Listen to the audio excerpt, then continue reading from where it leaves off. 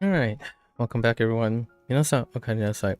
今日は236日目です。It is 236. We're a day after our level up, so try to take it easy. Wait, it's on the higher end, right? We have 105 items, so imagine all 105 items in there. Leaving, probably gonna hit 5 today, yep. It looks like we have at least 2 groups. We'll see how well that works out. Let's get right into it.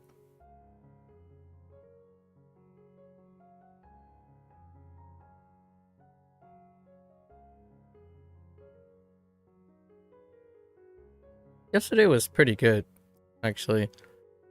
How's the convergence? 校舎 Oh shot.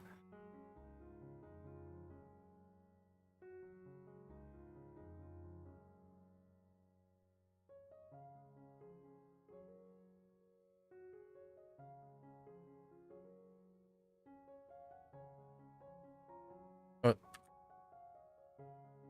失態 tight.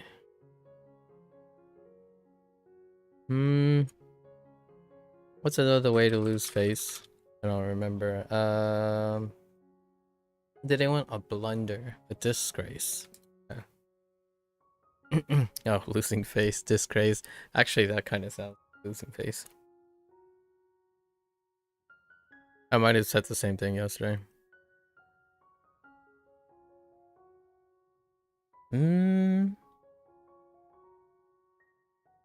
Down we go.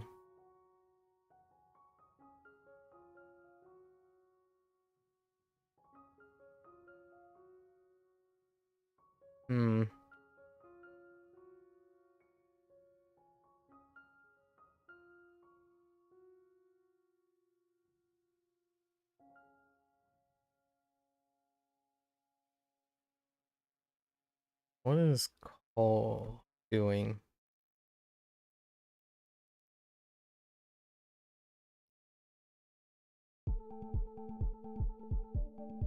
What do you do? Or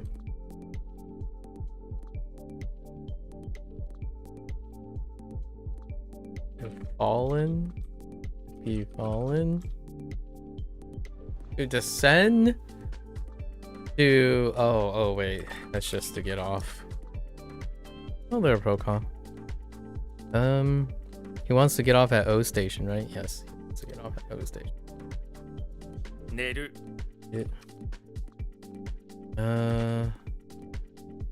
Hotel ne? No, not hotel. Hosu. Hosu. 保守主義 Hoshugi.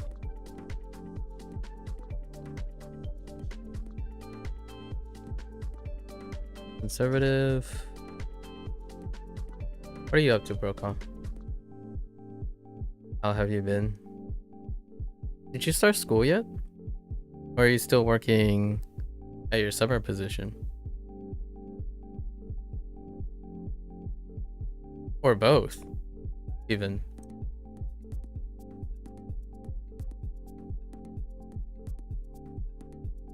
Nengajo Gajo.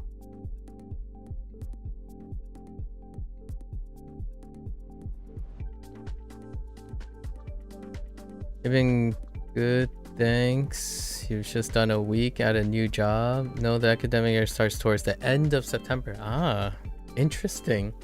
I just caught up with Valentine like sometime this week or sometime within the last 4 days, and they recently started their they are starting at the beginning of September. And then I guess there was someone yesterday, Bill stopped on by, and one of their classes started already, their English class. How's the new job, Rokal, after a week at it?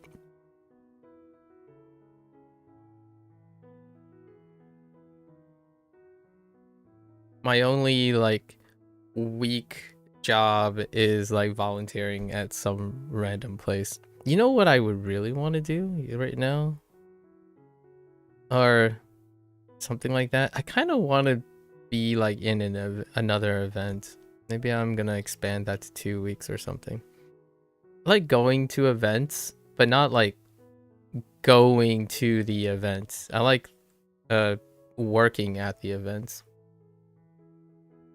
It's good. It's a door and window warehouse. Oh, interesting. It starts at 6 a.m. and you have to wake up at 5. That's the only downside. Did you adjust? I feel like that downside becomes an upside at some point, or it becomes normal. How was your adjustment to it? Do you have morning classes there? I remember back in the day, like, yeah, classes start at 8 a.m. So you wake up at maybe 6:30, go grab something to eat, then get to class. But then as the years rolled on, when we got higher and higher, it's still 9, but it's almost like most people don't want to be there. And hear me out. That's largely because of the evening routines that many of the students have. But the professors or like the mentors and stuff, some of them really do like early days. I feel like there is a obviously people I've met over the years, there is like this gap, right? Adjustment gap. But ultimately, I'm not saying it's better or worse, but more in the sense of relatives. And how long does it take you usually to adjust to a new schedule? I would say I have this constant drift, right? Like today I started at 4 p.m. again, constant drift. However, when I need to get back to like the schedule, I'm kind of that person. 1 to 2 days is pretty good adjustment. You did have some morning lecture last year. The earliest was 9 though. You sort of adjust to this new wake up time, but still don't get a full 8 hours sleep the whole week. I see. Yeah. I would say that is those are like 2 very important parameters. If you're getting up at a specific time, how are you sleeping by that in approach to that time? I imagine this stuff is temporary though, so you would then end up drifting back to your lecture schedule at some point, right? Or do you plan on maintaining the 2 for as long as possible? Is your warehouse job near your university?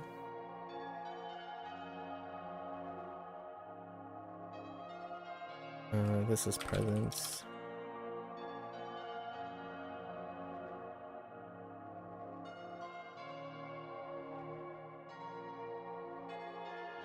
What the?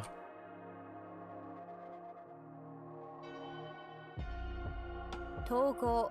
Togo.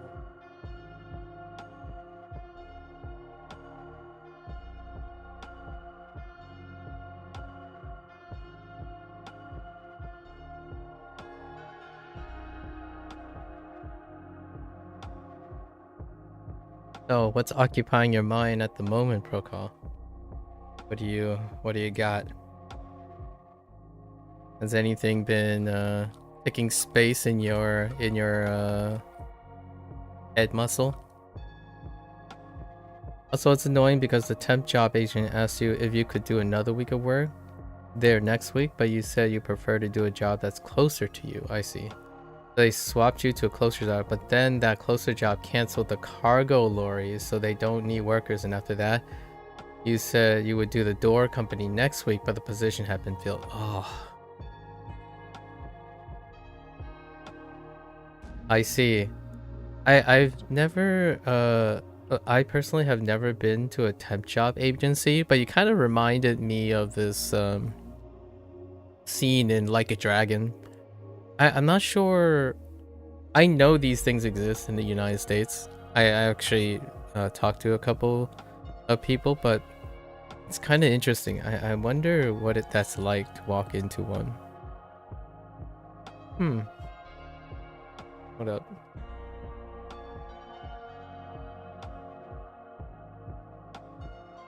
Because right now, the thing I hear all the time is you just DoorDash. Sorry, that's a very generic stereotype. But, temp jobs.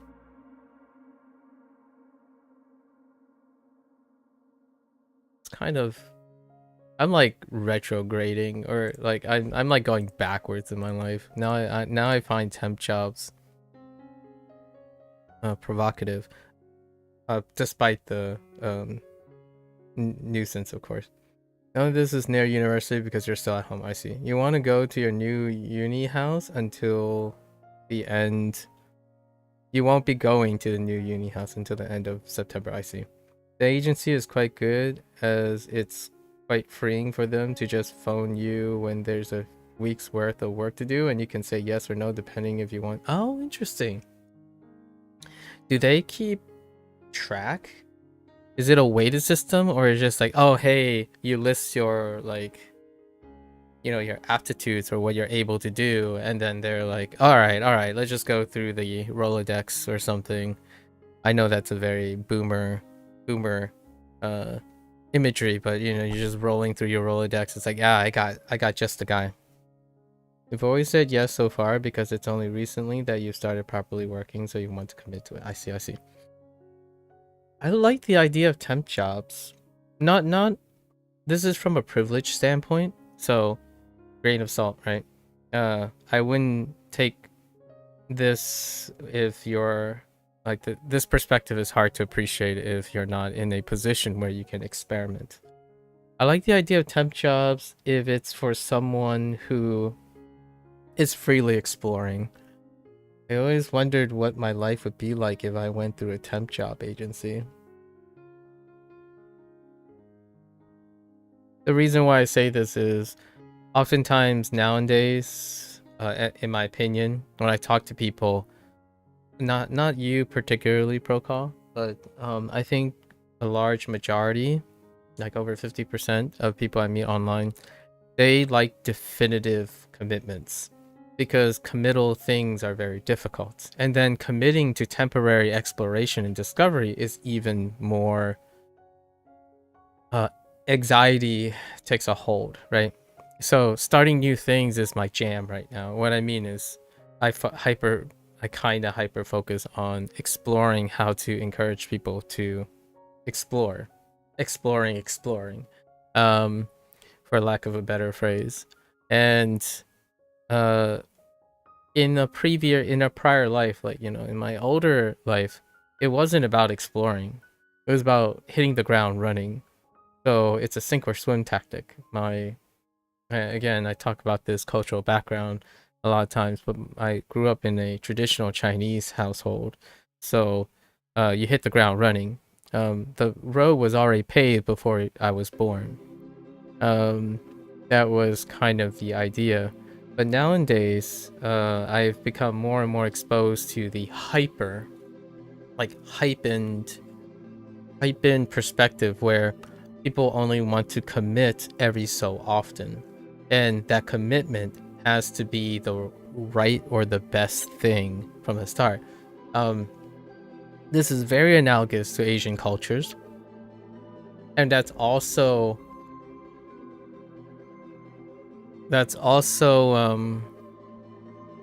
reflective of how like Japanese culture is so pervasively influential in the internet. Like all these, I don't know, it's not about cause and effect, it's more like holistically it seems like they all kind of are concordant with each other. Coincidental. It could be me just looking for patterns to affirm my own narrative, but generally speaking, I think people nowadays, the idea of engaging in something temporary for the sake of self-exploration and self-improvement is like a monumental hill of anxiety, uncertainty, lack of control, nocebo effects. Because when someone thinks temp, they think it is less important, of lesser importance, and there is a lack of opportunity for that to blossom into something that is a lifelong pursuit. Bill talked about how I ask people about their commitments all the time if they're willing to share. And yesterday I was talking to Bill and I asked him, yeah, so what are you studying now? And Bill wasn't so sure. So I talked about anecdotally what was the thing that I feel is a common string for lots of people that I know around me.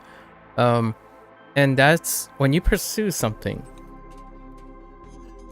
you have to ask yourself, can you solve the problems that are yet to come? Like when you think of the uncertainties and the potential pitfalls and pros and cons, come what may, will you be able to step up to the challenge and commit to it, right? And that's kind of what reflexive of when I was born. When I was born, it's like, can I become a doctor? And everything else is history. So, I like the idea of temp jobs because I haven't really experienced that. I didn't really know. I got the only job that was relevant, and then I pivot to a job that was relevant to my goals, and the rest just continued to write itself. And nowadays, you know, I always say I'm the youngest I've ever been, mentally speaking, because I'm far more promiscuous than I've ever been. The agent, let's see, you've always, okay, I think they just get requests from companies for X amount of workers, so then the agency phones X amount of people who signed up with the agency. I see. Is there some sort of weighted system for people who are like matched for a working thing? Because I could only imagine there's like, you fill out some criteria so that you don't have like, I don't know, a running job to someone who can't run, for example, or who's like have some problems with that, but they are perfectly fine with like lifting or something like that. It's pretty much all manual labor, okay, with this agency though, so you may not like it as much as you think. I like manual labor, but that's again coming from a privilege standpoint. The difference between manual labor and being unable to do things are two very different things. I think when people think about manual labor, they think about being able or unable to do things. You're not thinking about whether using the opportunity to use it as manual labor. You notice you're less than 100 days until you reach 7 years? Oh yeah, 7 years of streaming, huh? On Twitch. 100 days. I wonder what will be in there.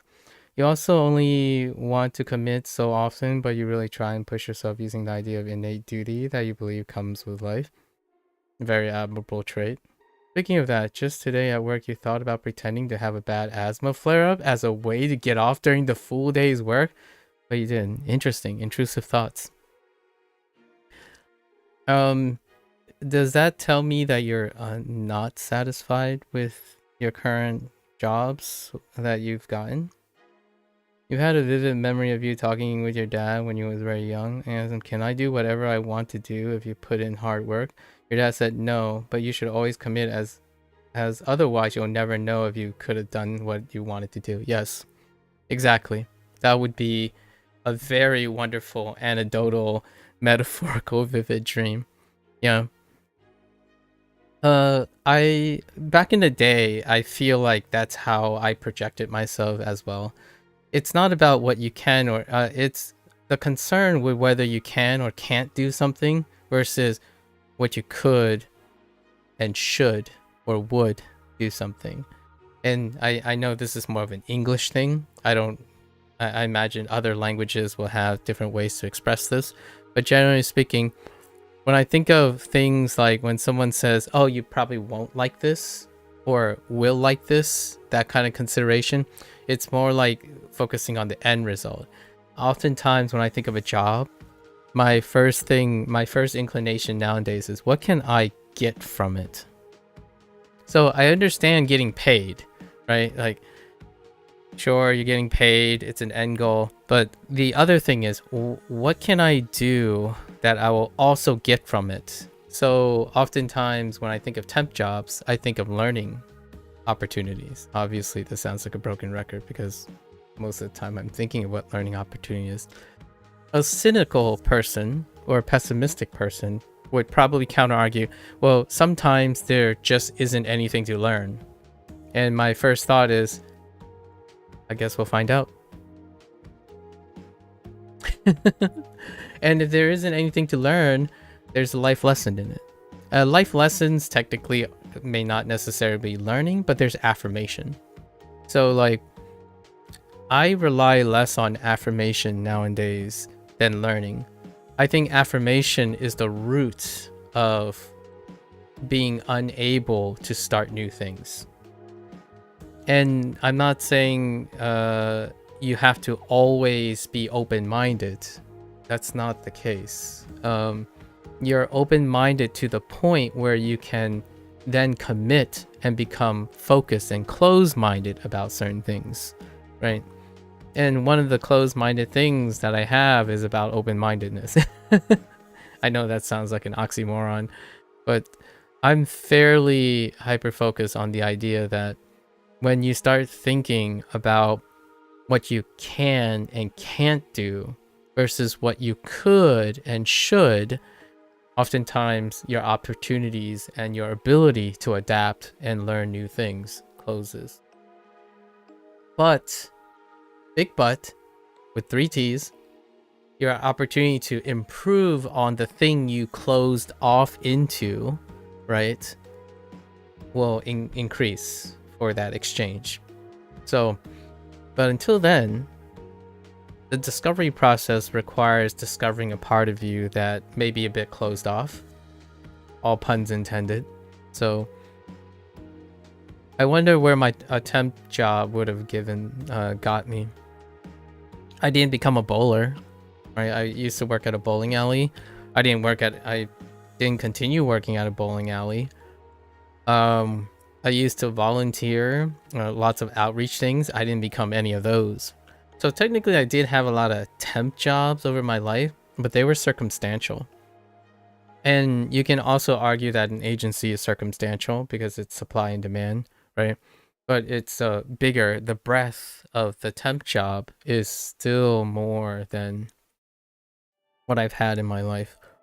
At least some people would say that. Or people that I've been, like the people that I've been around my generation. If I set this to like a Gen Z person, they would be like, I have no idea. I only had one job in my life. Or I can only see myself doing one job. I think I've had, technically, a job is qualified, like most people qualify, that a job is something you're paid for, right? You're hired officially. But I've done many things. And I was trusted to perform many tasks over my life. And if being paid is the only outcome of a job, then technically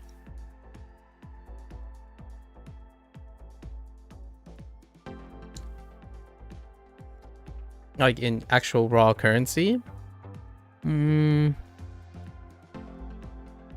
I've had like 5 jobs, but really like 2 primary related things.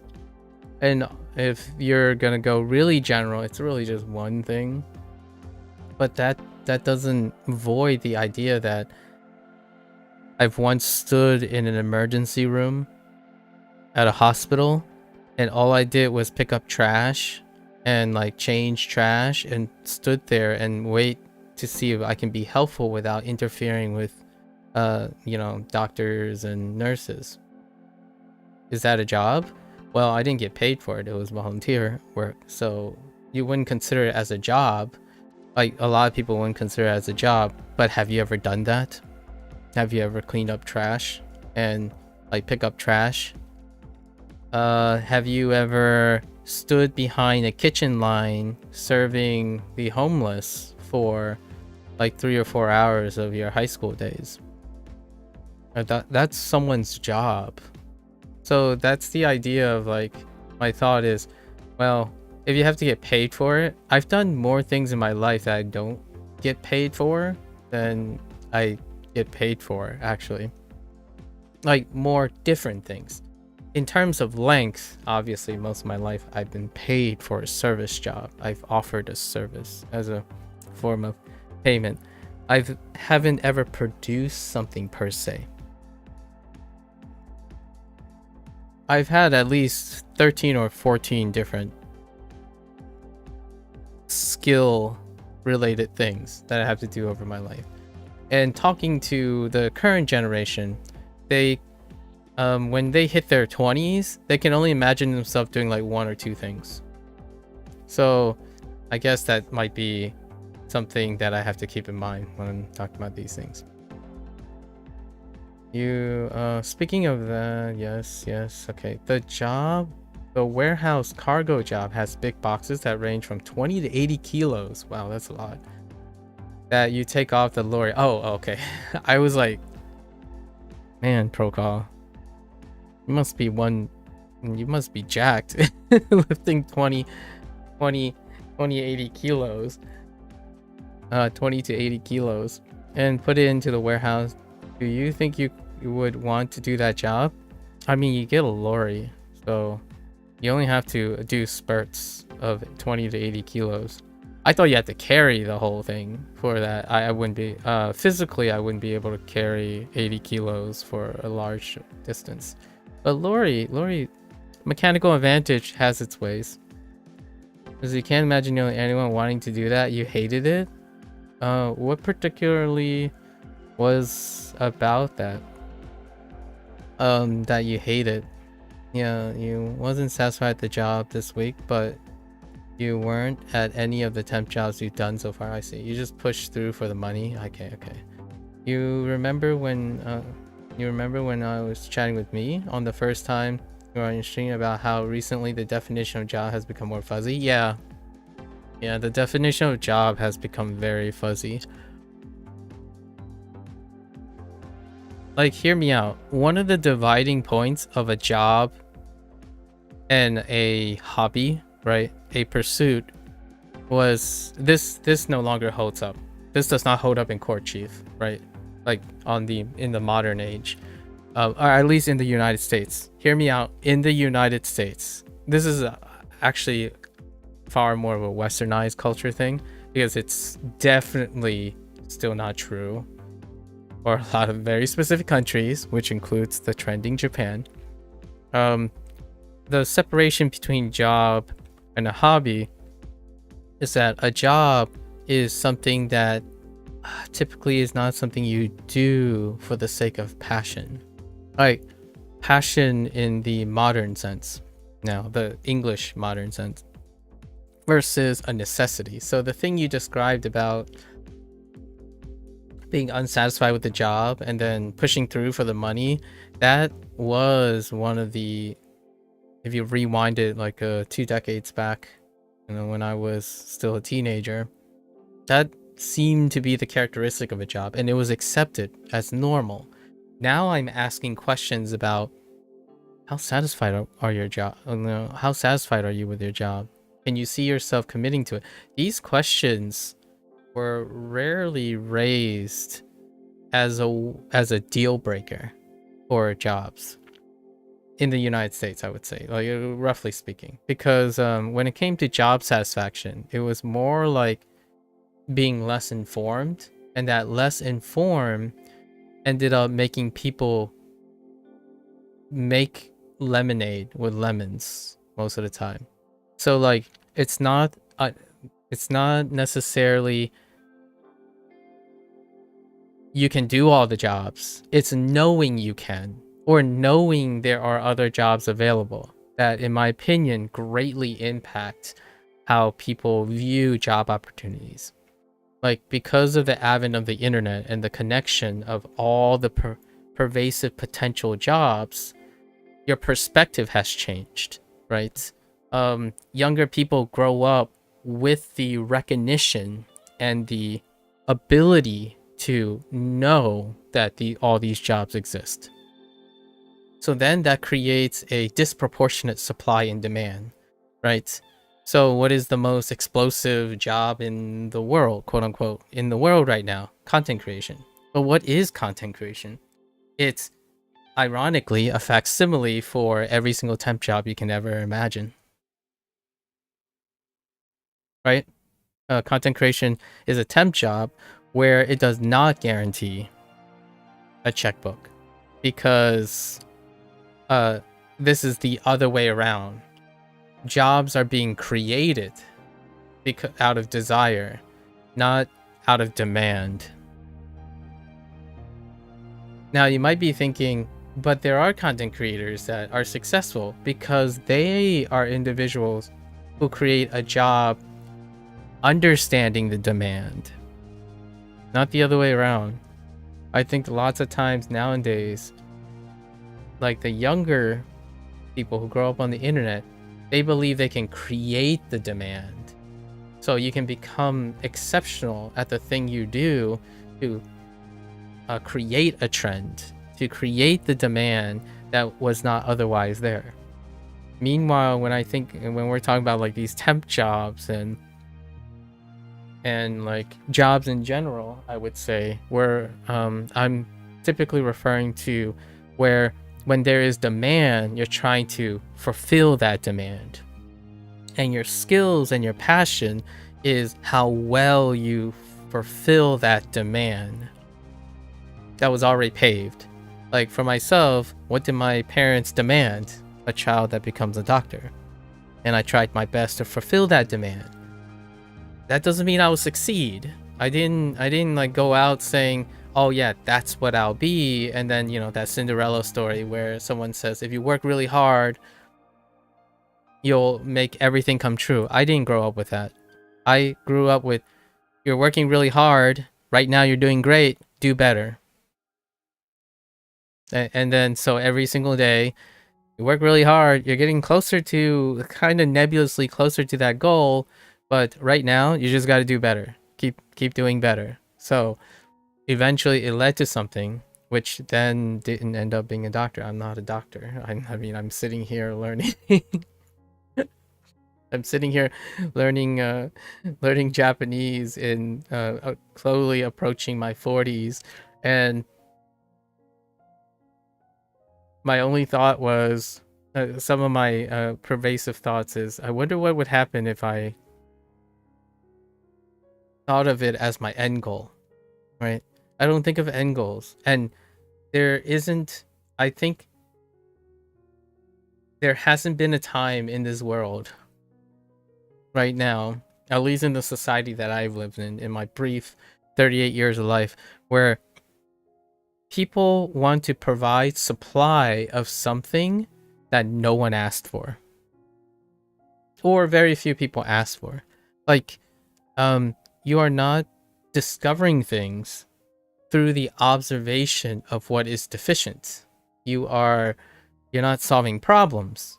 Oftentimes, in my opinion, and I'm not saying you, Procol, but like the hypothetical person, the average person that I'm thinking of, they're either trying to create a demand by inundating a supply, and that supply leads to more problems, of which they spend most of their time solving. Like, for example, lots of video games, right? There isn't, I kid you not, I don't want to sound too reductive here. There isn't a demand for video games. There is a created demand for video games because the supply is a lot. So since there's a lot of supply, they're creating methods to lead to the creation of demand to meet the increased supply for video games.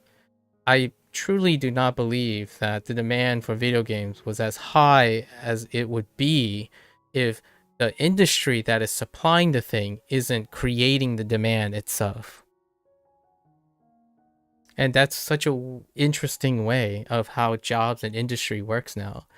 I think if you rewind it 2 decades to 3 decades ago, most jobs and industry comes from some sort of deficiency that they want to solve. not because they wanted to create a lot of things and then create that demand for it. There are some examples. Here's a few examples that could bridge these two concepts. For example, printers. You sell the printers, you supply the ink, right? You sell the iPhone, but you supply the service, right? So this stuff does happen over the years. However, the people who are around the thing, they are fulfilling the gap in the service work. Like, yes, now this thing is here, but now we're trying to solve how to make it more efficient. So you're either going into a job thinking you're trying to solve a problem, like a deficiency or making something more efficient, or you're thinking you create the thing and then the demand will come to you. And to me, in this day, in this world that younger people think about when they think about jobs, they believe that whatever they're interested in, there's a demand for it. So they spend most of their life creating skills around this seeming demand without observing that there isn't a demand for it. Or there's less of a demand that they would like to desire. The trailblazers are the ones who punctuate the world on trends, right? And then those trends are those things where, yes, these exceptional cases, I don't mean these don't exist. They do exist. Every new trend at this point in content creation, for example, is often someone being very exceptional in providing something, and they created the demand for it. I don't think they necessarily solved or promoted a requirement. Like, for example, if that were true, I think most people would be in health. In my opinion, most people would be in education. Because no matter what, fundamentally, those demands do not go away. There are things in being human, those demands do not go away, ever. So if you're wondering, okay, well, doesn't those things rise over time? No, they're actually decreasing over time. The demand is really high for them. It's to the point where those jobs are so not desirable that the people who want to do those jobs are underappreciated. So those jobs aren't ever made more attractive. It's terrifying, at least in my opinion. Being a doctor is terrifying to me. Like, because if I become a doctor, I know that there are also people who don't fill science roles. They don't fill clinical roles. So if a doctor can't do all those jobs, they become less and less effective. Science becomes less and less effective with less and less interest in science. And that's kind of how I felt, honestly. Like, if I had to be brutally honest with myself when it comes to science, I often feel like, on the one hand, people demand more from scientists at the expense that they themselves won't ever contribute often to that effort. And that's because the world that's driven now is that it's far more fundamentally easier to delegate and have a diffusion of responsibility. Like, for myself, I'm diffusing the responsibility. I am guilty of what I'm saying I'm doing now. Like, I could still be working in a lab and working really hard on a postdoc, trying to discover something. And at the same time, it's a vicious cycle. I sit in lab, I try to do these things, and my only thought is, I don't have enough resources. I wish there was a collaborator that can focus on this while I'm focusing on this. Like, I wish there were more people. So there is a lot of like projection. I'm projecting my frustrations quite a bit. I don't usually talk about like negativity and like privilege, wanting things. But one of the downsides often when it comes to becoming a specialist is that there aren't enough specialists to meet the demands of the specialty. So like, if you become a specialist in genetics, are there enough specialists in biology or pathology and like to come together to create the consortium for that? There isn't usually. That kind of, I know this sounds a little Debbie Down, but I still believe that with sufficient demand, humans will step up to the plate. You had to clean up the giant skip bins at a warehouse job. It was so hot when you touched the metal. Oh, yeah, metal skip, it burns my hands. I remember one time I was out volunteering in the sun, and I've heard that was the first time I learned that heat stroke. The first time I learned what heat stroke was, like people could get heat stroke, but they wouldn't realize it.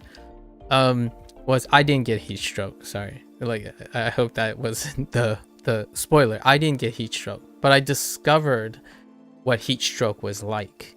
So we were volunteering. It's kind of like being outside and help run events kind of situation. And oftentimes when volunteers are outside, their passion gets in the way a lot of times. Like you get really hype, you're working on it. And in a lot of these situations, when people are volunteering and they're working at an event, they overestimate how strong their body will happen.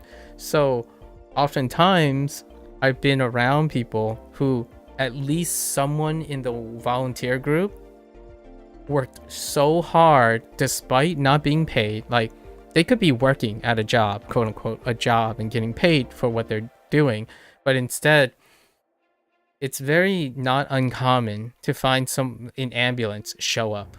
It's to the point where nowadays, at least in the United States where I have been, I volunteered at places where they're very diligent. So they keep like EMTs and they hire on-staff EMTs and stuff to make sure, because despite organizations that you get oriented in these volunteer stuffs, like make sure to stay hydrated, remember you're a volunteer, so make sure you're like, because volunteers are not liable, right? They're not workers. Even contractors don't have liability most of the time.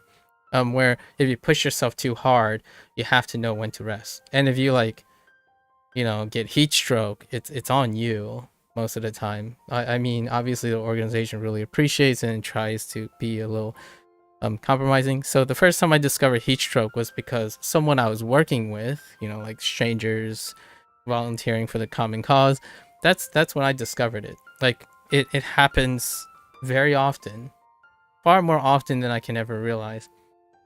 And that's kind of brings us back to jobs. Jobs are very different.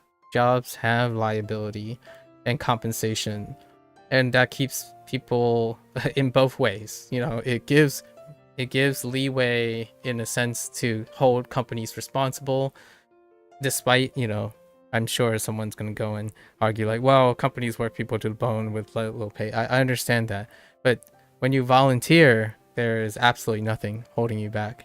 And it still also allows to normalize and regulate and just like moderate what a person would do.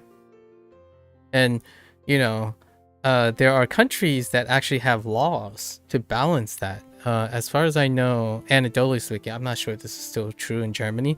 Germany has these laws where like too much work, too much work, and then a distribution of labor, right? A distribution of labor. It's interesting. Anyways, you do carry the boxes. You're surprised you've done that many. You've always thought you were passive with income quite early. Oh no, but I still work. Oftentimes, here's the like oxymoronic thing, or like maybe the counterintuitive thing. Having a lot of money, hear me out. I'm not sure how well this hold up, but for me, the people around my life, having more money didn't make you work less. Having more money made you work more. So I know how that I feel like there's a graph to be had here. So when you have like money, right? And then you have effort. It's like a kind of a, okay. So when you have little money, right? So let's just say someone's curve is like this for money. The effort, when you have little money and effort, is kind of like this. And at some point, you get this, right? As money goes up. And then it takes a dip. And then it just keeps going up. as money accrues. So it kind of looks like a Kruger-Dunning or a Dunning-Kruger kind of situation, right? But I'm here when it comes to money.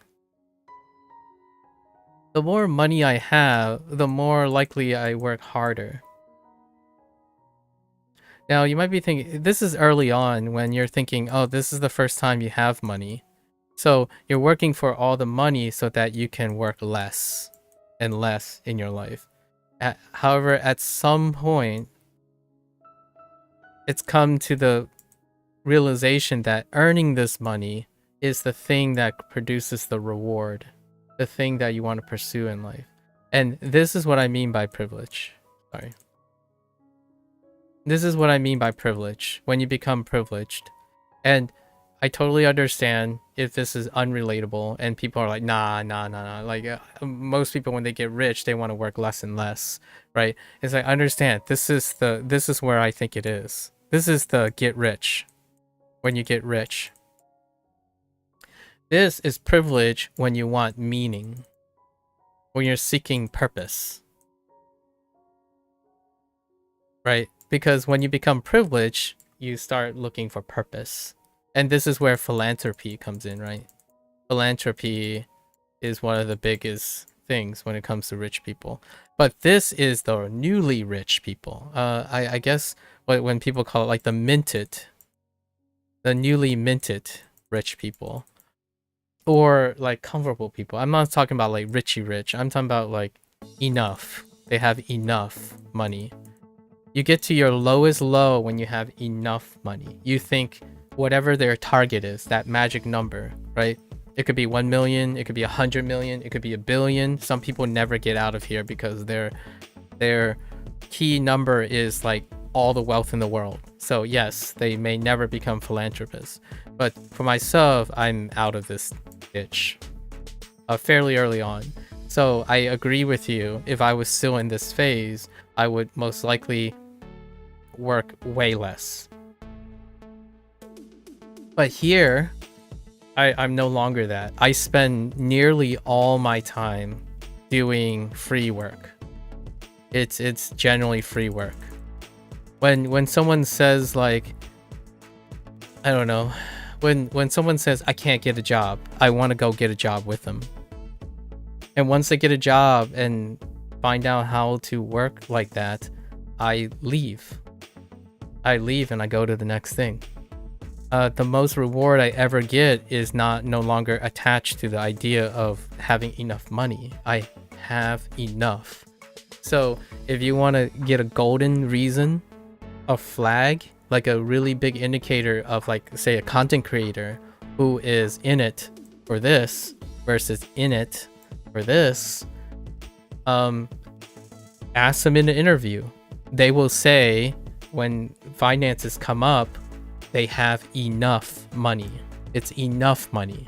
They don't want more. They don't want less. They have enough. So that is where I am. So I end up working harder every time I get something. When an opportunity appears, I work harder than I ever had. And you might be thinking, isn't that like the solution to getting people to work harder? Like, you hear me out. There is a wave going on, but I don't know, it's all like confused in all the demand and the supply and the service and the skills. It's so complicated. But oftentimes people think if you get fair pay, right? fair pay, job security, and that feeling goes away. You know, the feeling of being worried about your enough wealth, right? If somehow when you work a job, the job that you have, regardless of how maybe meh it is, if you get fair pay and the feeling that you don't have to worry about this particular thing, does this phase happen more naturally? And you can make an argument it does. But all of this stuff here also takes time, right? But now we have a problem here. This phase requires a life experience that I talk about every day, which is the strive to better oneself. So at some point, this used to be the old age solution, the one that says if you have fair wages, people will come, they will learn to love the job because it removes and addresses their fundamental requirement, the thing that starts it all, which is money to live and have security and whatnot, right? I don't think that's sufficient anymore in the new age. The new age requires life experiences that allows you to be satisfied. Like, satisfaction is no longer based on demand. It's based on personal wants. So like, you can't love a job or learn to love a job because it removes one of the fundamental problems that you have in life, which is sufficiency for resource. So now people can be paid really, really well and still be devastatingly dissatisfied to the point where they continue to re-enter this cycle over and over again. They continue to cycle around, but the problem is you can only do this so many times before you're just stuck in a ditch. So I've talked about this before. When someone said, "Oh yeah, you're a doctor now, or you're really well educated. You must be really well paid." I'm like, I've never got paid more than you have. And this is I'm talking to this person who says that they work at a restaurant, or like they were flipping burgers at McDonald's. I don't get paid more than someone who works at McDonald's.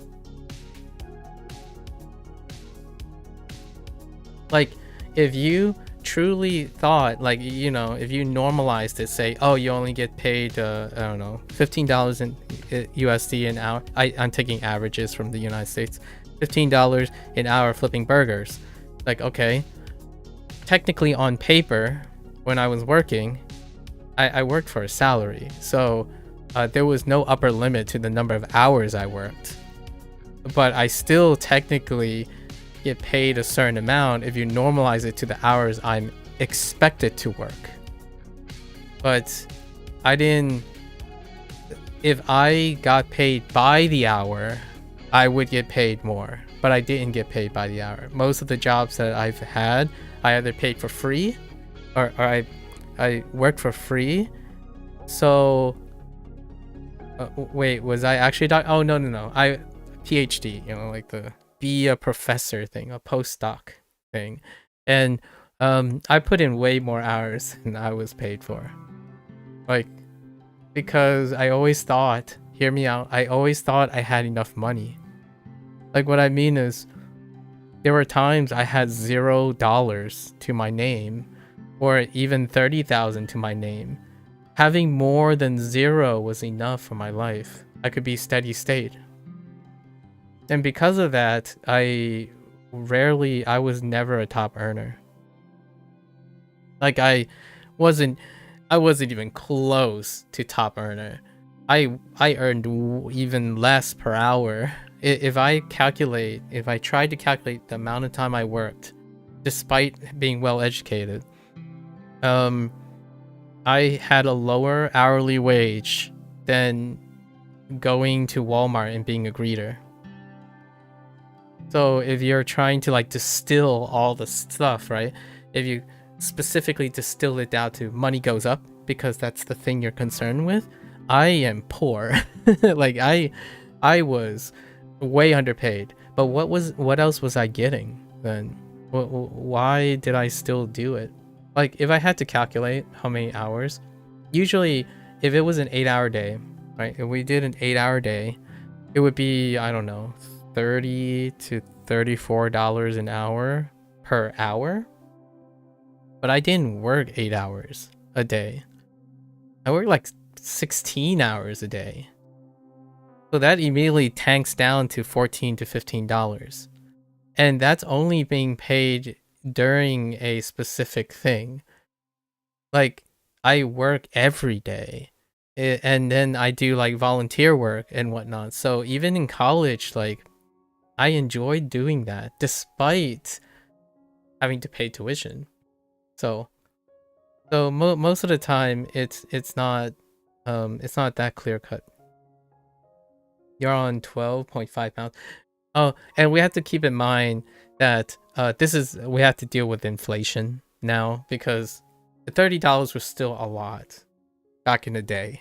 Like if you reverse 10 years ago, $30 an hour is still quite a lot. And the cost of living area that I had, it was enough to like save how much. I guess I was able to like save $200 USDs a month in the bank account, right? So I pocket 200 each month. But hear me out, I didn't even describe what my lifestyle was. I had zero furniture. My most expensive utility that I ever have is the internet. And I don't participate in anything else. I didn't purchase video games. I didn't travel. Like the things that you think you had, none of it. I didn't do any of that. And if you're thinking about food, it was optimized. I had very specific portions of rice, very specific portions of packaged foods, and they're all negotiated per day basis on unit of cost and how like close it is. So like how efficient it is to prepare. So if you're thinking that's not the life for you, I can tell you that people live way beyond their means. If you're talking to someone like me, I rarely ever live beyond my means, and I was still satisfied with having enough. So I would agree with you, Procall. It is true that I went passive with income really early in my life. I actually believe that I was on passive income when I was debtless, when I had zero debt as an independent. So from my parents' situation, the moment I left my house and I was able to maintain a job in which I can offset my expense was when I felt I had enough money. So I did early on felt like I could do this for the rest of my life. It doesn't matter if I die with like 0 to my name. I just know that I will no longer be a burden to someone, which is kind of a nice thing. And here's where the hard part is though. That as I went on and got older, I always wondered, now I want to leave something for someone. I don't just want to live for myself. So, that old age thing happened. You get older and now all you think about is, well, let's start working towards leaving something behind, like a legacy. So I was very pragmatic. I was raised in a Chinese household to be pragmatic, and one of the traditions is to leave something behind, which is to start a family and all that. And I still have yet to even do that. So I didn't start thinking about those things, that I was worth something and wanted to leave something behind, until I was like 30 plus. Okay, so that's true. However, at the top of nearly any industry job, it seems like passion is almost a requirement to get there. That's fair. And what I mean is the passion is this passion, this little block here, not not this block. I mean, yes, you can argue that there are people, minted people that are still in this block, because we didn't talk about passion yet. Passion and effort are two different things, in my opinion. Or they're related to each other, but they're not entirely the same thing. So this passion is like all-time low, flat, and when money starts going, passion exceeds effort. And then when the scaling happens, there's diminished return on passion, and then passion starts dipping at the cost of increased things, but then passion will rise again, way past the point of your efforts. So oftentimes there's a lot more passion than there is output, at least in my opinion. And in the beginning, when you start earning money, your passion spikes way past the appearance of effort. And then this combination of passion and reduced effort is where greed comes in. And I believe greed is temporary, at least in my opinion, like for most people. I would say for greater than 50%, greed is temporary. For the like 1%ers, greed can be their indefinite lifelong goal, right? Instead of reaching philanthropy, which is when you get out of the temp position. At least that's using this graph that I've already made. They may be underappreciated, but you imagine they pay more than fairly if the job has a big need of workers. Yes, I agree that they get paid more than fairly, for sure. I didn't say I was unfairly paid. Even when I was making the comment about McDonald's and stuff, I never said I didn't make a lot of money. But hear me out, I didn't say that McDonald's workers were underpaid either, because I don't feel that way. Now, others may feel that way. You may think it's not, because your living expenses exceed the fairly paid, the fairly paid. I sit in a room, I own one chair and an air mattress and a cubicle that I rent. I don't actually own my apartment, right? I rent my apartment. I actually owned like 3 pieces of furniture, and that's what I needed. So when it comes to more than fairly paid, those people are more than fairly paid. This is probably the comment when I was talking about like underappreciated people. I'm talking about underappreciated in the sense that as a unit, they don't work together. There are these jobs are underappreciated in the point of like they don't need them, in the sense that things don't move ahead because that need doesn't drive the proportional. It's not any one person being fairly paid, is how many people are offered, like incentivized to work together. Like how many scientists there are, not any one scientist being paid, because only a single scientist can only do so much, right? It's overall the prestigious support of that position. You have more content creators, far more than scientists, for example. There is an attraction to it, right?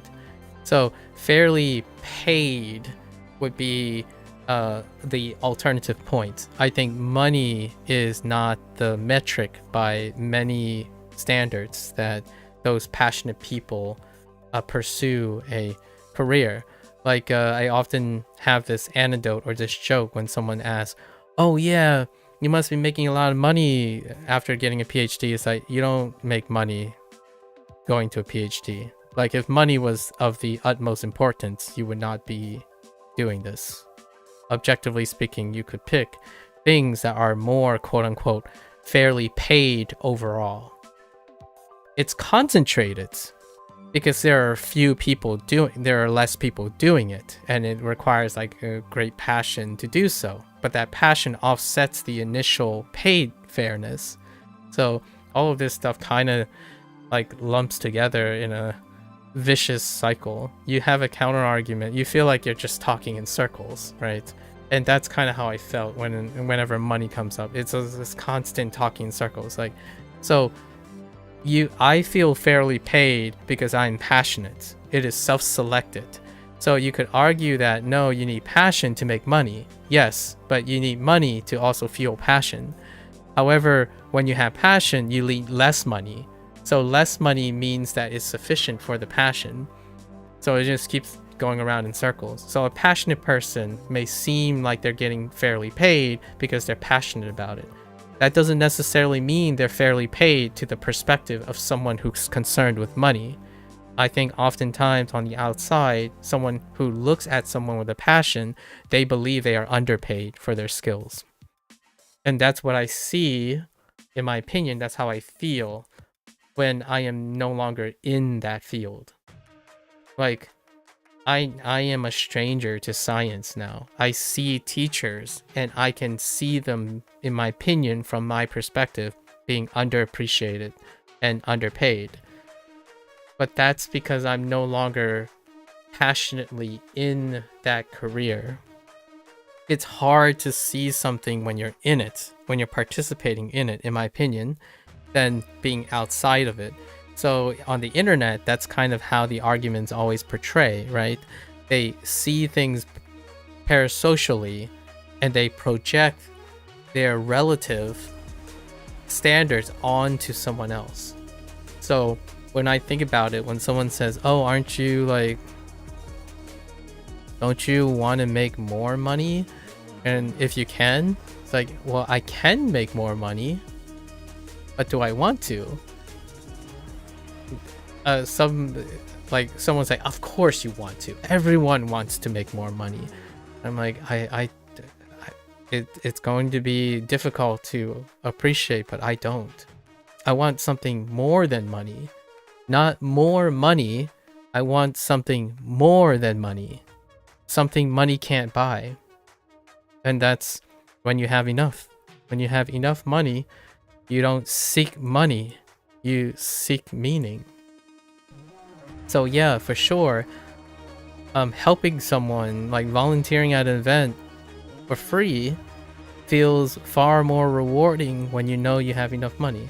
Like privilege, right? This is privilege. And you know what's something about this? There's a lot that counters privilege, and that's guilt. I think when it comes to money, if you do not have enough money, people in that situation where they're in this ditch of despair here use guilt to attack privilege. So like when someone says, oh, well, they only say these things, like for example, someone can attack me, and that's perfectly reasonable because that's understanding where they're coming from. Someone could say, oh, this whole digression that you have is unfounded because you're privileged. You should feel guilty that you have enough money so that you can do whatever you want. And that's not a lot. It's not impressive that you volunteer your time without needing to worry to pay because you have privilege. I don't have that money. I would be feeling the same if I had the same position. That's fair. And that's where like guilty privilege comes in. Or sometimes like there was a whole period, I still think it still exists in the United States, and that's the whole idea of white privilege.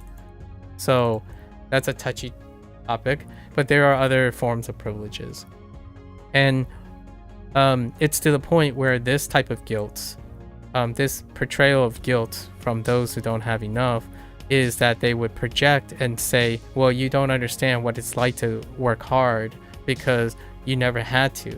Your family was really rich and privileged. It's like, I don't know, but I can tell you that I clean up garbage a lot in my life, but there are also things that people don't want to do all the time, and that's to help someone who's struggling.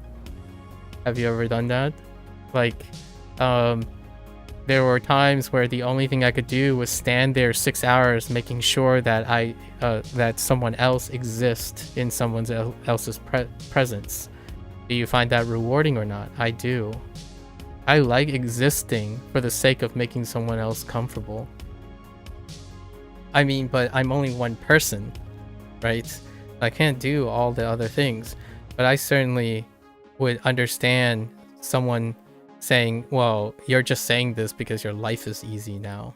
Like, yeah, I mean, some of my best friends or some of my well-acquainted people that I met over Otakon, like from year to year, they would make that argument, which I understand because I've known them for a while. They like someone recently told me like, well, you don't understand because you've never in your life worked with people who are hard to control or hard to reason. You never worked with adults before. I'm like, okay, I mean, that's fair. What happens is they think that working with adults is less controllable than working with children these days. Like, and when we mean children, I mean like young adults, like 20s. Like, it's easier to work with, they believe that from their perspective, it's easier to work with 20-year-olds than work with people who believe they're equals, because when you work with other adults, they're like cynical and conniving and cunning and have their own selfish needs. I'm like, yeah, I can't appreciate that. So my response is, I don't know what it's like for them. But that doesn't stop the person from trying to present a guilt trip unintentionally, obviously, from the caring of heart. Basically saying you don't understand because you've never worked with other adults who are greedy and selfish and cynical. I'm like, you're right.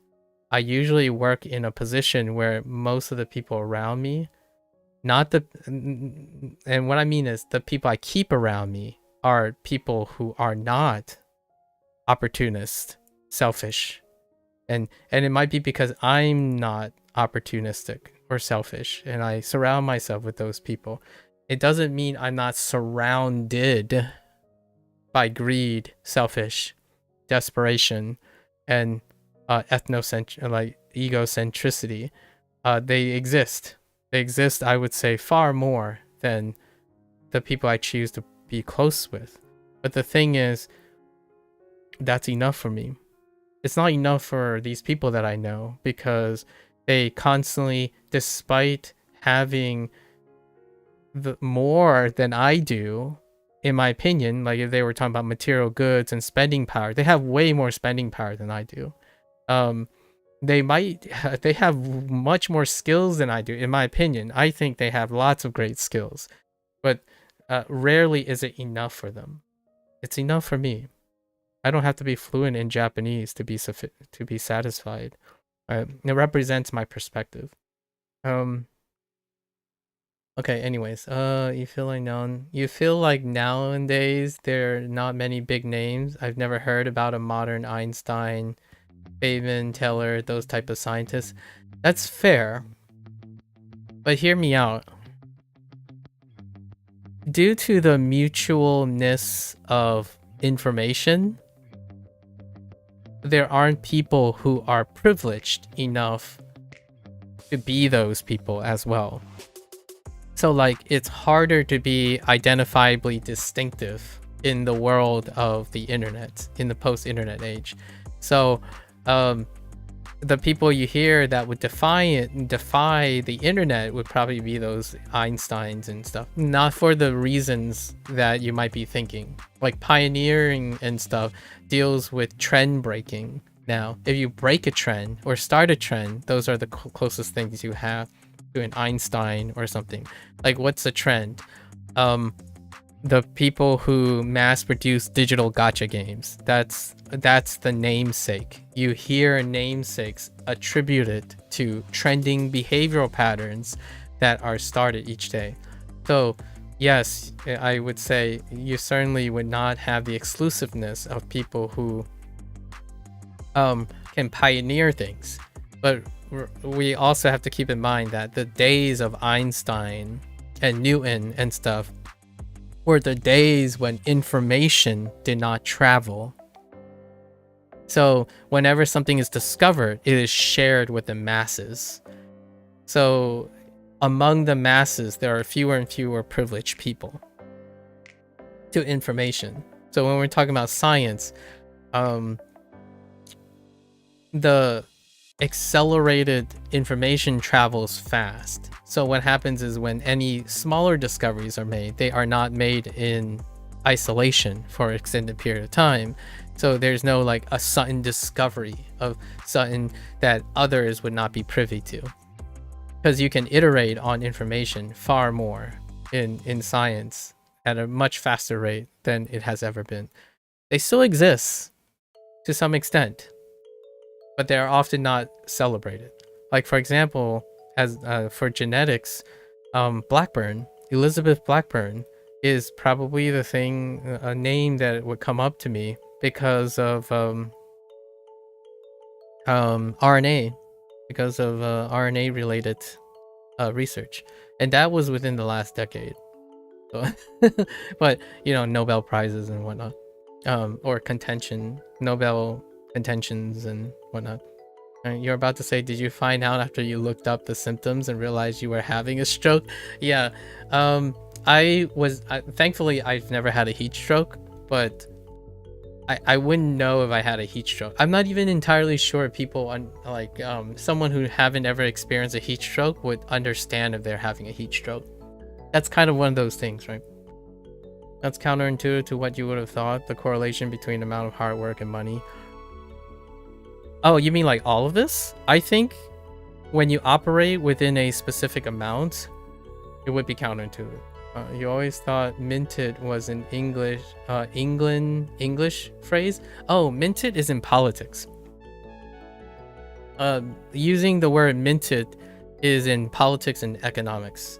So, if it was an English phrase, then I would imagine it's because politics and things. I don't think people use the word minted ever in colloquial, in American colloquial use. I don't think so. Yeah, minted is often political, like say like a minted candidate.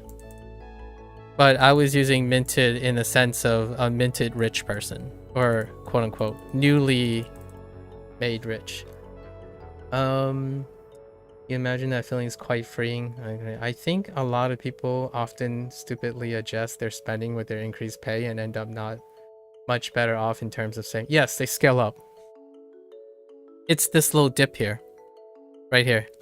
This little dip, because their passion keeps going. Their passion keeps going, but it outpaces their things. So right here, this like curve right here, when passion and effort and money kind of coincide, that's like nice. But eventually their passion exceeds their money and their effort. So then they start driving themselves into a ditch, right? And if they come out of that ditch, there's a chance that they either become enlightened, in my opinion, or they cycle back to nothing again and do it all over again. Wait, so you're actually okay. You're on $30 an hour, is assuming 40-hour work week and working all 52 weeks, so it's 62,000 for, yes. So wait, you should factor in the time taken to prepare your meals as part of your deciding what to eat. Yes, I did. I optimized for how long it took me to eat, how long it took me to sleep, and then how much time I had to do everything else, right? So that came out of college. Like when I was leaving college, all of these things became very pertinent to me. Being a burden, that's your main reason for committing to doing these temp jobs, as before you started working, you felt like such a burden when you asked your parents for money. I absolutely can empathize with that. When I was a teenager, I mean, as young as this sounds like an exaggeration, but I live each life feeling like a burden when I realize where my food comes from. So like 5 or 6 years old, my parents work 13 hours a day every single day for their life. Their absence is what makes me think of my burden. So like they would make money, and this is retrospective, right? It's hard to know exactly when. I can honestly say, if I was being truthful to myself, it was after I was 13 or 14 when we moved into a new house. that's when I started realizing that, yeah, my parents buy me things and do these things, and I need to stop being a burden. So in the next 3 years, that's when I got my job. Right, I started working for someone else, doing something else outside my parents when I was 16 years old. That's when the conception of where my stuff comes from.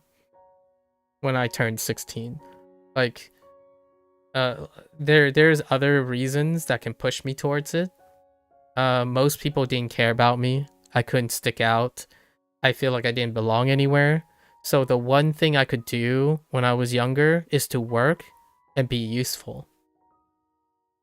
Yes, it's also the whole, like, when you're in an abusive environment or a potential negative environment, you use a rationale to make it seem like it's normal. Like, so a lot of times, this is why I talk a lot about bullying and like depression and whatnot.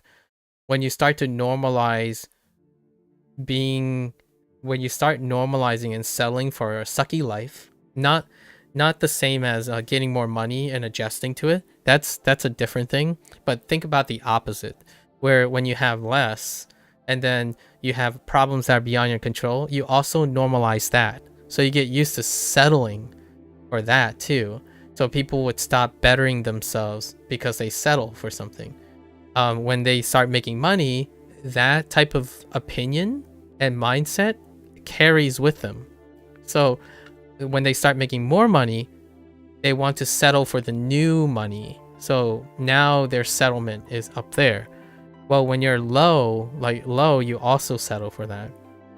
And one of the things that I found really rewarding was I wanted to do things. Like, I wanted to work because it also means I get to be useful. A lot of my life, it felt like I was not useful for anything. I consumed things most of the time. And I still feel like I consume most of the time. Like, I'm sharing my insecurities. I think John Green had this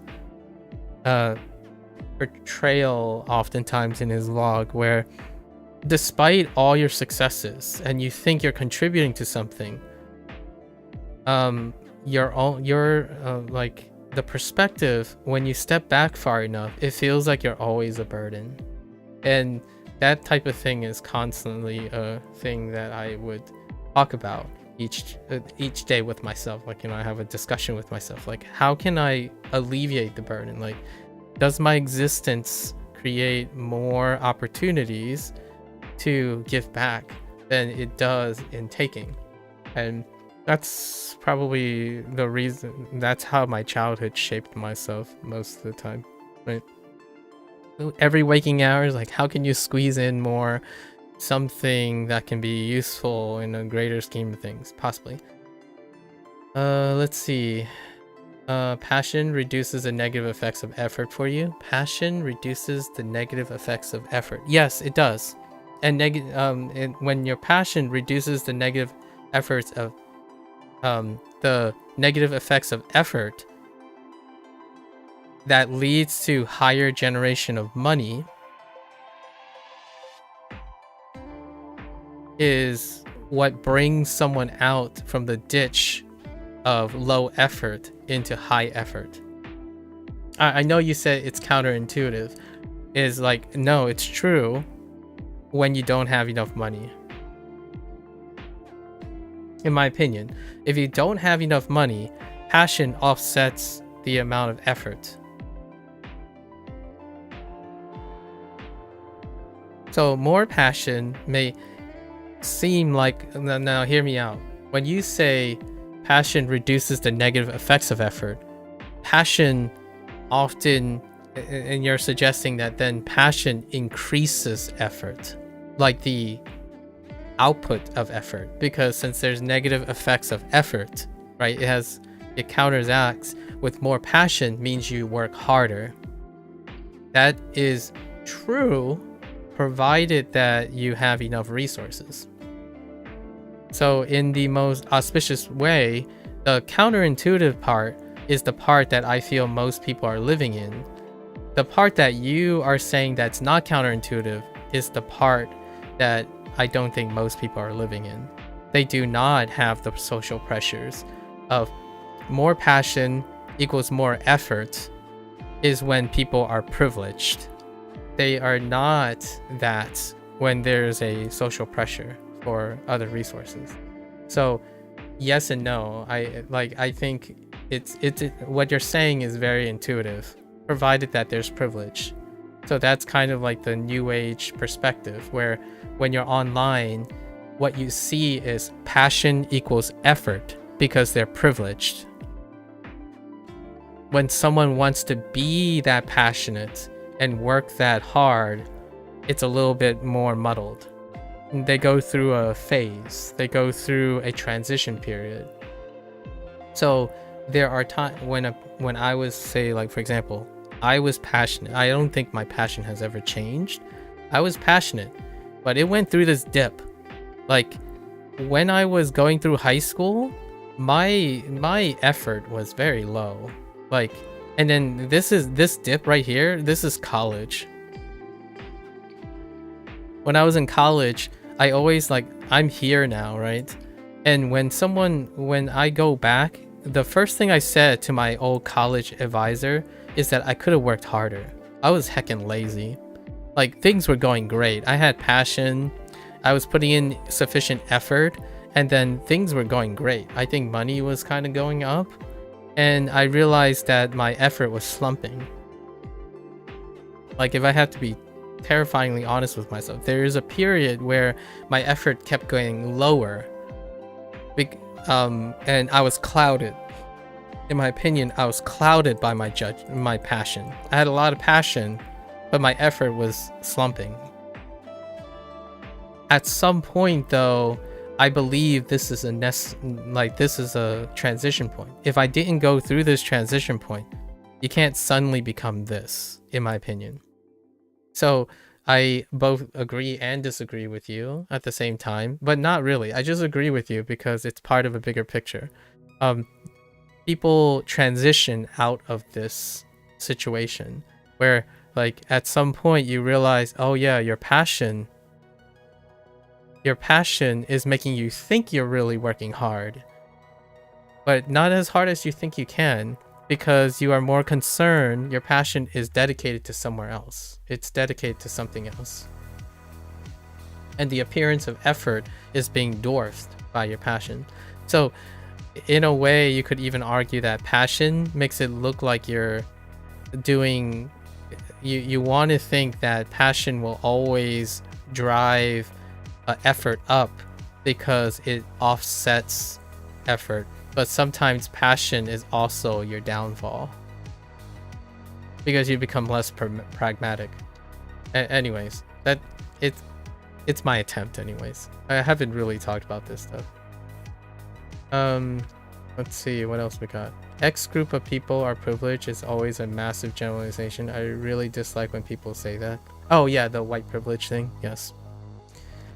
You had a conversation with a friend recently. He's been through unimaginable rough situations throughout his childhood, and I told him some rough situations you've been through, and then I apologized for complaining about something that didn't compare to his life.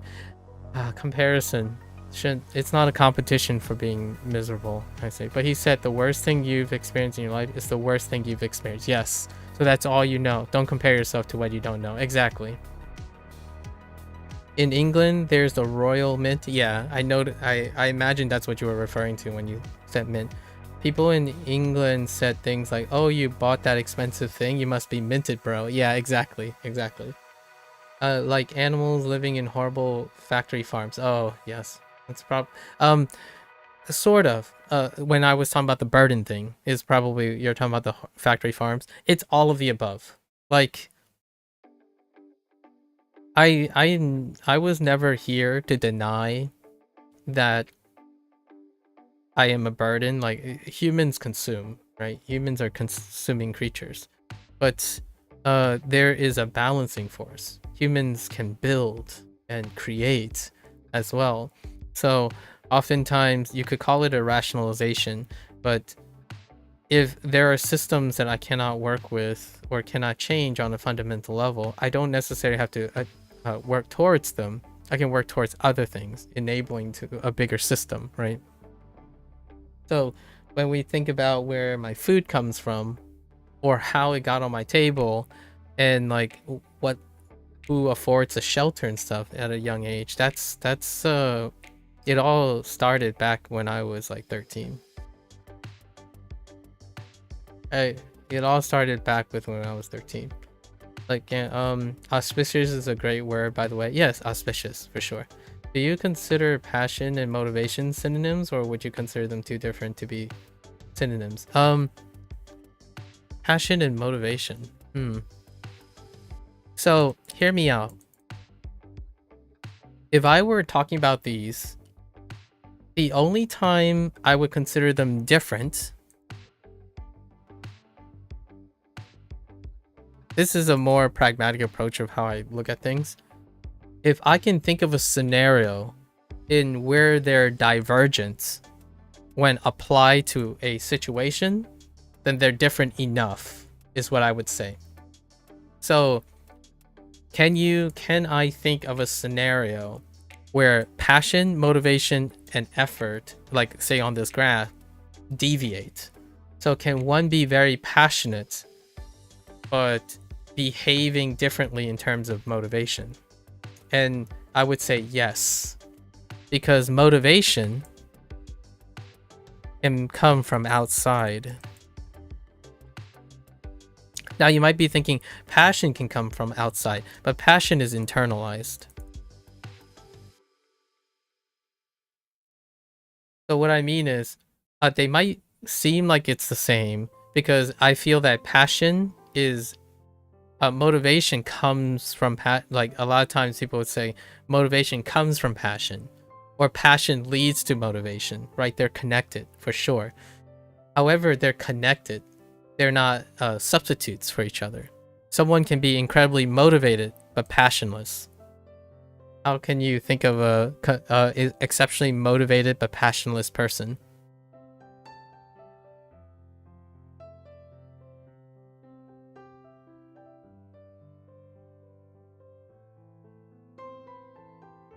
So passion and motivation can be separate things. So in this scenario, it's different enough to say that these things are different. You can be motivated by money, but lacking passion. In my opinion, obviously, this is still language, and language is semantics, right? So it's relative. But if I could relate to you, Procol, like how well I understand you from our conversations over these months, you probably don't have too much of a trouble to imagine someone like a CEO where money is the outside source of motivation for the person, but that person is not motivated by any form of passion. Some people could argue, but they're one and the same, because if you have a passion for money, then it leads to that motivation. It's like, yeah, but it's still going through money. So this is internal, in my opinion. So if you have an internal passion to make money, it spawns motivation. So you can say that, well, if it's your internal passion that leads to your money, then it's still internal. There's a middleman that is external in this scenario. Now, many other situations, I would say passion and motivation are distinct, right? The idea is, the question is, can they be divergent enough? If you're asking, are they too different to be synonyms? You would ask yourself then, if you're assuming they're the same, challenge yourself to figure out or to provide an example in which they're different in your own words. And for myself, this is different. You can work a job being motivated by an external source. Actually, I'll use a language learning example. I'll use a learning language example because we're learning a language, right? Apps. Apps are exceptional at this. This is where motivation and passion are two different things. And I use this a lot. I just don't say in these terms. I don't usually use these terms because it's hard to understand if someone only uses apps. If they use apps like intuitively, it's very different to understand. Like, for example, I played P5X, right? Or gacha games. These two things are different things here. Most people, apps provide the motivation. And that motivation often does not translate into passion. Language learning is a great example.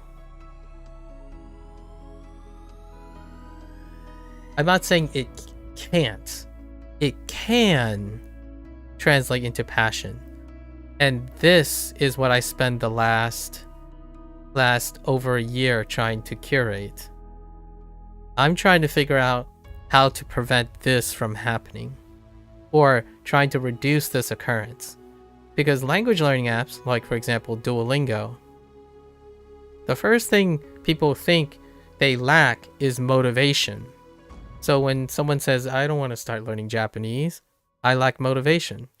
So the apps address this. Many of the apps, Duolingo's primary goal is to address motivation. Motivation is provided through engagement. Engagement is an external source. It's something you don't provide yourself. So like streaks, colorful lights, stimulation, dopamine, these are external. And then you hope with this, you're engaging in the activity. And that activity will spawn a passion. And that passion then will lead you to more motivation, right? But it rarely happens. It doesn't even happen this way either. There's a stopgap here. Because what happens is this passion then gets deviated to more engagement. And what happens? Your motivation tanks. Because the strategy that was feeding your motivation disappears. You're entering a cycle of where your passion is to seek the engagement.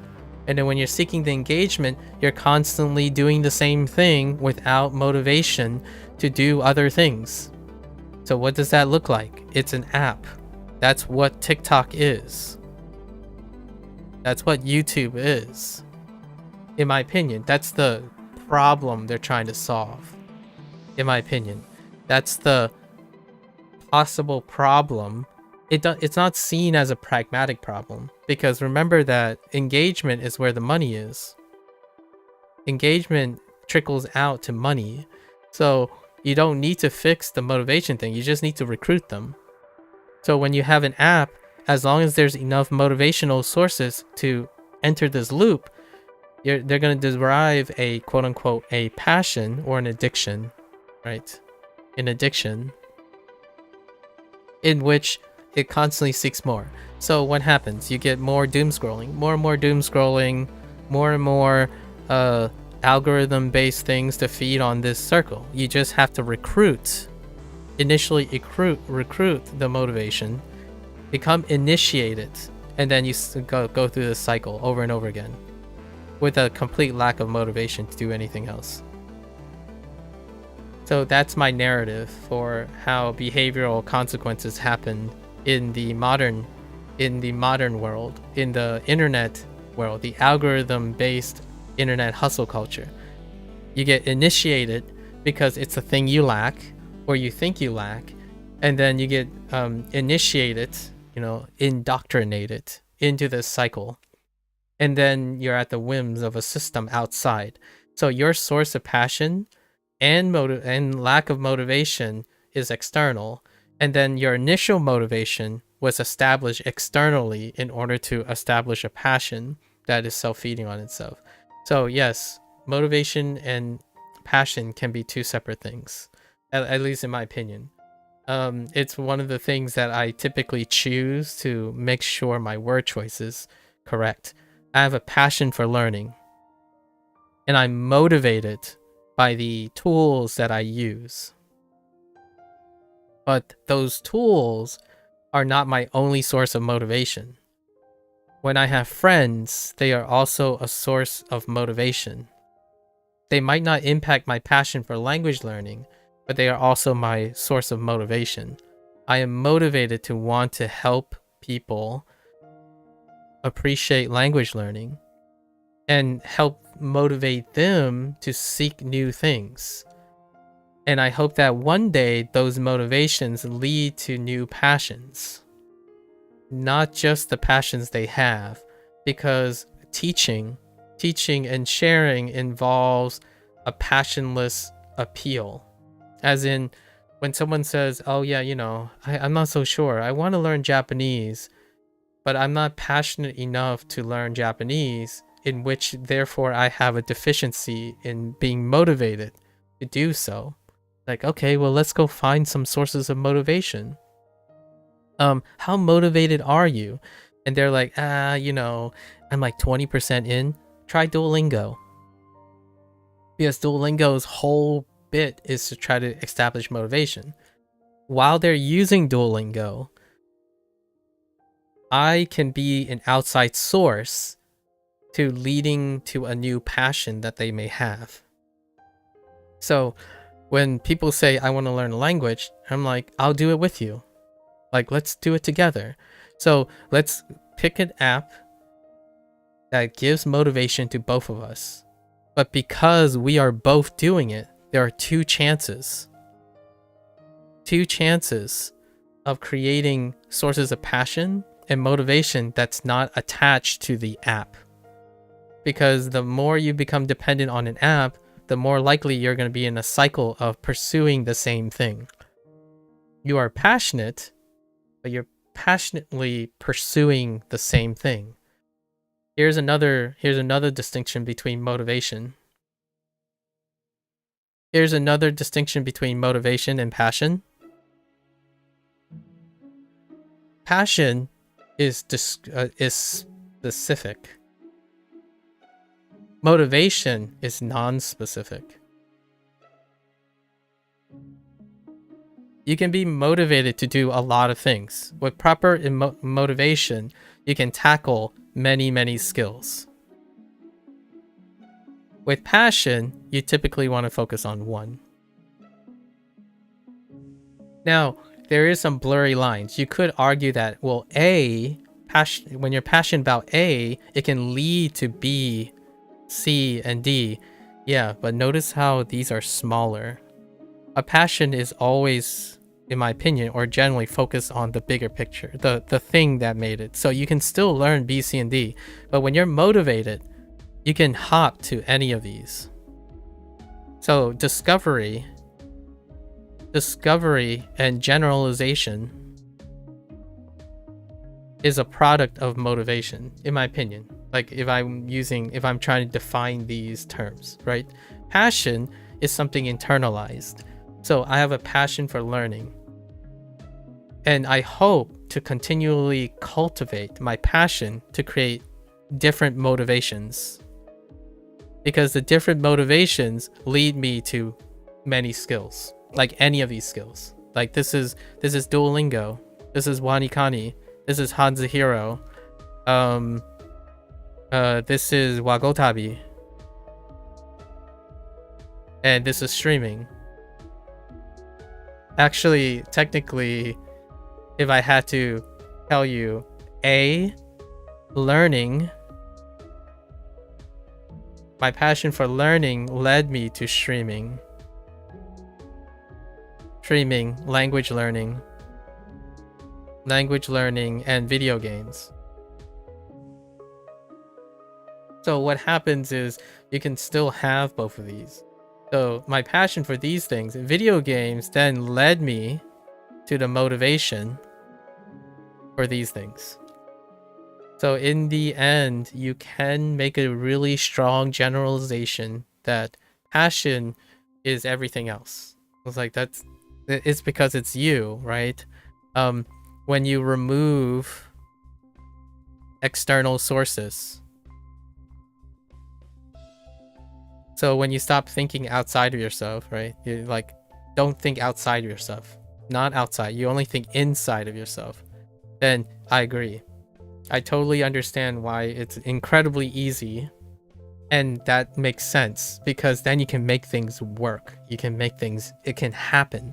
I think this is talking about more about sufficiency. So if we go back to our original graph, right, where there was effort, and effort was portrayed, in my opinion, like this. And then we're gonna remove money for now because money is not an external source. So we're talking about inside source. No matter what, if you have passion like this, right, your passion stays the same. You can go through every different cycle of effort regardless, and you'll reach to this point. And that's what I mean by, like, if you have sufficient, I don't know what that sufficient is, like what level it is. It could be anywhere. Like some people could only need this much because of their life pursuits, you know, context, right? Context tells you how much passion you need, and as long as you keep it up in like a static way or something, you can reach this end. And I totally agree with you. When you have the quote unquote will to like change and do things and whatnot, that's where, in my opinion, that idiom about as long as you try hard, as long as you keep trying, you'll make it. I agree with you. After all of this, it includes everything that I've said, not anything less, and it includes everything I'll say in the future as well, because I'm only as experienced as I am passionate. If I do not continue to learn in my life, then yes, I could say tomorrow I'll think the same way, the day after I'll think this is the same narrative, right? But for now, this is how I consolidate. I think all of these things are true. They can be explained in a way that includes all of those things. Because our lives, our entire life is on a continuum, right? This is delta T. This is years, or, you know, a lifetime, right? So we do go through many, many stages. And the idea is there are certain things that are really great, and it leads to those sayings. And I think passion is one of them. As long as you remain passionate, you go through this. Now, the question is, I was talking about overall passion. I think a lot of people, when they think passion is not enough, they're talking about specific passion. So while you may have an overall passion, so overall passion is just flat across, right? Because the downward force and the upward force are equilibrating. But a specific passion can be like this.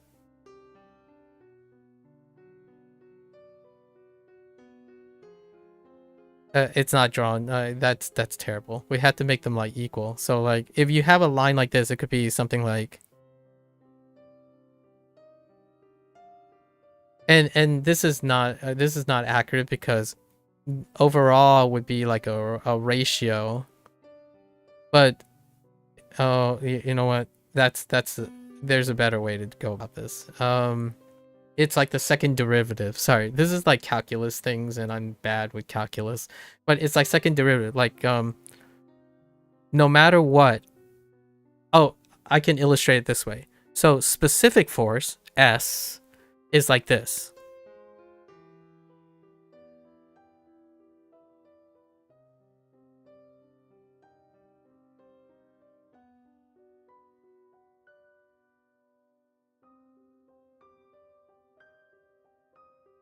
So when you're going through life, if you are able to maintain an overall passion that is sufficient, so this line is sufficient, this level, right, this total level is sufficient. If your specific passions with an S, the downward force and the upward force are the same, then your overall passion doesn't change. And as long as you can maintain that, then your drive to self-improvement keeps trucking along, right? But that's not true for most people, right? Their overall passion can often look like this.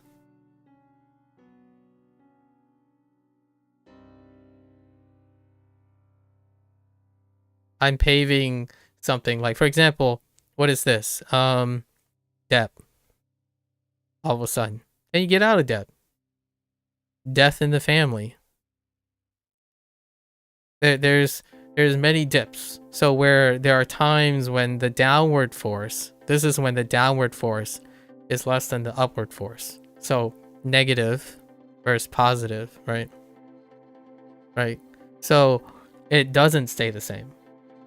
I think the idiom goes that if you can maintain an overall sufficient passion, then you can be anything.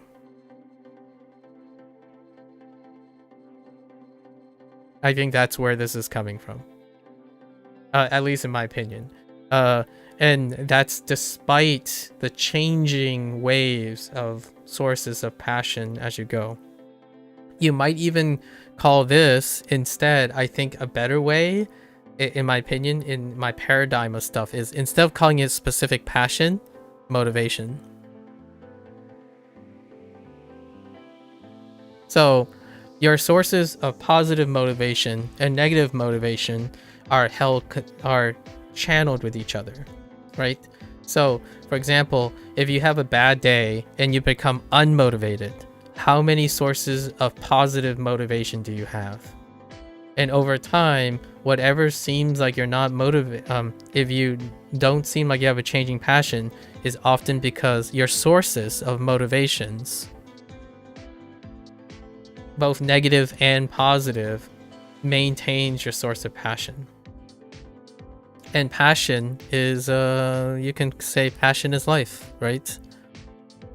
Things are less colorful when life is passionless, but it can be spurred by quote-unquote negative motivation sources and positive motivation sources. And for me, I'm a little bit greedy. So what I typically like to see is, now we're going to use our paradigm. So our passion and our motivation, right? And for me, I focus on motivation most of the time, because that is the source that starts a lot of things that are facing the internet culture. Is their sources of motivation. Because ultimately, when you have these things, you can talk to the person, watch the person, observe the person to see if they develop a passion from these sources of motivation. Because motivation to me is discovery. So like M, motivation, most of the time I want to see my motivation go up. Like it could look like this, but it will always continuously, the upward force is increasing over time. And this is what I was referring to as a net positive lifestyle. 2 years ago, I used this terminology most of the time, net positive lifestyle, where you're constantly aiming for an upward. So if you get a negative motivator in your life, you counter it by finding a positive motivator. And you keep stacking the deck. You keep accruing, trying your best to force this upward. Because despite all your passions in your life, you know, your internalized passion, it starts somewhere, you know? Your passion is somewhere along this line. To get more opportunities, that your passion will slowly go up. But definitely not as much as motivation. is to stack motivation. You keep finding external motivation because the external motivation is in plenty of supply. There's a lot of supply. There's not getting passion. Passion is not instant. There's also another parallelism you can run along this. Passion is often effective for delayed gratification. This is a readout. So this is one of the outputs of passion. One of the outputs of passion is delayed gratification. Not that they're exclusive of each other, but it's more. It's prone. It leans towards great. And then when you think of motivation, this is instant gratification. So if you wanted to look for what I'm referring to is like, well, how do I look for sources of motivation versus sources of passion, or like quote unquote sources of passion? There are passion sources. Your child,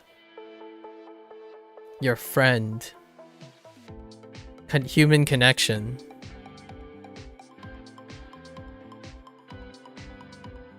But this is really hard. Human connection, that I'm gonna be really brutal about this. The internet is terrible right now. It's terribly equipped. Equipped for delayed gratification. It's terribly equipped, therefore, for passion. To develop passion on the internet is oxymoronic. Now hear me out. I think that's changing. Things are changing on the internet. I want to be part of that, in my opinion. Like, so it might not happen in 5 years. It might not even happen in my lifetime, but I will continue to work towards that because I think there's an overrepresentation of sources of motivation versus sources of delayed gratification. And what is this I'm doing now? This is delayed gratification. If there's anything that I can illustrate, in my opinion, humbly, is that I'm passionate about language learning and I'm passionate about content creation. I'm not motivated by content creation. That's different. My passion is motivating me to make content. It's not the other way around. I don't need the internet to motivate me. I don't need numbers or what the internet provides to motivate me. It will be great to have it, right? Like, the internet is a great source of motivation. And you probably heard this all the time. Like, hey guys, I just saw my favorite VTuber. I saw my favorite VTuber just did this amazing thing. I want to become a VTuber. Yes, now you are motivated to be a VTuber, right? Is that enough motivation for that VTubing motivation to become a passion for life? Some kids say, absolutely, yes, obviously. And when I talk to them, it's a big no. Most of the time, it's a no. And why is that? Because passion is obfuscating money. Passion often gets you money. Motivations rarely get you money in the long term. Motivation wants to make money easy. Passion is irrelevant if the money is hard. So the question is, are you motivated to be a content creator versus are you passionate about being a content creator? Because a passionate content creator rarely concerns themselves with things that are motivation sources. They are internalized. So this whole conversation I'm having now, my passion is motivating me to record this and to talk to you, Procol, and talk about these things. But I'm not passionate enough to want to write a book about this and then sell it online. because my passion is not about making money. It's about providing passions or motivating people, providing motivation for people to develop their passions for something that makes them happy for life. And that requires a lot of time, not hustle and instant gratification. It's about listening to something for a very long time, or getting to know someone or something or some concept long enough that you get delayed gratification regardless of what it is, like how long it is, how hard it is. That's the ultimate definition, in my opinion, in my own words, the defining line between passion and motivation. Motivation is tenuous. It is fleeting. There's so much of it. You can even argue it's cheap because there's a lot of it, right? There's a lot supply of motivation. Rarely do they transition and are converted to a source of passion. You can say, and that's what hobbies are, by the way. So a parallel line is motivation are often propped by hobbies. Hobbies lead to passion. It may lead to passion. Alternatively, passion can produce hobbies. They can even produce motivation. And that's the end. That's the end goal, right? You're doing something for an extended amount of time. And passion is often raised to it like this pedestal because life is not short. Hobbies are short. Passions are not. So, and then some people might say, well, aren't passion and hobbies the same thing? Right? Then you can try to get even more specifics. Like, isn't a passion and a hobby the same?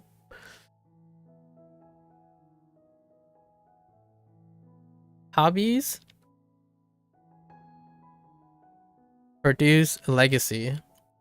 This is my personal take on it. So some other people might say that's not true. Hobbies produce legacy. Passion doesn't have to.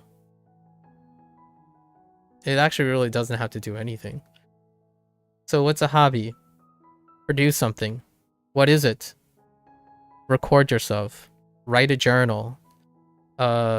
Accomplish something. Join an event. Get a particular rank. Get a particular milestone. That's a hobby. A hobby produces that.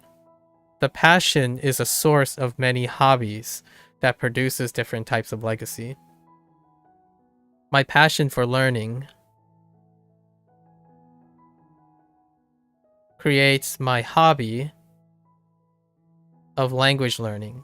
And that language learning produces my motivations, involves my actually, I would even argue motivation comes before hobbies. So you have motivation that contributes to the development of your hobbies. And those hobbies can look any version of language learning, which involves like WaniKani, HanziHero, and Duolingo, for example. So there you go. At least that's how I organize it in my head. Obviously, again, grain of salt. This is language. It's the English language. And it can be very semantically or subjectively changed. The best I can do, in my opinion, right now is to describe it with as much detail as possible so that it can be followed. Like someone can follow it despite having different definitions of these things. And then like I can write it on, draw it on a graph or something like that. Also, sorry for this bombardment in chat. I was going to go out with your friends tonight, but the plans fell through, and so you want to channel your excitement for socializing somewhere. Oh, that's fair. That's what I'm here for, you know? Your Duolingo journey has taken a break, maybe permanently. I just didn't find that language learning motivating nearly at all. Yeah, so there you go. But hear me out, Prokal. Now you know. now you know, at least the for the time being, Duolingo cannot provide enough you can say what you have learned is Duolingo can provide motivation for language learning, but it does not lead you to pick up a passion for language learning. So you see what I mean? Like, so you did use Duolingo. It was able to motivate you to do it for a little bit, you know, for the short term, right? This is where like the instant gratification comes in. And that was trying to test if you can pick up the hobby of language learning. And it's only a hobby because it's tenuous. It wasn't sufficient to become a source of passion. Once you get that source of passion, right, you can then branch out in the other section. You can define more motivation. Or once you get that passion, you can define more motivations by yourself and seek new things, which doesn't have to be Duolingo. It can be like a graded reader or something, and like podcasts and anime, for example. Those things could happen then, but until then, the goal is to find other sources of motivation. Like what else feeds into the motivation? If you're interested, obviously. And then it keeps going like, well, you need motivation to find motivation. Which does happen. Motivation leading to motivation. I'll give one more nook and cranny. This is another problem that I do see. Motivation for motivation. A motivation to seek motivation is often, in my opinion, related to what is it called? The preparation. A lot of times people call it the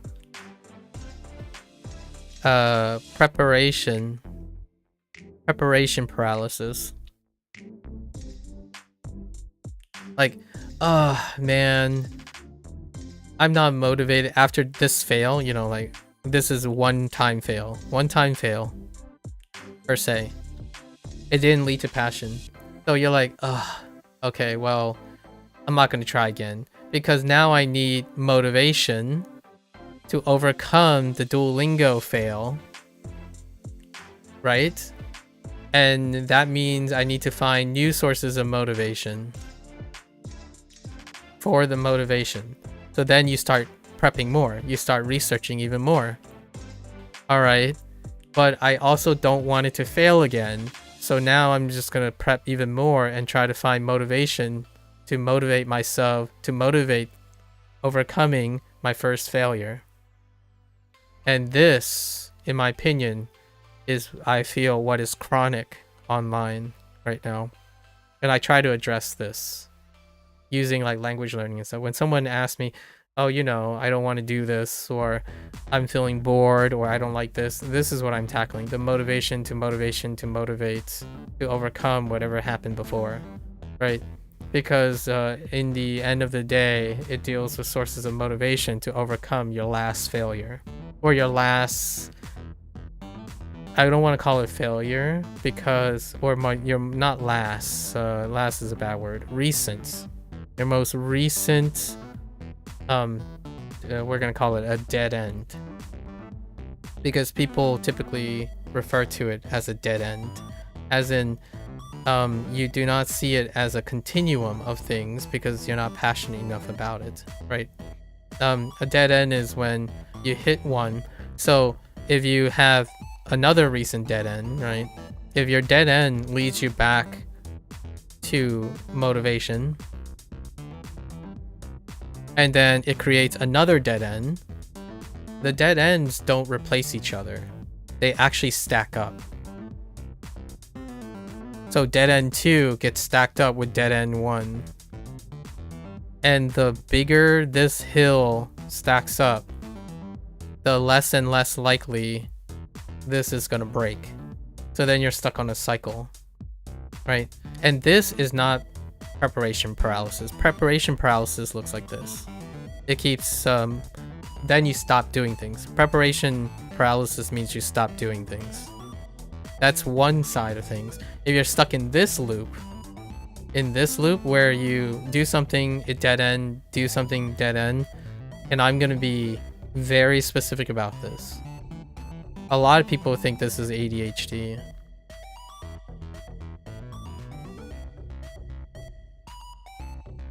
And for myself, I don't think it is.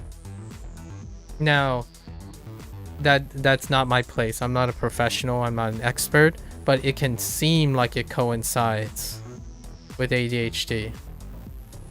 Where someone does something, reach a dead end, they go back to look for the internet source, right? The internet source to provoke more motivation, and then repeat the cycle over and over again, and then it makes that person feel like they're not good at anything. Or they can't focus, no focus, because they don't have an output. They don't have something that's ongoing, right? It just keeps going around and around, and that feels like everything doesn't work. No matter what they do, when they pick it up, it reaches a dead end, they're gone. Dead end, dead end. The dead end is so fast, in my opinion, now, that it doesn't even reach a natural dead end, like an objective dead end. It reaches a lack of motivation dead end. So you start something, you lose the motivation because it's no longer effective, and then you go back to seeking more motivation. So then the cycle looks like this. Recency leads to a dead motivation, or the motivation just stops being useful. Then you seek new motivation, you repeat the cycle over and over again. And that, to me, is what's coinciding with ADHD, or the concept of ADHD. And that's why I also talk about this every once in a while. And I don't talk about it by using this label. I talk about it by asking them, how do they solve the problem? How do they solve problems? Like, pointing out if there is a cycle. Like, so you started something new. May I ask, why did your motivation fade? And they're like, you know, it doesn't hit the same anymore. It's like, so what? How did it hit before? Like, is it attached to the product that you're using? Or were you motivated to do new things? Did you discover new things? Right? So this cycle doesn't have to stop. This cycle can lead to new things.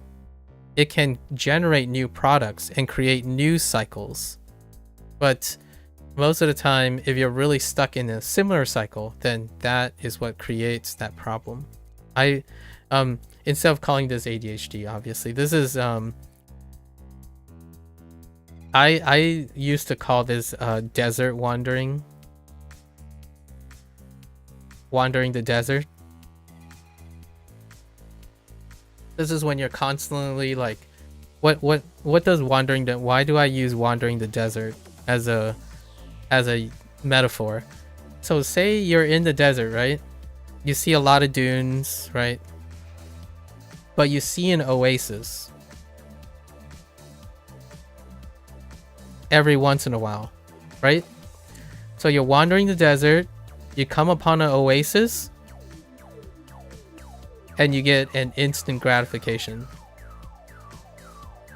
It's not about the journey. You're not worried about the journey to there, right? Because it's all desert. It's uneventful. It's a desert. Everything is sand. So you get there, and you're like, you're in euphoria. Then it goes away. Now you have to go and find the next oasis, which is far away. But you never take into account the difference in the desert, because it's a desert. There's nothing interesting about that journey. You're only interested in the destination. And that destination is fleeting. This is what I mean by this cycle. I don't know if there's a name for this, But what happens is that's what it feels like. Someone would say, oh yeah, oh this was so hype, and then one day later it's gone, or 2 days. I would be impressed if people who find a source of motivation online nowadays gone through this cycle for like 2 or 3 years that can stick to anything for more than a week. Sometimes it's scary. They could be over in 3 hours or within the day. And for myself, I'm not wandering a desert. I'm wandering like, here's a town here. Here's some forest here. A mountain range is here. Like, the journey is everything that keeps my passion allows me to populate the desert with something. I'm not desert wandering. I'm having a journey. So it's not a cycle. It's a linear progression. But it's a linear progression with a lot of forks. I can fork off anywhere. That's a weird way to say it, but you know, it could take me elsewhere. But the thing is, we're still paving a path going through something. It doesn't loop back around. It doesn't feel the same thing. Like if you're going from oasis to oasis, it might as well be the first oasis. It's the same feeling over and over again. And the symptoms line up with ADHD quite a lot. So when people say they're diagnosed or self-diagnosed with ADHD, it's very difficult to know. In the day before this was a thing, before the internet, there wasn't an external force, right? I feel like the internet has done quite a lot, and I know this is a generalization, it's a generality, but the internet has become an incredibly optimized external force that navigates and induces this cycle. So it's very difficult to know if someone is compulsorily doing this or conditioned to do this. Because yes, nature nurture, both. Nature nurture, both. Self-selecting yourself can be nature into a nurture situation that normalizes it. Like you could be very prone, you could argue that humans are very prone to dopamine responses, etc., which normalizes this optimization for the internet to induce dopamine for the sake of business. Yes, all of that, but they're both, it's connected, right? It's connected. So it makes this very difficult. When someone says, they say they're never good at anything because they try a lot of things and they never get interested in it or stay interested or stay focused until they get good. I don't know if that is something you do because if you remove the internet, what would happen? I don't know. It's too hard to know. And when you self-diagnose, it might as well be ADHD. And what I mean by this is, there's a difference between using ADHD as an excuse and, you know, as an excuse for self-improvement versus using HAC as a problem to be solved. And no, I'm not saying people with ADHD should feel like they have a problem. That's not the same. Having a problem is suggesting that it is what it is. I'm not talking about this. I know people can feel this way. That's fine. That's not, I can't do anything about that, right? This is a self-defeating thing. Or a self-acceptance. We're going to say self-acceptance because it's a little bit more positive. For those who are negative-minded, this is self-defeatist.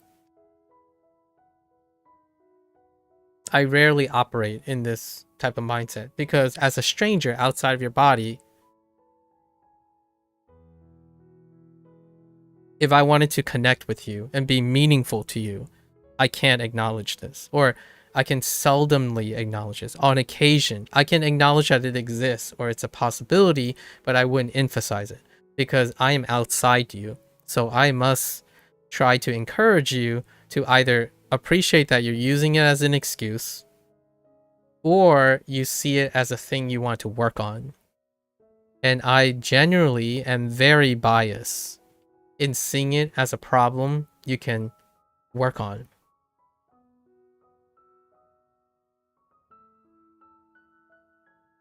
You're guessing you mean saying have a problem in this context infers it is what it is? No, it's not. A problem, or you have a problem. Oh yeah, sorry. This, sorry. Yes. Sorry. Yeah, these are related. So when someone says something like, oh, I have ADHD, right? I have ADHD. So therefore, I must settle for less. Because that is the reality. It is what it is. I have this problem, and therefore I must settle a reality because it is what it is. I don't usually address that. I think plenty of people understand this. Right? I'm not here to not teach. So, I understand, in my opinion, more than 50% of people who look at ADHD, when they see ADHD, they already understand this part. Like, I don't have to tell them. I don't have to remind them of these things, in my opinion. So what can I do? What can I offer in outside of them? I can see if they're using it as an excuse. And why do I want to see them as an excuse? Because I want to encourage them for self-improvement, if I can. Alternatively, if they're already not using it as an excuse, we talk about things you can do. Talk about, basically, I'm going to tie it with my last thing. Fine, I want to provide motivation. That's the goal. I want to provide motivation because as a stranger who has no chance of becoming this person's friend, and no chance, I mean like less than 10%. My rate is even less. I would say I have less than 1% chance I will ever be able to become friends with someone who's online, who met me, and believe they are self-diagnosed as ADHD people. Like, if they self-diagnose as like autistic or ADHD, there is less than 1% that I can rely on mechanics or rely on things that require long-term solutions. Things like passion. Appealing to someone like this, for example, through their passion and connecting based on passion, it's not going to, in my opinion, it has a very rare chance of lasting because they have already told you they don't do that. They don't focus on whether they really have whether they are truly artistic or have ADHD or just commitment issues or post-traumatic stress disorder, that stuff. We have to understand that the reality is that you got to do something that relies on motivation, because motivation is short, is instant. That's one of the things, because time is not on your side. So oftentimes I'm not very popular because while I try to do this, I'm working on it. Obviously, I'm working on it. Most, if not the vast majority of my life. Now I'm gonna bring it back to the very first question, the job thing over my thing. So to bring it all together to the beginning of the digression, my jobs, most of my jobs are long-term. I've always viewed it as long-term jobs. So when I was talking about temp jobs, I've realized that temp jobs are very attractive to me because it helps me get into this mindset. Again, it makes me younger. From a job perspective, I was like 60 years old already. The first job that I got, like, I have a few temp jobs, right? Like, I worked at a bowling alley. Those are the things. I volunteered. Those are the things. But the vast majority of my time, everything was learned long term. So, if you're thinking about how does this relate to passion, my life's pursuit was fueled by passion. It was not fueled by motivation. Kids these days, Gen Z, on the internet are fueled by motivation. They hope that the sources of motivation they have in life is going to get them their passion. And how does that happen? Whichever motivation provides the highest amount of supply. What is the highest amount of supply available right now? Video games, content creation, TikTok videos, people making nonsensical humor, people pranking each other all the time for a high, watching animals get pampered for the rest of their lives, watching funny videos over and over again and hoping that you can make those funny videos over and over again. The thing that has the most supply is the most appealing because it provides the most motivation. Motivation in the sense of the cheapest thing you can find or readily available, which is the dopamine cycle. And that's a generality because there are far more neurotransmitters than just dopamine. But dopamine seems to be very easily accessible and highly correlating. So whatever gets that dopamine spike, it's your greatest source of motivation. And that means that your source of passion can often only come from your sources of motivation. So kids now need motivation to develop passions in their life. And it's usually the one that competes for it the most. I didn't become a scientist because everyone kept telling me scientist was the goated thing. I didn't become a scientist because someone told me learning was cool, man. And like, look at what learning can get you. It can get you money. It didn't. By the way, it didn't. Not in the sense of how the internet sells things. Science can get you happiness. That's not guaranteed. Science can look cool. Like I don't know. I want to highlight someone, Niles. He's a really cool guy. Science can get you that. That's not guaranteed. So, but the algorithm can convince you that's how it is, right? And then that's good enough. I didn't become a scientist because people kept saying scientists are cool and they're like respectful or they make a lot of money or they're really pragmatic. In fact, science tend to sap your social life away. If you're passionate about science, then it saps your life. Actually, most passions suck the life away of everything else because passion is very specific, right? So, you can be motivated to be healthier while your passion is making you unhealthy. So, I'll use one last anecdote. You can be a passionate athlete, but you can have few sources of motivation to be healthy. I use this a lot because it's incredibly relatable. When you look at a passionate athlete, that doesn't mean they're healthy. It's a great example to distinguish between passion and motivation. One can be motivated to be healthy in the short term, but a passion leads to a long-term profession, right? A professional athlete don't always stay healthy. Like, being healthy is a motivator to become an athlete, a good athlete. Right? But that doesn't guarantee health.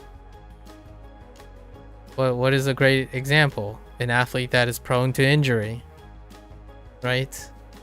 the separation between a consistent athlete and an inconsistent athlete.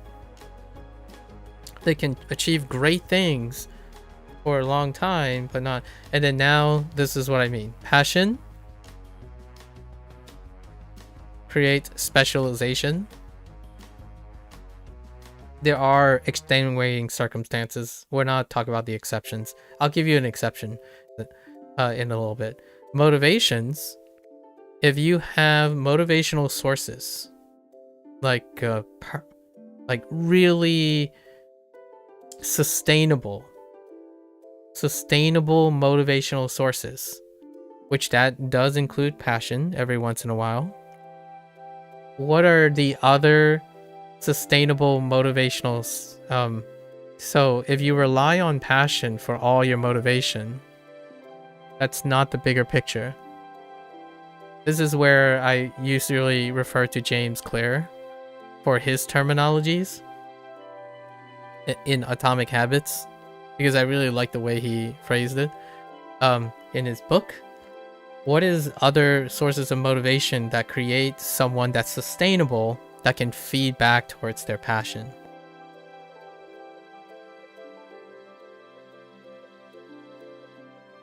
If you listen or read his book, he actually spends most of his book talking about this, but in a different way. Like, he uses words in a different way, but to adapt some of the things he say, all of this stuff, all these arrows, is your environment. So he talks about strategies. Make it easily accessible.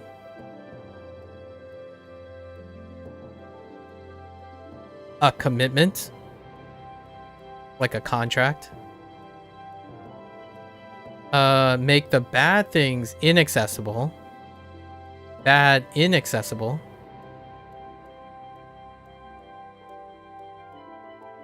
Couple good with good, right? Or deconstructively take a bad thing and overriding it with a good thing, turning the bad into a good thing. So all of these things, you can set your environment to create sources of sustainable motivation that can continue to push your passion ahead. So if you're thinking about the other way around, your environment is very important. And so why did I bring up the internet? Do you understand what the internet is doing? Like, what is the internet doing for your motivational source? Because it's very good at doing certain things. Very, very good. And then it's deficient at doing other things. If you become aware of it, you can try to complement it. Internet, in my opinion, can be a source of passion, but ultimately, I think for a lot of people, the passion was already there. They already had something. And that's the difference between the vast majority of people who fail to achieve a sustainable passion from the internet versus the few, or the less likely, the less common people who found their sources of passion from the internet. Like, like, for example, why did I choose language learning, right? Why am I passionate about language learning per se? It's sort of becoming a passion. I'm not sure if it's there yet, but how did I even get the hobby of language learning? It's not watching people. It's not dominated by watching people. I didn't look at, oh yeah, you know, I'm not gonna name people, but oh, this influencer speaks always like to surprise people by speaking 3 different languages, and that's why I wanted to do this hobby. Like, well, sort of. My passion is the source of this hobby. it's a much, much bigger arrow than this stuff. But collectively, the internet can do a lot of things. It can keep boosting your things, but how do you use it? Like, what is it providing? Does it translate to an actualized thing that you can safely do? There are people, language learners, who end up becoming passionate about language learning, use this, right? What do they look like? It looks like podcasts, vlogs, Anki, a combination of graded readers, linguistics, grammar. So that's why I disagree with people who constantly say only this, only that, always this is the best. And I could agree with them if when they say only, best, always is constantly maintaining a source of motivation. But it's not the same to them. When I say motivation, it doesn't mean the same as them. Like, they think of motivation because they're talking about passion. Like, and that's where I think your question is very important, Prokal. Where when I say motivation, I have to be very careful. I have to be explicit that when I'm talking about motivation, I'm talking about blogs and podcasts and sources of motivation. Motivation that's instant, easy to get online. When they hear motivation, they could be hearing passion, and when they see that, it's like, oh yeah, we're talking the same thing. Like, yeah, you only have to immerse, you only have to use comprehensible input, and that's it. Everything else is there. Passion is intuitive because it's internalized. Far more than sources of motivation. Motivations are objects. They are often tangible in a way, like ironically tangible, because motivation is a concept, is a social construct, but they're more tangible. What's the source of motivation? Your favorite YouTuber. What's the source of motivation? That paycheck you got yesterday, the Christmas bonus that you're working towards. That's soon. That's very soon because Christmas comes once every year, right? Passion is when you say that paycheck that will eventually buy things that will allow me to do many things of which I don't know yet. But at least I'm getting it so that I can do that, because my passion is to buy and create things that I don't otherwise know I want, but I know I want it. Right? It's oftentimes passion has an open-endedness. It feels like anything can work. And that's where we go back to that first idiom, where as long as you have passion, anything can happen. You can achieve anything. Because in my opinion, when you truly believe in that statement and you have passion, you are satisfied. It doesn't mean the nature, like, oh, you literally have to become an astronaut to be passionate about becoming an astronaut. You are passionate and you're going to continue to strive for it. Whether you get there or not, your passion never fades. It doesn't give way to sources of negative motivation and positive motivation. When you get knocked down, you get back up. That's passion. When you get knocked down, that's negative motivation. When you get back up, that's temporarily positive motivation. Where does that positive motivation comes from can be from your passion, but it definitely doesn't have to come from your passion. It could be somewhere else. Someone could pick you up, and that's what I want to be. Because I then become another source of motivation. I can never convince someone to change their passion. They have to internalize it themselves. So when someone says, do you recommend this for me to become passionate about language learning? I can't recommend anything for you for your passion for language learning. I can provide you with a source of motivation. right? Because passion is yourself. It's a part of you, right? And gaslighting someone to thinking that they can become passionate by following your 1 2 3 step for success, it's not my brand. I don't do that. If I do that, and if I unintentionally do that to anyone, I would have to self-check myself and stop streaming or stop making content, because I have to get my priorities straight. I think providing sources of motivation is what the internet does well, and encouraging people to turn that motivation into a life's pursuit is different. And I would make an argument that a life pursuit is more synonymous with a passion than motivation. Motivation is temporary. Life pursuits have demotivating, and it has demotivating things and motivating things.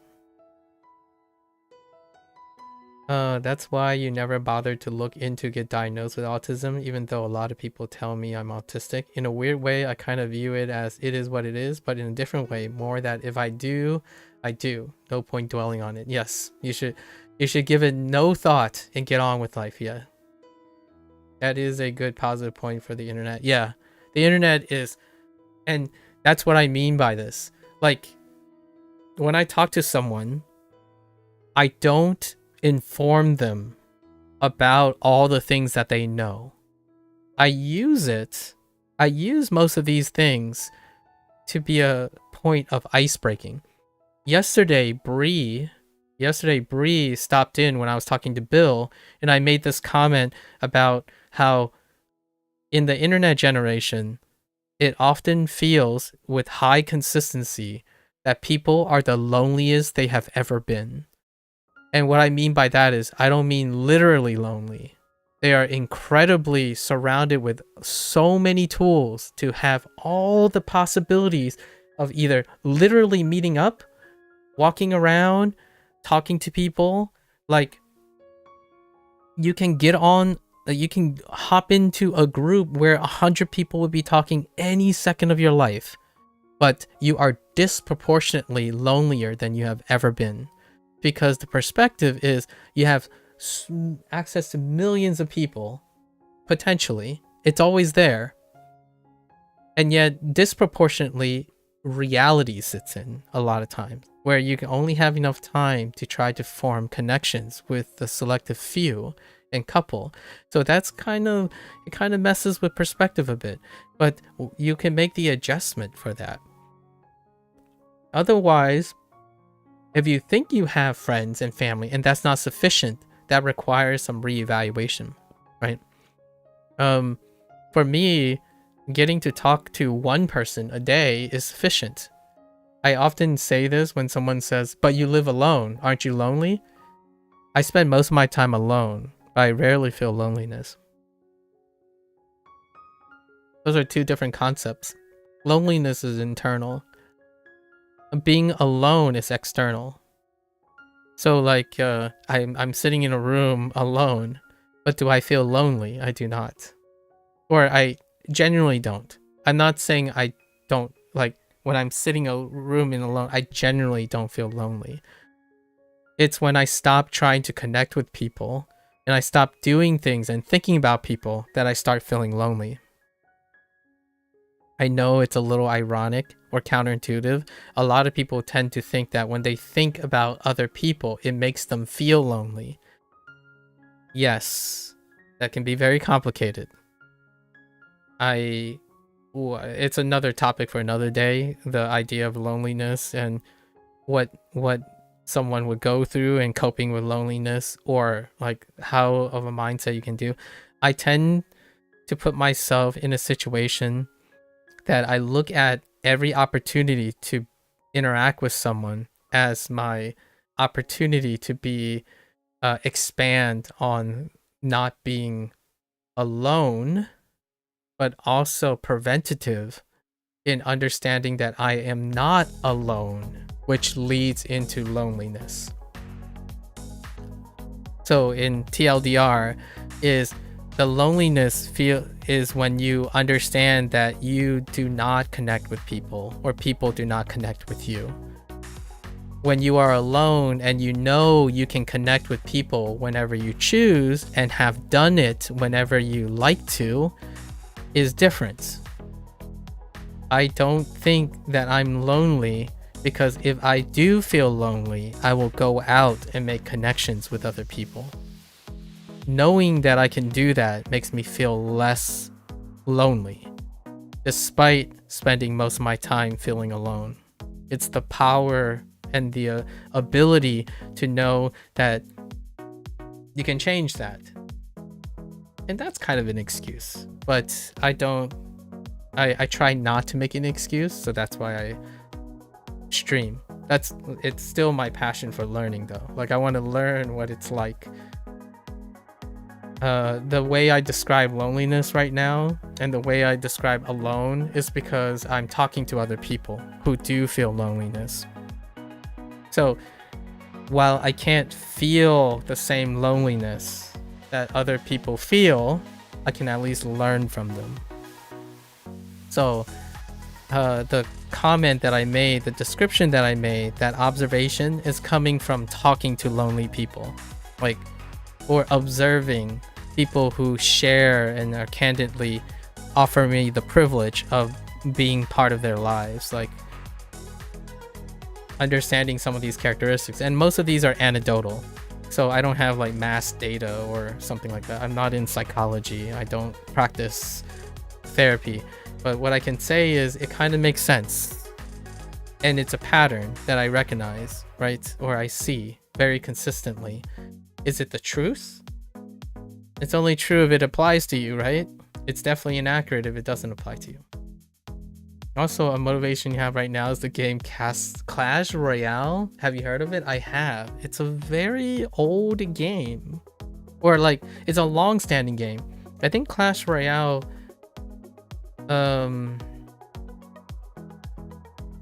Clash Royale is 10 years old? I'm pretty sure it's over a decade. Oh no, it's not over a decade. It's almost over a decade. It's a Clash Royale came from Clash of Clans, which is over a decade old. 2012. Yeah, 4 years after 2000, Clash of Clans, Clash Royale was released, and that was like the BR days. So Clash of Clans produced the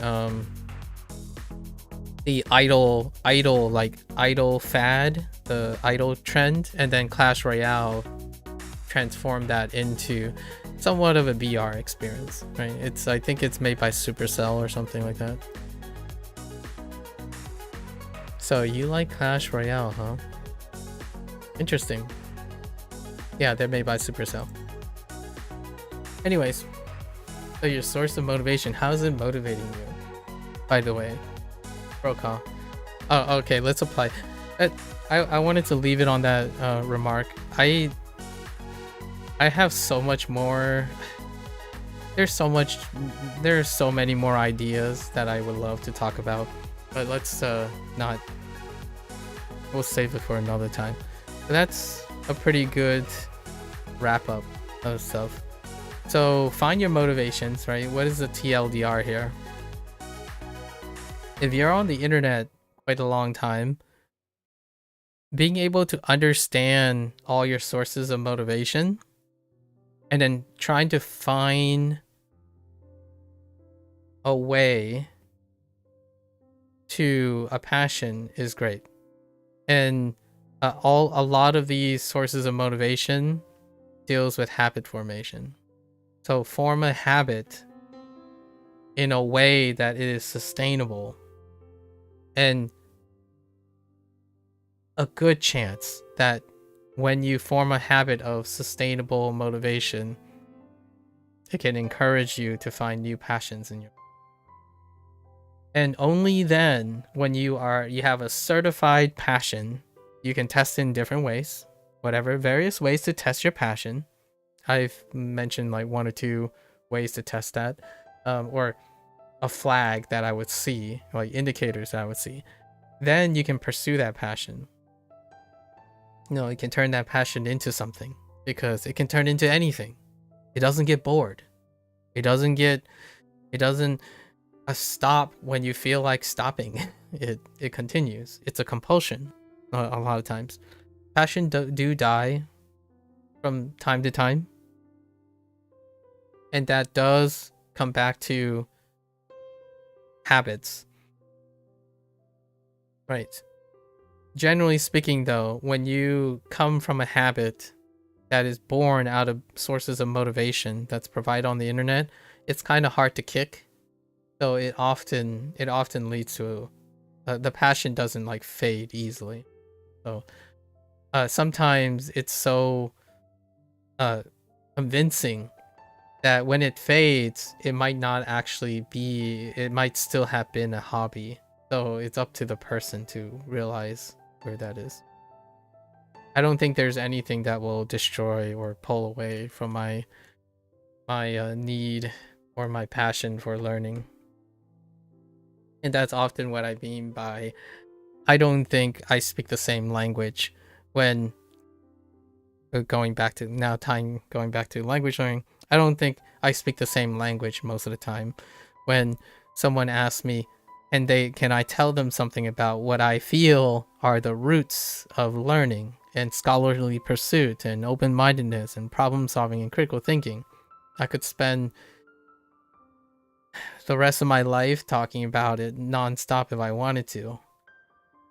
They don't but that doesn't mean that I'm going to, because it's not applying my passion to something. I apply my passion to learning, my passion of learning to things. Language learning just happens to be one of them. Video games is be one of them. 2 days ago, one of the a viewer asked me, what is the hardest, is this the hardest endeavor I've ever done in my life? The answer is no. The hardest endeavor in my life is my passion, which is to teach, to instruct, to learn. All those are things that I'll never give up. I'll never give up no matter how hard it is. I can be a B-rated teacher, a person who will never be able to teach Japanese like someone who is like a genius or something, but it's not going to stop me from trying. I'll constantly always do my best. Always do my best. Passion is relentless. There's no need for motivation when you have passion. No, I'm kidding, obviously. That's a huge ultimatum. Like if you have to choose between the two, that's you don't have to choose. As like human beings can navigate these things, at least in my opinion. All right. We'll hopefully get to some Shogun Showdown today, but I don't know. I think we might have to cut Shogun Showdown for today. Shogun Showdown is for like my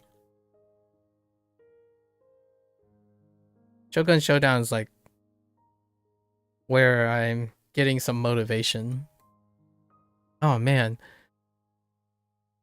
You know what I always thought of, Procol? I always wondered what it would be like if I could build a large enough community where the semantics of the language I'm using is big enough that it creates a collective that also shares that semantics. Repeat that question again. I often thought, wouldn't it be really wonderful if this is about being an influencer or like someone who's a prominent figure? Wouldn't it be wonderful if the ideas that you have, right, yours or mine, like not competition, reaches a large enough audience where when you talk about things, that audience is large enough to create wonderful things out of that semantics. So what I mean by that is, in my life, I have not experienced something that I feel content creators experience all the time, but rarely from a perspective of not having it at first. For example, what do they call them? This very popular linguistic person use socialex, quote unquote socialex. I have often sat here for the last like 2 years wondering if I catered more to the internet algorithm, I could form a socialect, and that socialect could make me feel far more. Here's it. I'm gonna share an insecurity that I have, or maybe like a envious thing. Maybe I mean, I'm human, so I experience envy. Maybe not much as jealousy, but more envy. I envy individuals who are able to sustain their particular semantics and develop a socialect with their parasocial group. So what do I mean by that? I mean, when I say motivation and passion, it would be really awesome if one day there will be like a group larger enough to apply those concepts, but in various fields, and the community together creates wonderful things off the ripple effect of understanding the ebb and flow between understanding what I just said. Like, I want it to be real, but I don't think I can ever believe it's real, because I occupy a space that very rare few people ever become exposed to. Whether that encourages other things, I don't think it will ever be actualized. Like, my concession here is I am human. So I do like when I see or can actualize the things that I work on to have an effect on someone. But at the same time, there is some envy to individuals who can do that in the thousands and 10,000s and hundreds of thousands of people. And I echo like Hank and John recently about making things and seeing them impact a large number of people, and then in the end of the day come to grip with how also insignificant they are, while at the same time appreciating how monumental they are. I don't think I've lived my life long enough, have come across my life long enough to witness that I could have a large impact on things. I typically have a very small impact, like small input. So there is a point of envy for that. That might sound like I'm voicing some sadness, but I wouldn't, like, I think this is talking about greed now. I think my envy is because I want to be greedy. I want to also understand that if my words could be marginalized or like presented in a different way, maybe I could reach a larger audience. And my first concern would be do I lose myself in it? Meanwhile, I do watch parasocially other people be able to do this. Just the idea that they could say a word that's identifiably them, and the people around them would be able to explain to other people that that is what they mean because they themselves also believe in that. Like, it would mean the world to me if I just happened to like run into, I don't know, John Green or something one day, and then he started explaining the difference between passion, motivation, effort, and the interplay between money and career seeking in a manner that uses a similar semantics and context than I have. And that, to me, is what I mean by not feeling alone, or not feeling lonely despite being alone. For me, I've rationalized that there are people like that. I don't earnestly, if I had to be truly earnest, there sometimes loneliness does come into mind when I was younger, especially when I was younger. When I was a teenager, I felt like no one was like me, because that's what happens when you grow up multicultural in a country where the environment might not reflect the social norms, so you don't fit in anywhere.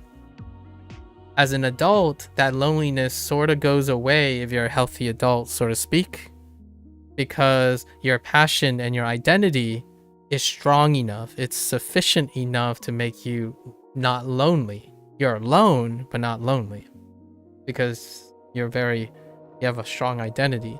So nowadays, I'm rarely ever concerned that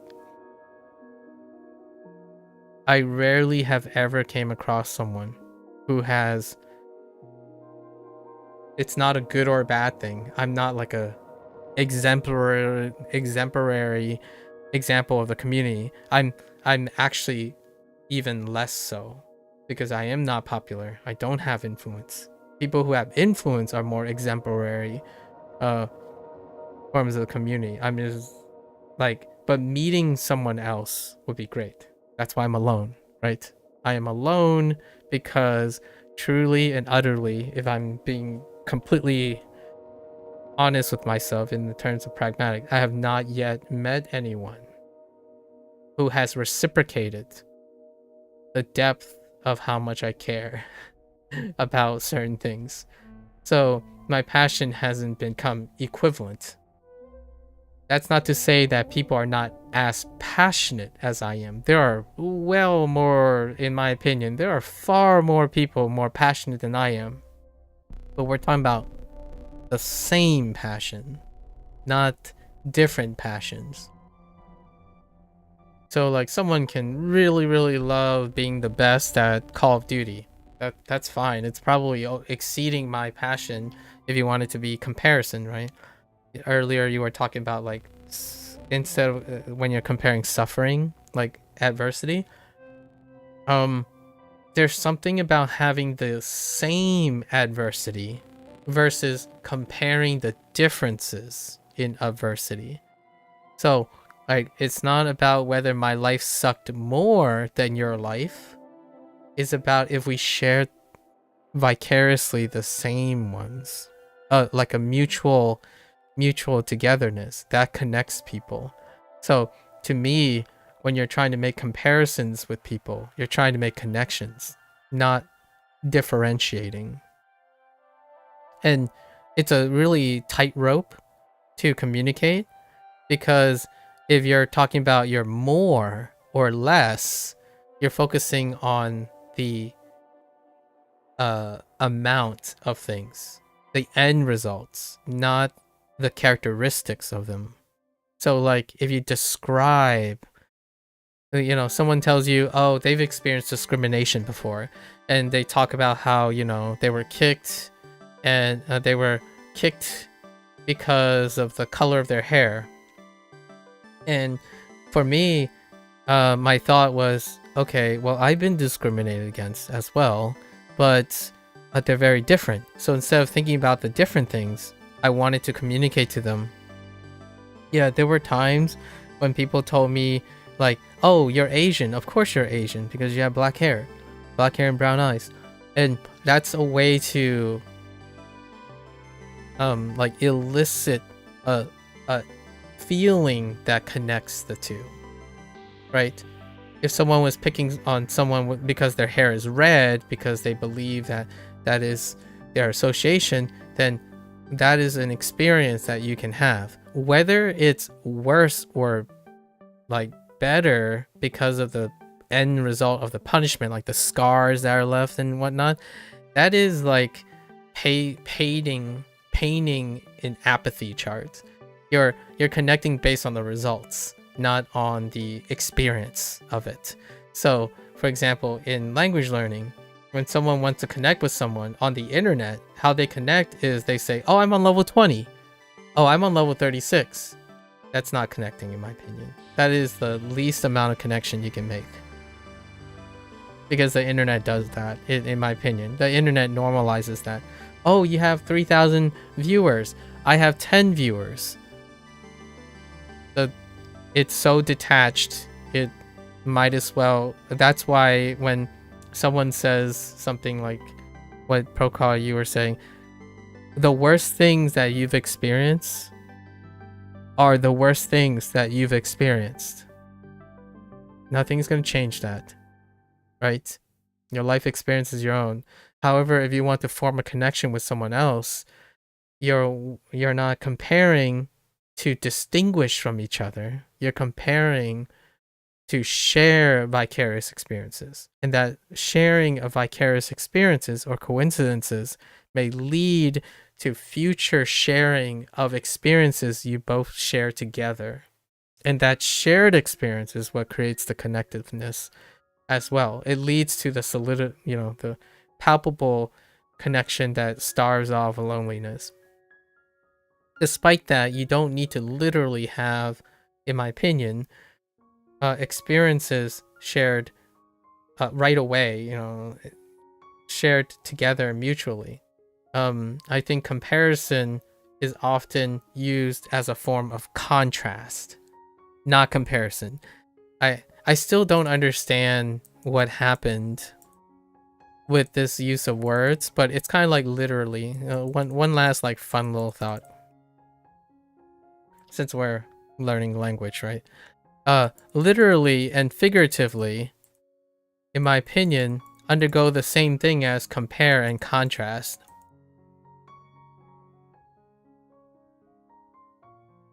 Oh, I did. Clash Royale is an over a decade game old. It was created by Supercell, and Supercell originally created Clash of Clans, which was 2012. So, yeah, I'm very familiar with it. In like a internet, like a mobile game situation. And I asked you like what type of motivation is it giving you in Clash Royale when you were gone. So one last little tidbit about compare and contrast. I think oftentimes when people say compare, final thought, if you had a pound every time without it being, this is going to be the final thought. We have to, I'm losing not enough time anymore. So compare and contrast. You said earlier about your comparing and contrasting thing, about adversity. Oftentimes when people say compare, they're contrasting. And hear me out. When you have a friend or a stranger who's reaching out to you, or you're trying to reach out to a stranger or a friend or something, when you say compare, try to compare instead of contrast. I know that people know the difference between compare and contrast. The question is there enough self-awareness to be aware when you're naturally doing contrasting versus compare? Like, here's a very nuanced thing that a lot of people, like, there are people who intuit much better than myself. I need to be aware of this in order to do this. When you're contrasting, ranks and degree creates contrast. Comparison is when you think of the effect, or not the effect, but the process. When it comes to experiences, the process, so the emotions, the feelings, right?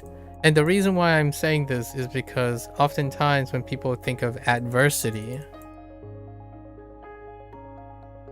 they're comparing ranks and degree, like the degree of loss, the degree of your lowest point versus your highest point. this will ultimately create contrast because there can only be 1, 2, 3. These are ranks. These are different internally. But when you think about emotions, feelings, and the process, you think, oh, it sucked.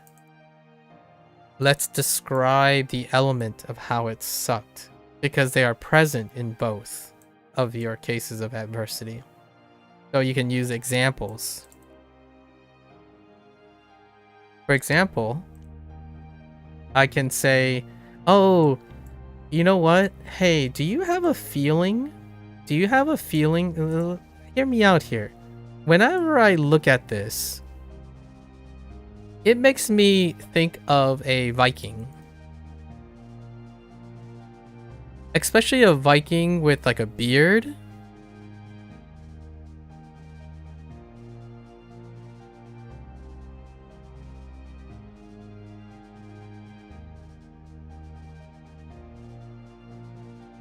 With like a helmet. Do you have a similar experience like this? Like, can you tell me a character that kind of gets you like, oh man, I instantly think of this? Because that is a form of comparison. Not a form of contrast. And I think on the internet nowadays, these two words, compare is lost. Contrast exists. And contrast now is being used as compare. And then figurative is lost. And now everything is literal. Everything is literally, and actually the other way around, sorry. Everything literally is lost because it's always assumed. And then figuratively took literally's place, as in most people now say literally instead of figuratively. And I think this is the same kind of situation. So whenever someone says like, oh, Duolingo sucks compared to Anki, I can tell you the first things they list, some like the top 5 things they list, are examples of contrast, not comparison. In order to compare, they must be comparable. What is that? They have similar properties. And how do they compare? How do they evaluate a form of comparison? They talk about output. So like how many words you've learned. Not the nature of how you learn the words. Can you form sentences? Well, some things have sentences, some things don't. In this case, both of them have sentences, but they're talking about, can you create sentences? Well, like output sentences. Actually, in this term, in terms of Anki and Duolingo, neither of them do so. Because when they're talking about producing sentences, it's not aided. Neither of these are unaided. So it's often a point of contrast in terms of their output. It's the degree of the things they do, the number of words. Well, no matter what, Duolingo and Anki will have different number of words. That means they are different by contrast, not comparable. The nature of how they teach you those words can be compared. However, when people say they're comparing, they don't say how they're doing things and why they're doing things and how they're similar, and then how those similarities then become divisive, right? Like they led to different properties.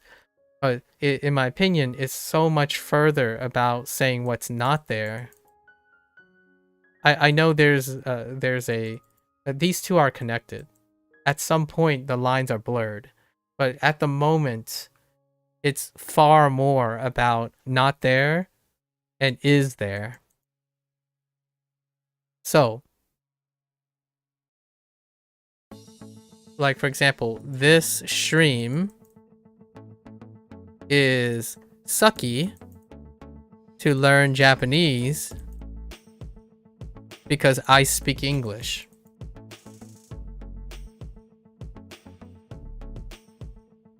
That's a form of comparison, right?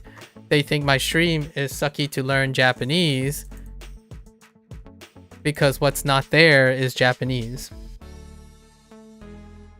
Right? It's not there. So obviously a stream that has Japanese is better. But you're comparing a stream that chooses to speak in English, not that I choose to speak Japanese and there's a lot of Japanese not there. Like comparing someone who speaks at N5 level versus someone who speaks at N4 level. This is still contrast, by the way, but at least this is further for comparison because at least the process and the intent behind it involves Japanese being there. So yes, it's still a little touch and go. Oftentimes it's called compare and contrast, and that's my semantics, by the way. That's my semantics. In Clash Royale, the clan you're in is in the top 600 globally, which is crazy to you. Oh, I see. I have a relatable experience on Pro Call. Right now I'm playing P5X. And I recently moved Carpanios. And now I'm in a top 100 Carpanio. And a lot of these games, they do statistics, so I'm free to play. So I'm playing this gacha game for free, and most of my performances are above a 95 percentile. And that's crazy to think about, considering how many users there are. And when I mean considering how many users we are, I would think that I'm a gold. I call myself a gold standard. I know. Oh man, Maku, you have such a big ego. I call myself a gold standard or free to play, because that also means that the 5% above me, these people are probably not free to play. But that's not the point that I'm trying to illustrate. The point I'm trying to illustrate is if there's someone who says you can't play this game for free to play, and their point of comparison is because you can't stay competitive in the top bracket, that's not true. At least for me. Like you can never compete with, the top leaderboards if you only play the game without injecting like thousands and thousands of money into it. This game is garbage because you can't free to play and stay competitive with a minimum amount of time placed into the game as well. And it's not true. So in Clash Royale, that would be my relatable experience. It's pretty crazy when you're like in a place where you get ranked, right? And it is a great source of motivation. You just want to get better. And my cutoff, hear me out. Oh no, you're right. You should get some money. You should make bets, Procol. This is gonna be the last thought. I promise, Procol. This is gonna be on my tombstone, I swear, on my headstone when I pass away, on my headstone, the headstone's gonna say something like, one last thing, my last thought, I promise, is gonna be like my tombstone quote. Hear me out. So I told myself, because Clash Royale this could happen to you. I don't know if this is going to demotivate you in the future. This happens quite often with apps, like mobile games. I told myself from the get-go, what is my sufficient criteria for motivation? I use this a lot for gacha games.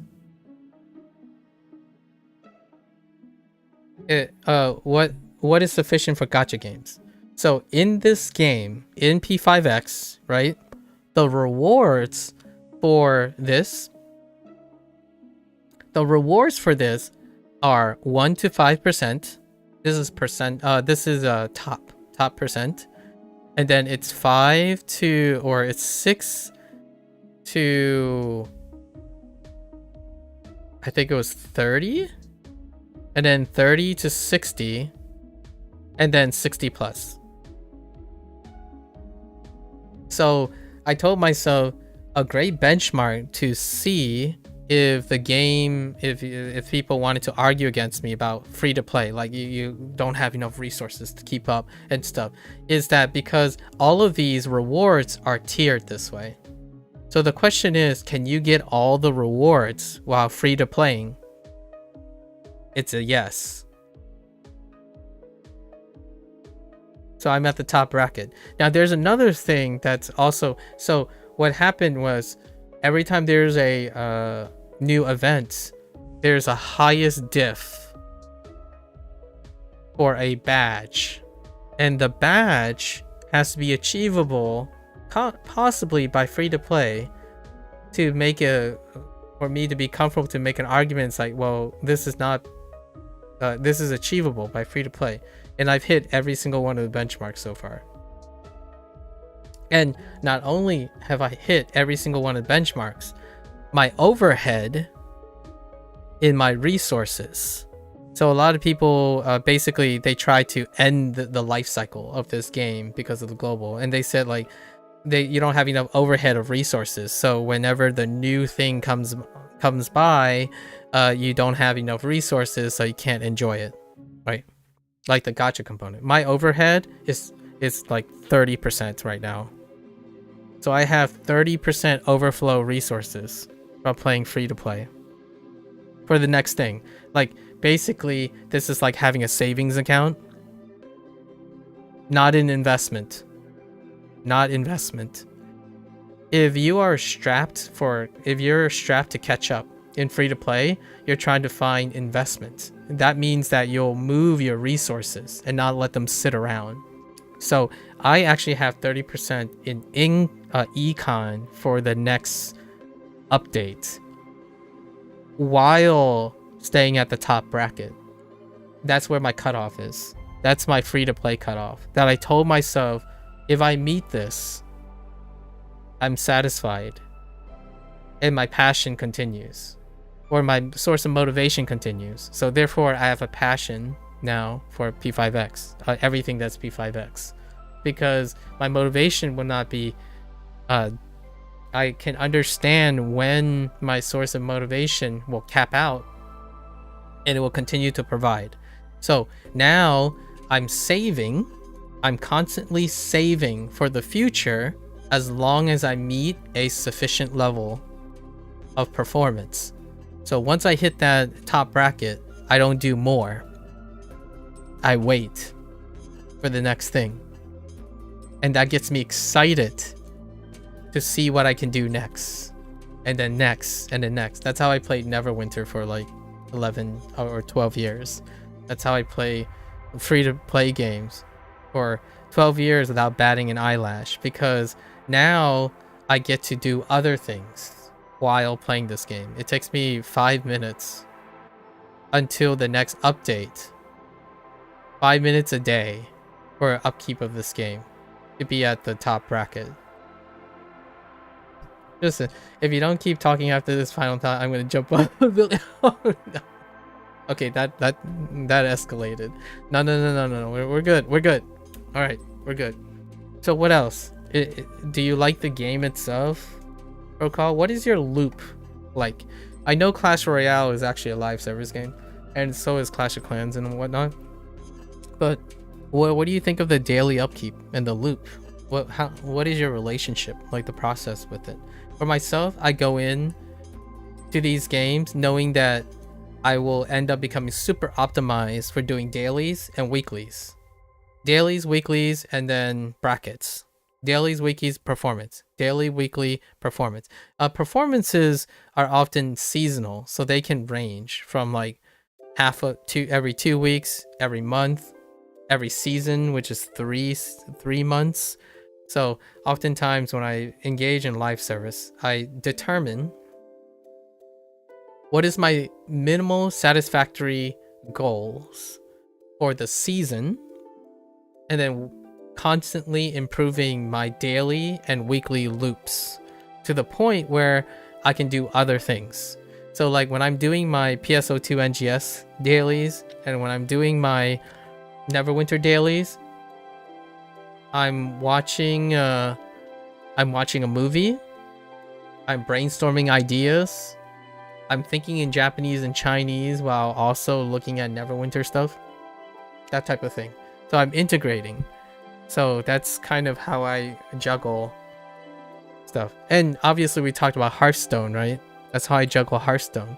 Like right now, Hearthstone is making those like seasonal quests. I do all the seasonal quests. Hearthstone is really pushing hard on traditional mode, and I kind of like it. Like what I'm playing a lot more standard because of the Hearthstone quests recently. Still, it's a really aggressive, and you can't miss like a day. Like it's like very, very small wiggle room. So I think it's a little bit aggressive. Nevertheless, optimizing. Yeah, you really like it. Supercell have been pushing heavily towards play to win. I see, which sucks. But luckily, you've been playing long enough. You have upgraded most of your card high. Yeah, exactly. So hear me out about pay to win. Pay to win becomes more and more part of the conversation due to catch up, right? You have to catch up to the thing. So it's very casual unfriendly. Like when I mean by casual unfriendly, I mean those who have been newly initiated, newly minted players that are willing to commit, newly minted players. Pay to win comes into the conversation. When it comes to, for me, I genuinely start free to play games when they start. So then I call it legacy, basically. The word I would say is a legacy player. As a legacy player, oftentimes pay to win becomes pay to convenience. Pay for convenience, right? Convenience to catch up. And there are games that do it far more aggressively, like catch people up immediately because they're more casual friendly and want to expand. And then there are, like catch up campaigns. How frequently catch up campaigns is to offset the pay to win feeling. And at the same time, the pay to win thing is often catering to trying to understand that you're accelerating the process as opposed to like squeezing more gameplay out. I don't know if there's a weekly thing for Clash, but you do play daily. Okay. Clash Royale and a lot of other games have incentives to play daily, like having reward chests that reset daily. Yes, those are the dailies. So anything that deals with a daily routine, a weekly routine, a monthly routine, and a tri-monthly routine. So those are the tiers. Dailies, weeklies, seasonals, and then updates, patches. And seasonals are in like a thing like Clash and Royale would be like a mechanics change or a board reset to go back to the reset to have a new meta for the task, right? You don't try to do any quests on Hearthstone as you only play Battlegrounds. Yeah, I generally technically play Battlegrounds most of the time, but I still complete all the quests because it's like one of those things I like to keep in touch with whatever is going on in the Hearthstone thing. Like the current meta for standard is pretty quick to understand if you're a legacy player, I suppose. The main scummy thing Supercell have done with Clash Royale has been introducing level 15, which takes longer to get a card from 14 to 15 than it does to get from 1 to 14, but you can buy the card needed to upgrade a card to level 5. I can kind of see that. I'm not entirely sure what your experiences is for level progression, but generally speaking, exponential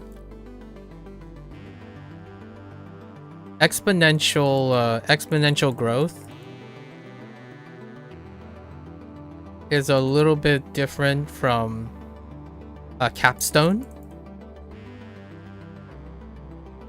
And the thing that you're describing as scummy is a capstone. So level 1 through 14 is not necessarily it's not necessarily exponential growth, which is the thing that you're describing as scummy. The scummy of applying exponential growth. But 1 through 14 is probably like arithmetic, like additive or something like that. And then when they get to a point, there's a capstone, and the capstone is whatever the top is. And that's a practice that happens not only in those type of games. It happens in like Hades and roguelike games, or anything with like a talent tree situation. So I'm guessing what appears like scummy is probably because it's attached to like a money situation, and I can kind of understand that. But if you know what I mean, these are capstones. If you're saying if it's level 15. They also release evolutions for cards, which takes a month to get the cards to evolve, or you could buy the battle pass to instantly unlock them. Yeah, capstones. Yep. Evolution is a capstone as well. Yeah, it's a fairly regular thing. Here's a related mechanic. In gacha games, all of the levels are capstoned, and then the capstone requires currency, and those currencies are being sold, right? So in P5X, the system is every 10 levels. So you go up to level 80, and it's every 10 levels. And for other things, it's every 5 levels. There's a capstone currency. And then, and obviously you can pay for it. You can pay for those currencies. And then there's awareness, which is like different levels of the character. So pretty much it's additive until there's a capstone.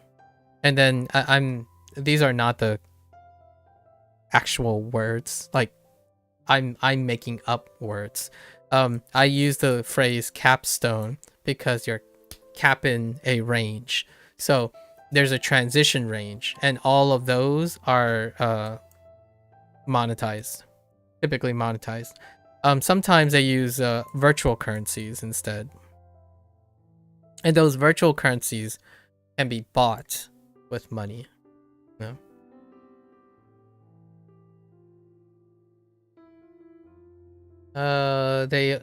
You'll use an example of one of the cards called Knight. To get a Knight from level 1 to 14, you need a total of 12,000 of the Knight's cards. Once a card is level 14, if you get that card, it goes into an overflow. Yeah, and then you need 15,000 cards to get from Knight to 14 to 15. Oh, that's even more. That's even more than double. When I say exponential, right? But that is a capstone still. So that's what I mean. So exponential, oftentimes it's additive. Exponential is very disfavorable. So basically, like from level 1 to 2, let's say it's 10 XP. Then from 1 to 3 is 20 XP. From 1 to 4 is 40 XP, right? But the thing you're describing is from level 1 to 14, whatever it is, it's 12,000. So naturally, if it was 15, exponential, even though it's unfavorable, a lot of times, it's very unfavorable. There are still plenty of systems where the next one would be 2,400. It would just double again. That's what I mean by exponential. But this type of scalar nature is bad, because when you get a game like a live service game, in my opinion, it's bad because the scalability is absurd.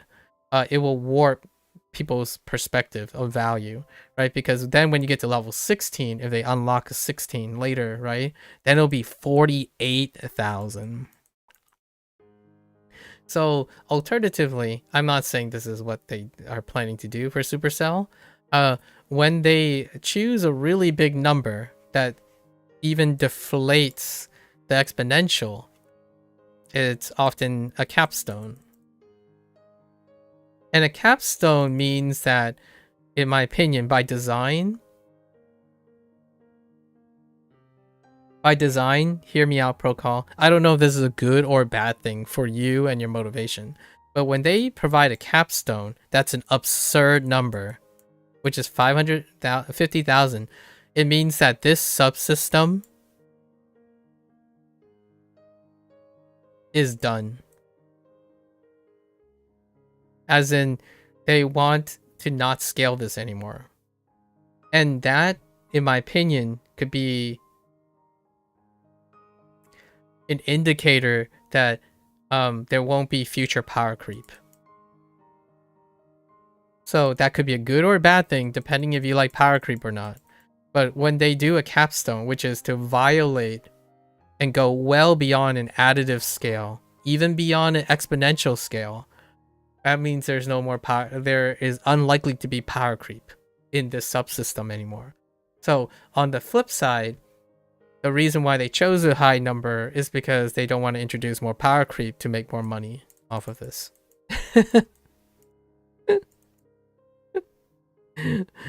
I don't know if this is helping with your rationale. You might hate the game even more. I'm sorry, but the design, this is like one of the business meets like game design situations.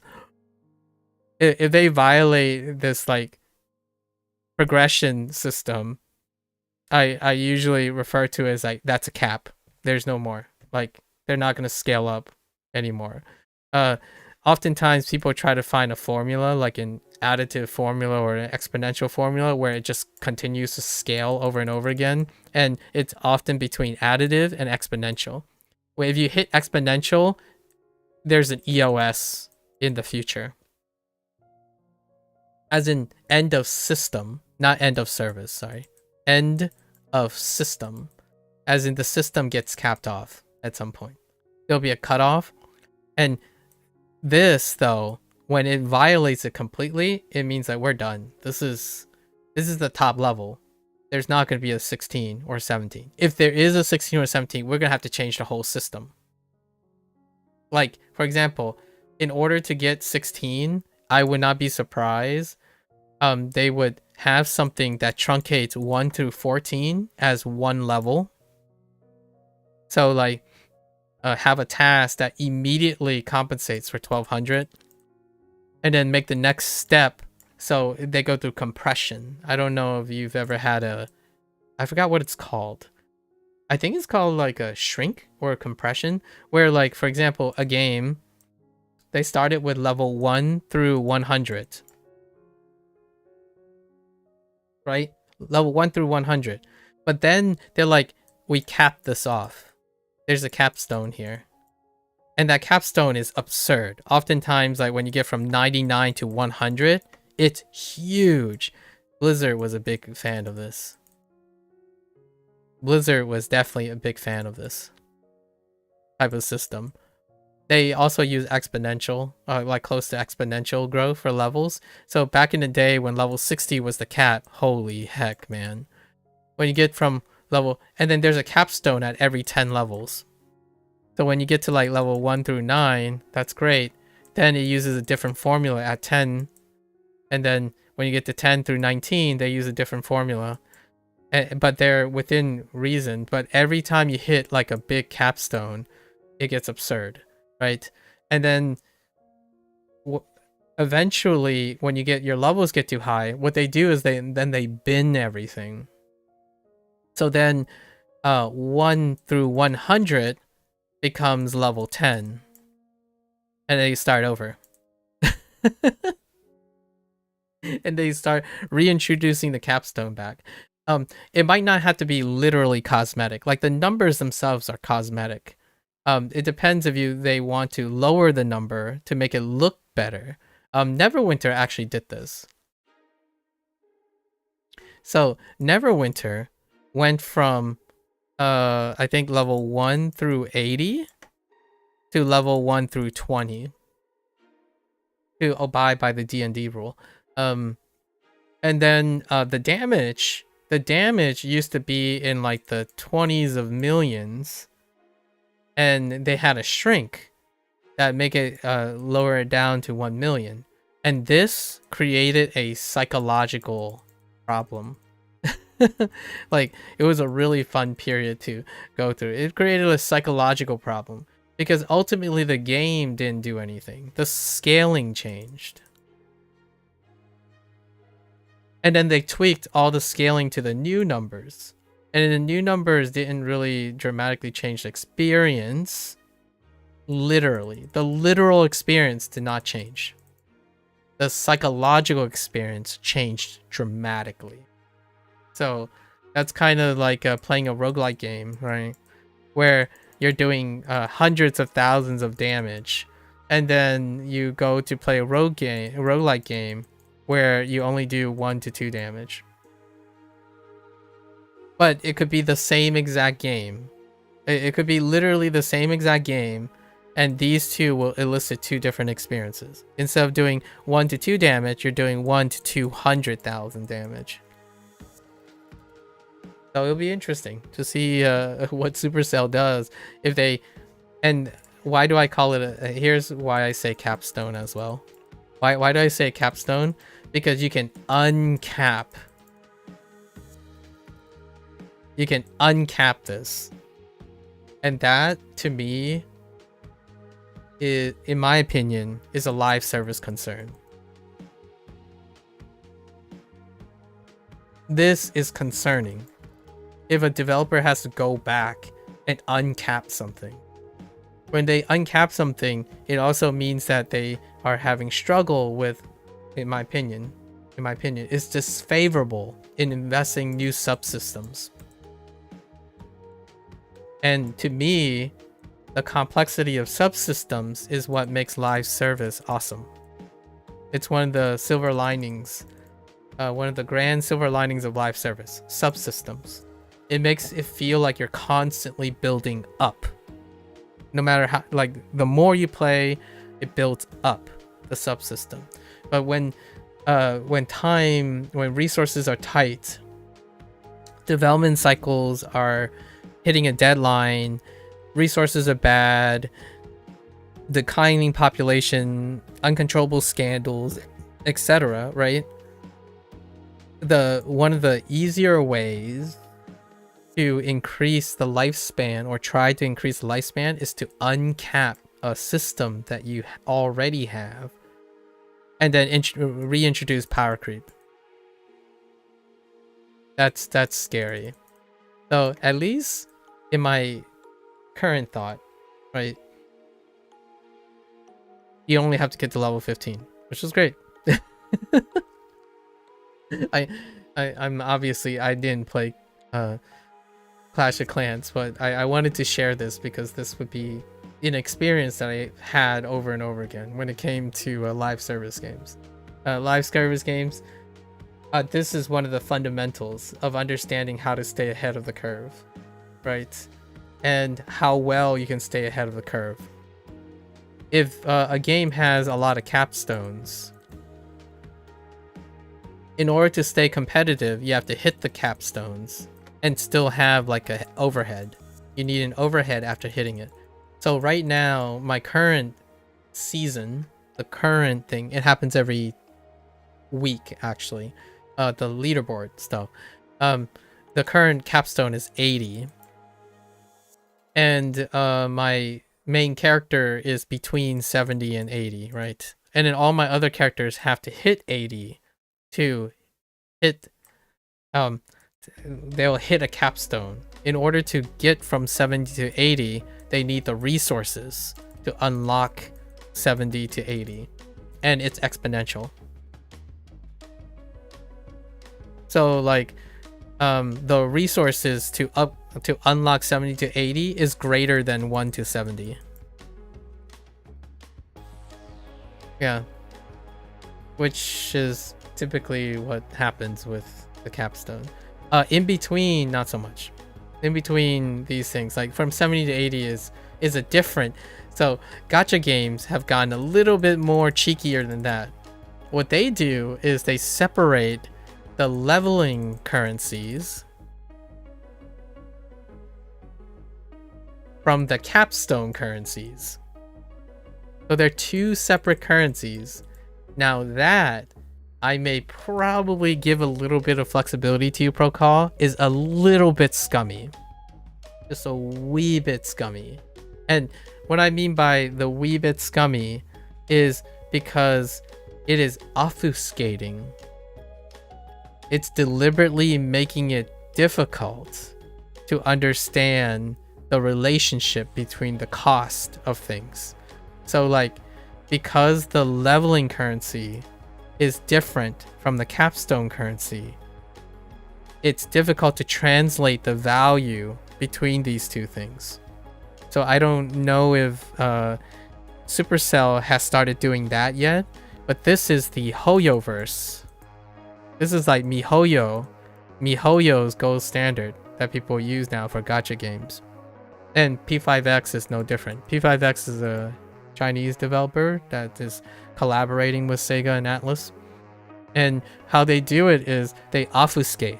They obfuscate the cost. So it's very difficult to know what is the worth of the currency you're using for the capstone in equivalence of the currency it takes to level between the capstones.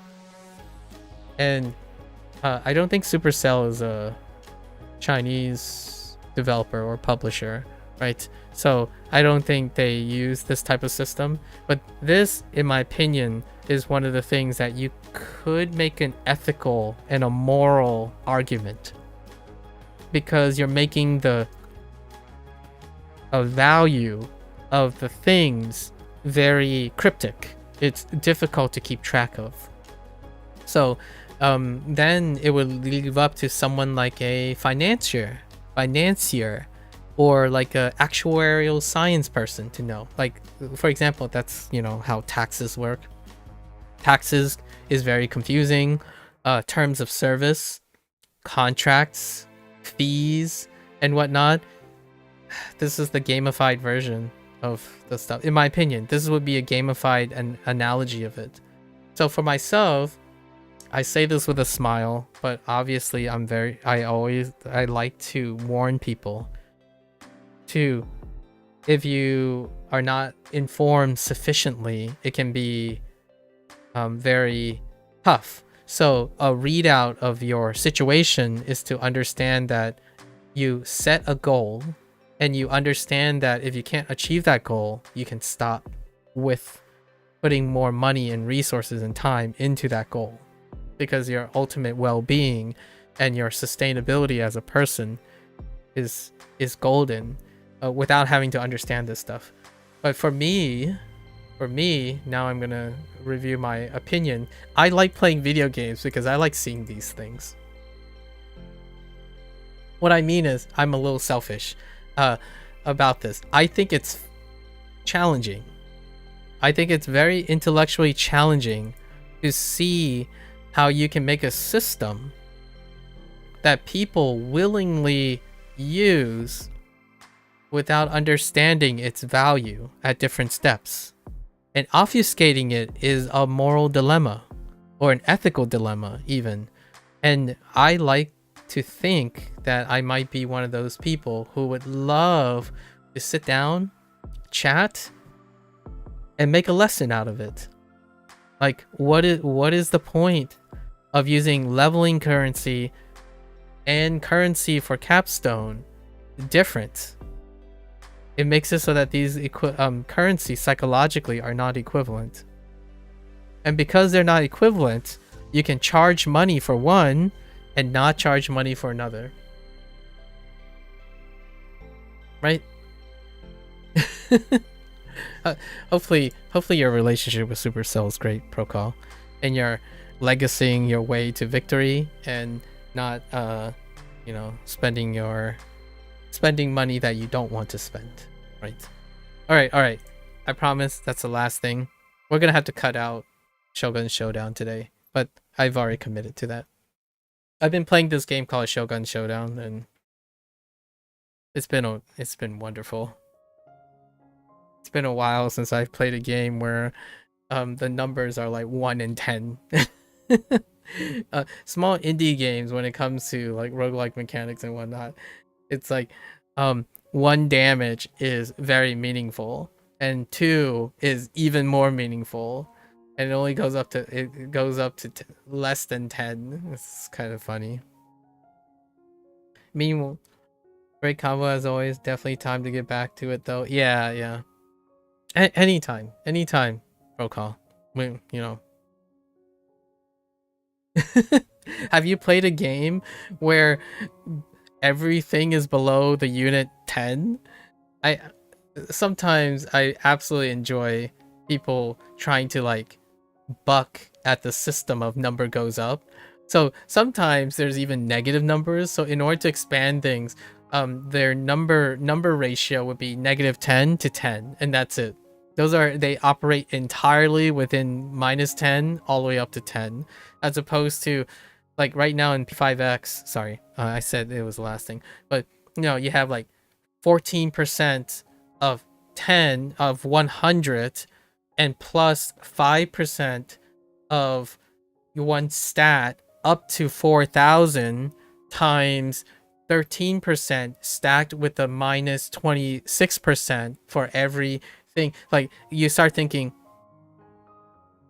is that better than having 15% of this stat going up to a maximum of 5,000 plus this stat coupled with this stat instead of the two? So to me, that's really fun.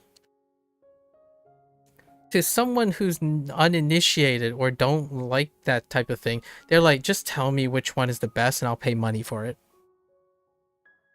right? or I'll just buy whatever is the latest thing, and power creep sits in. That's the rule of the game. If I'm paying money, power creep is the way, right? For myself, I'm like, it's kind of fun to do the math. And then meanwhile, when you're playing indie games, they're a closed system, so they can determine the scale of complexity of the game. And when you're playing a really tight like indie game, it's something to get used to again, but it's such a pleasure. It's a wonderful pleasure and break from it. Like, on the one hand, you're doing like 50 times 50% times 30% times 2.5% times all the stacks times a multiplier, and then in the game I'm playing, you do 1 damage, and when you increase it, it increases by 1 damage, and then the most you can do is double that damage, whatever the number is. It'll come off as 10 and 10. The simple life. Okay, all right. I'm done. I promise.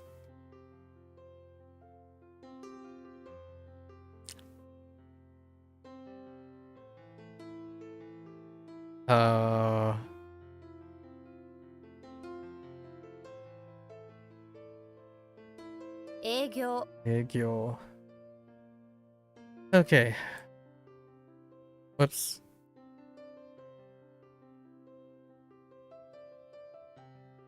Oh.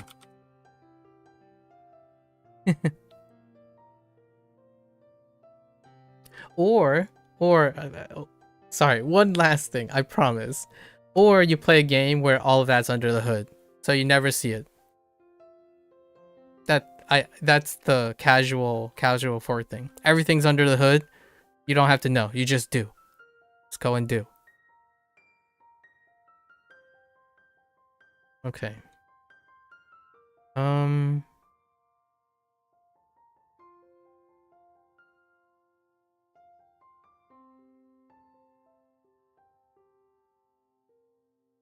Wait. Uh-oh.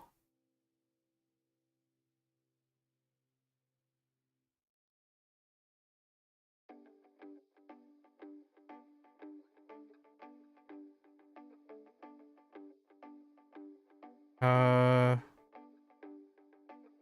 資格 Yaku. Yaku.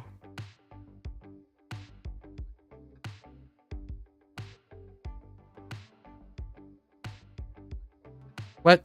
Is that an S? Okay.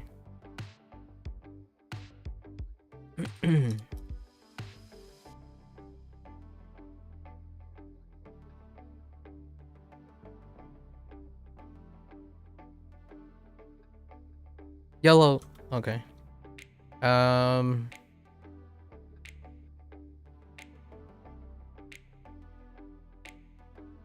This is like to call, right? Oh, yo.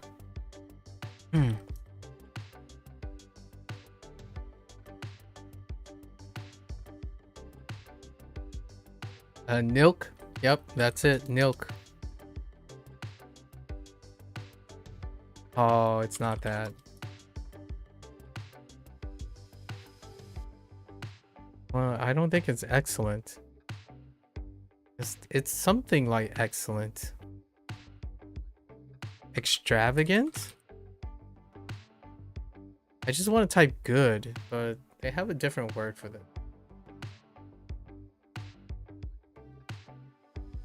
Superior.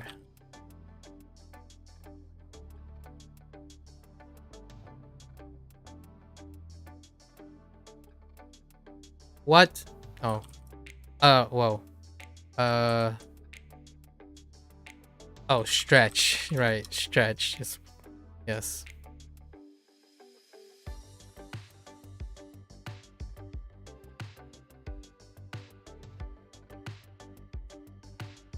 Tateru. Tateru.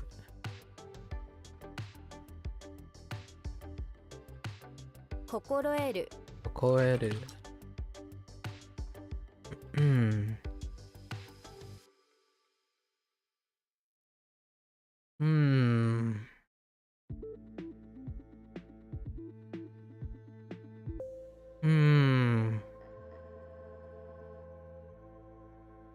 増やす Yes.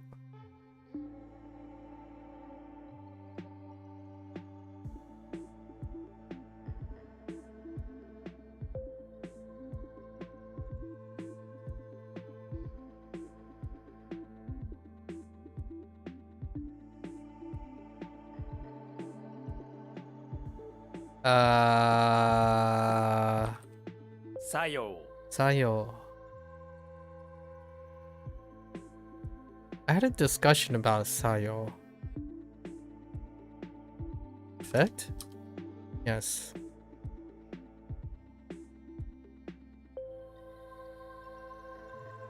I can Viking face.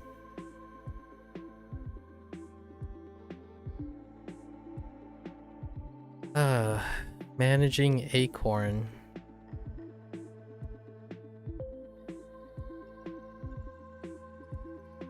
How do I manage?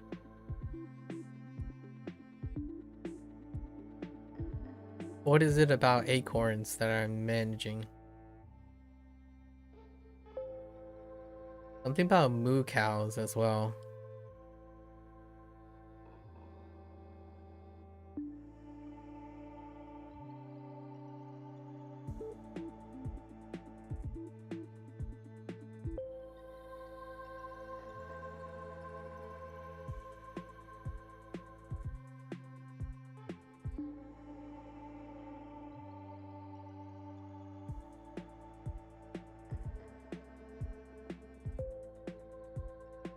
Eating? Eating something.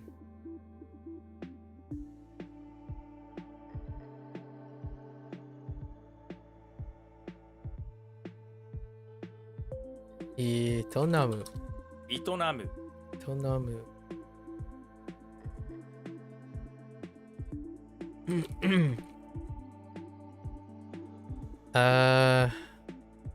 Oh, to run a business, right? to run a business, to manage a business. But what was I doing with acorns?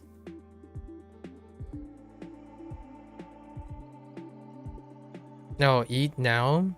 Did you manage to get acorns to eat itona? Oh, itona for running the business. Oh, okay. That I'm not sure how I feel about that one. That one's kind of a little bit of a jank.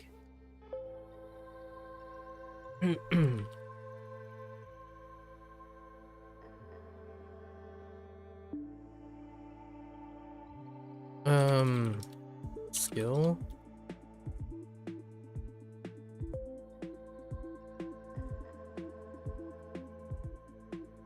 It's like skillful, no?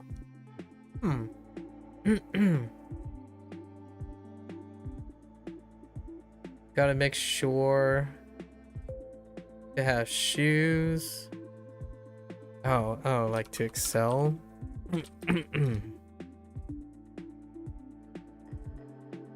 Oh boy.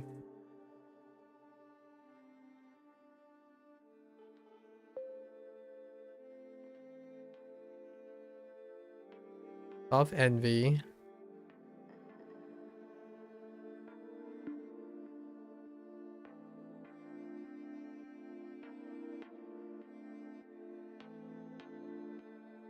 Urayamashi. Urayamashi. Oh gosh. Urayamashi. This is extravagant, no? Oh no, wait. It's just envious. What am I talking about?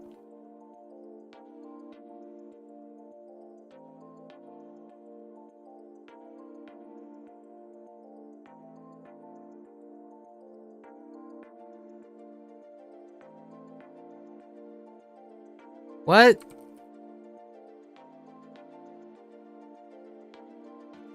Mendokusai. Mendokusai. Okay.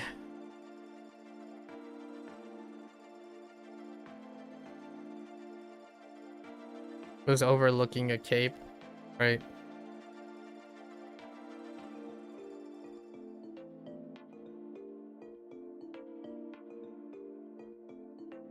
Oh. Yes. Oops. 叶える Anaeru.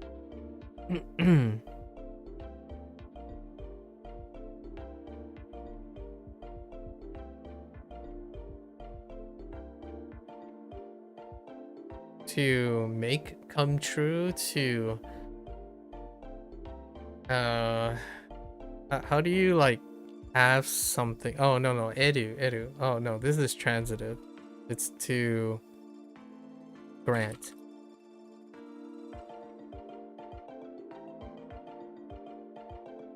I can swap.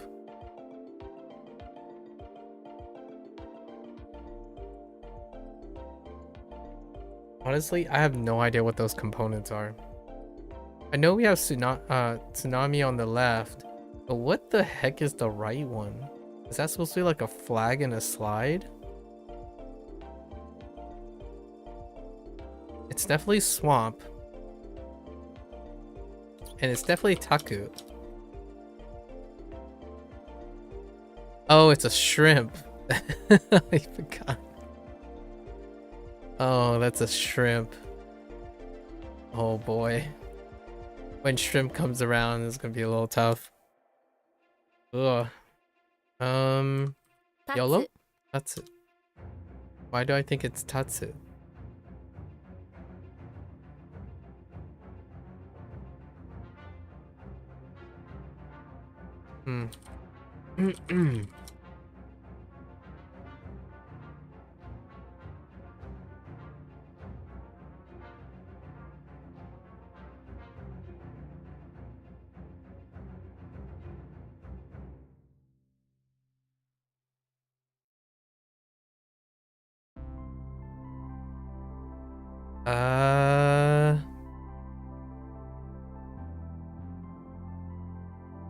I know it's ne, and it's probably fu. I don't remember which read we use for. This is like having trouble sleeping or lack of sleep.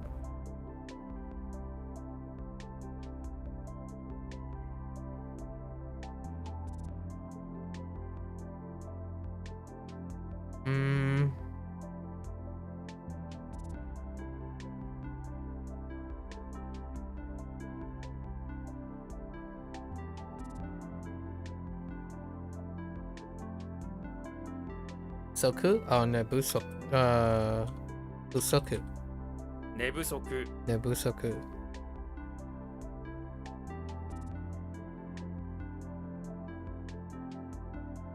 What?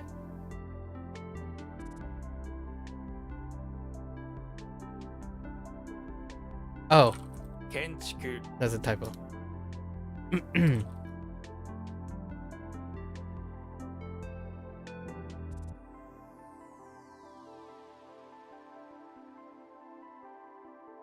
Kawari?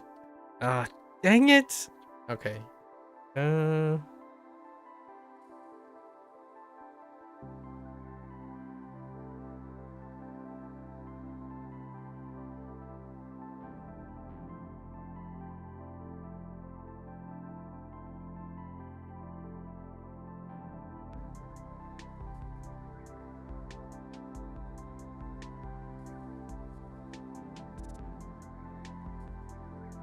Kawari?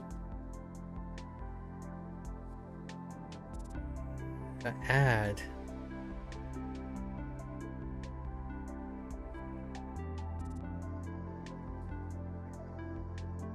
It's something close.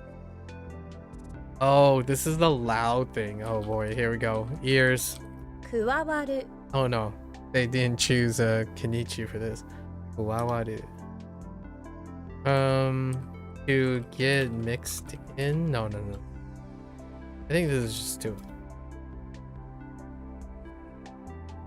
to be added. What? Oh, to be added to? Okay, that's fine.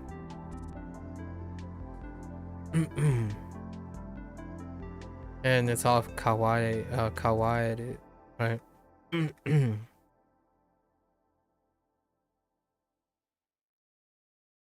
Honestly, I don't remember the kawaii, what was used for kawaii.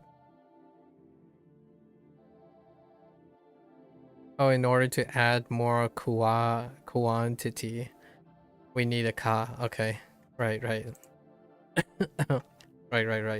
Okay.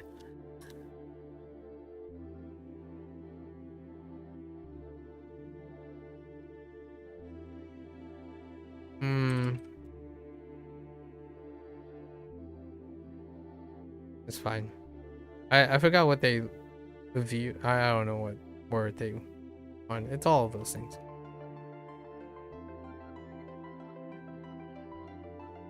I added a bunch.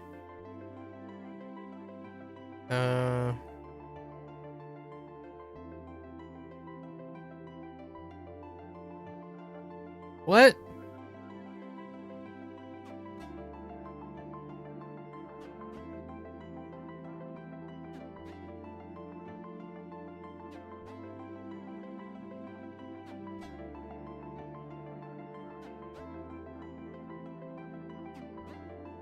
Oh. 脱線 Sin.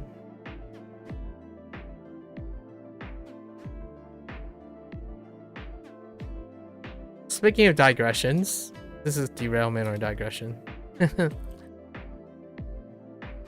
新築 Shinjuku. Newly constructed, so I think is what they were looking for.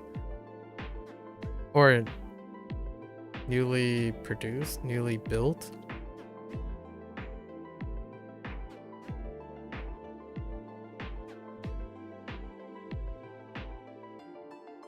衣服 Ifuku.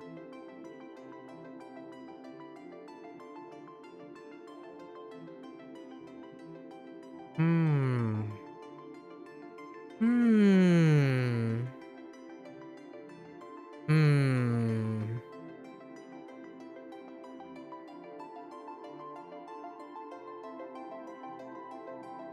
Why I don't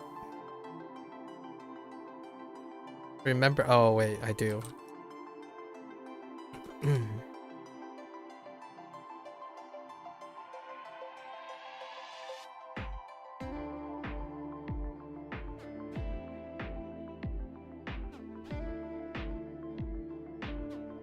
Ask.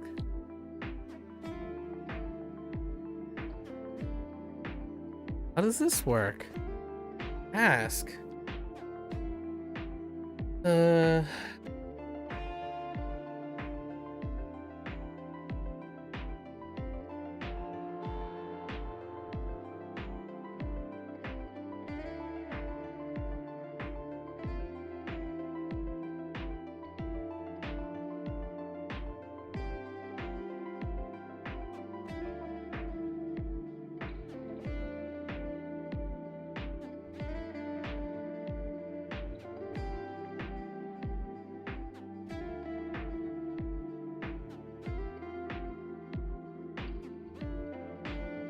What is the task? Oh no.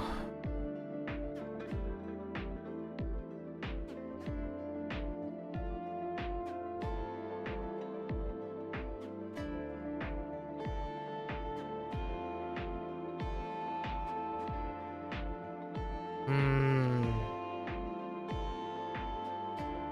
No recuerdo. Hmm.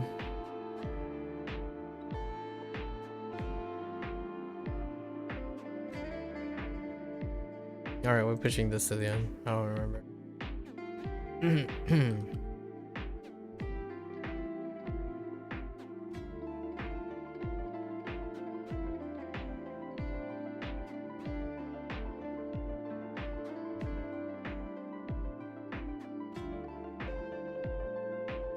What? I thought that was it. Oh, no. What?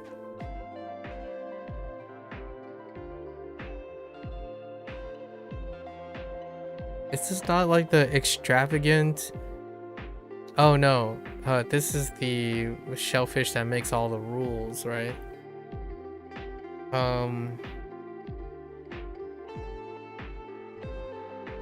And what is the rules? Oh, socks.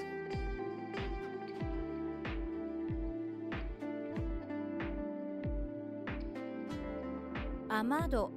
Amado. Special exception. What? 避難する Nonsense.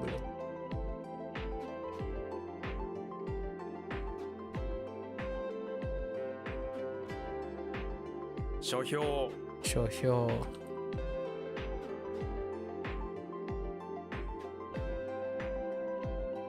占拠する。占拠する。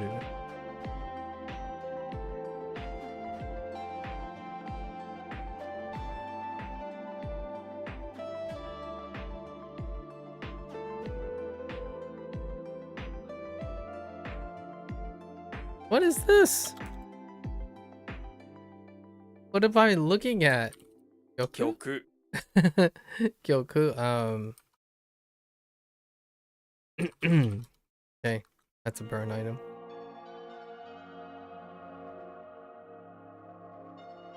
Carry out. YOLO. Okay.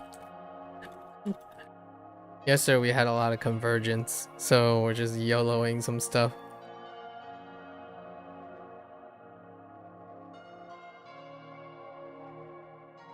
Itchy.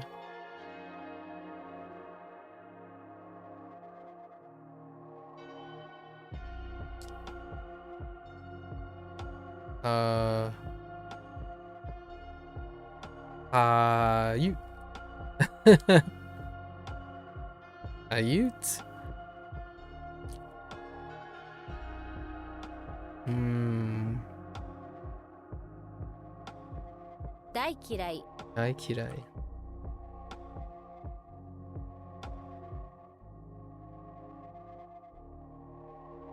What in the...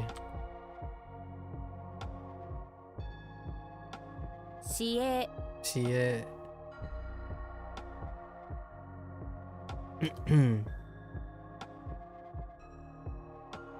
Ooh. No. Yes. No. Wait. No.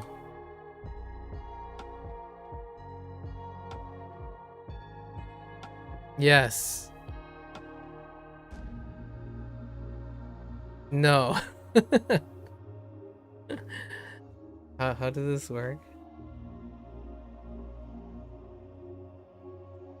We have... I think this is also a turn of phrase. Turning point.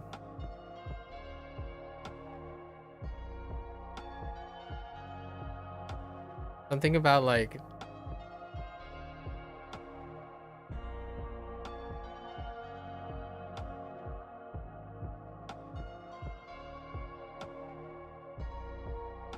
It's a turning point when the sheep made a fool of me, right? And then started mocking me or that. So it's like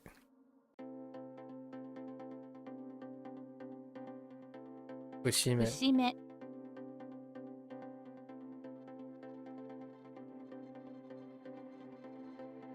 防犯 Bohan.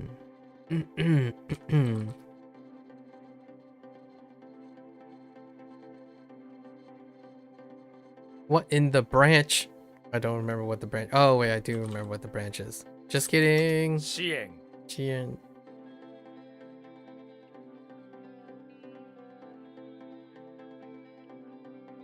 Those are very Chinese. Xian. The very Chinese words are like night and day.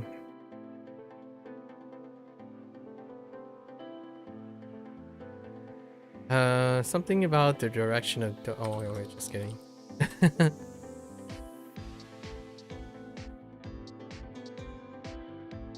OM Owen. Yeah, very Chinese. The Chinese thing is such a crutch. Wait. Oh no, this one. 寝坊 Nebo.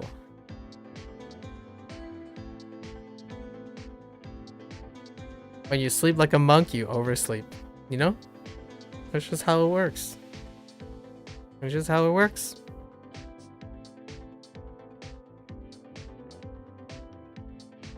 Kidding, kidding. I too want to sleep like a monk, honestly. I would get some massive good amount of sleep.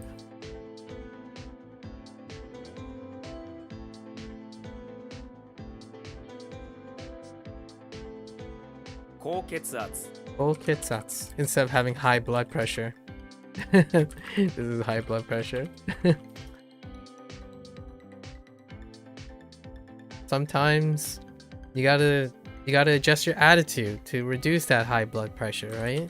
Idol. And then sometimes it might have to do with the place being run by the government, you know?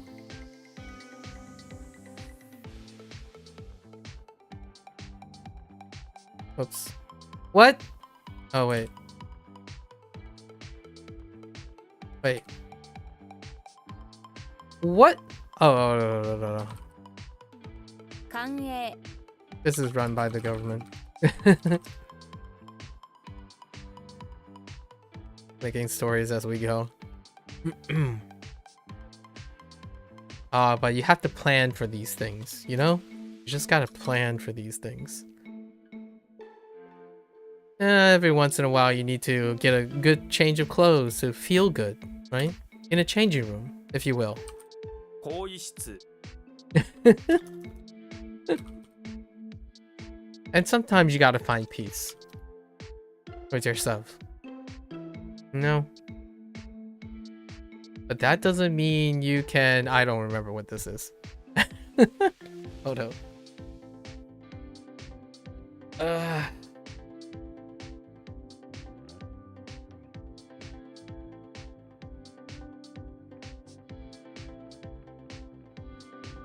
Oh, this is divide, right?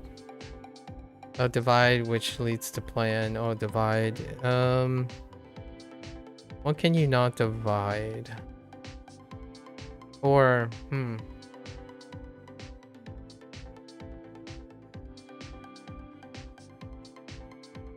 Oh, Wario? Wari? Or what?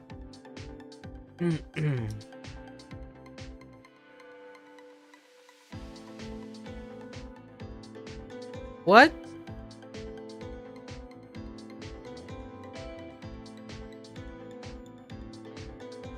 Oh, 違反する Hansuru.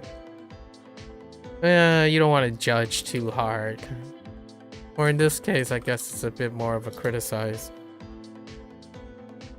Occasionally, though, you need money.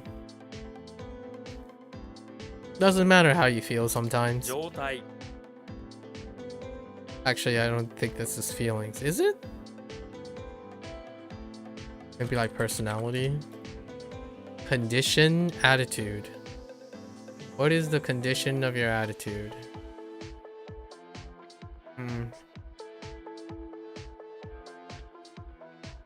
I did like a spirit fingers just now. Condition of attitude. I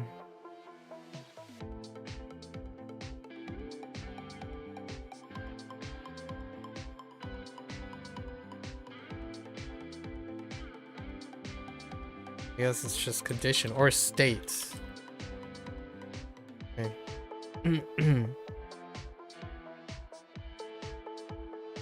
Mia You can also find serenity at a Shinto shrine, you know? Or occasionally descend into madness.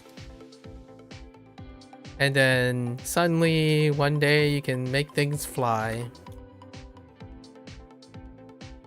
飛ばす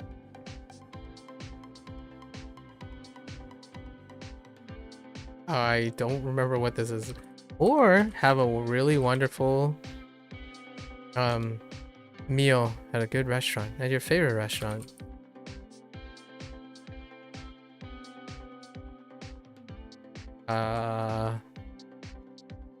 Heck, cut off. 判断する Andan suru. I think this is just to judge. Okay. Lots of these are very useful for conversation. I can link almost all of these things into a paragraph. We'll have to try to do that in Japanese sometime.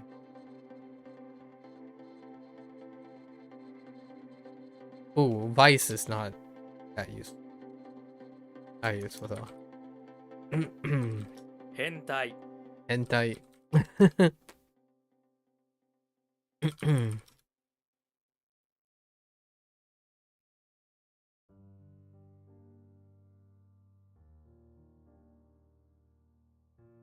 埋まる Maru. What? Oh. Wait. Oh.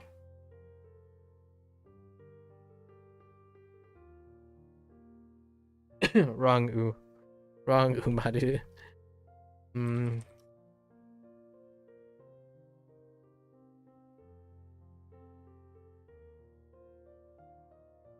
Oh no. Oh no. Oh, yeah, just kidding. Whoops. That's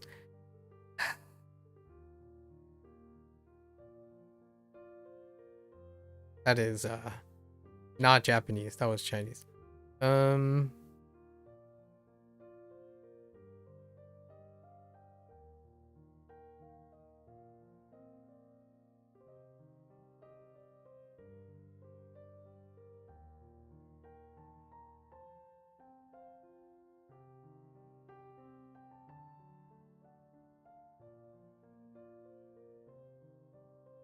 Oh, 遮費 Yahi.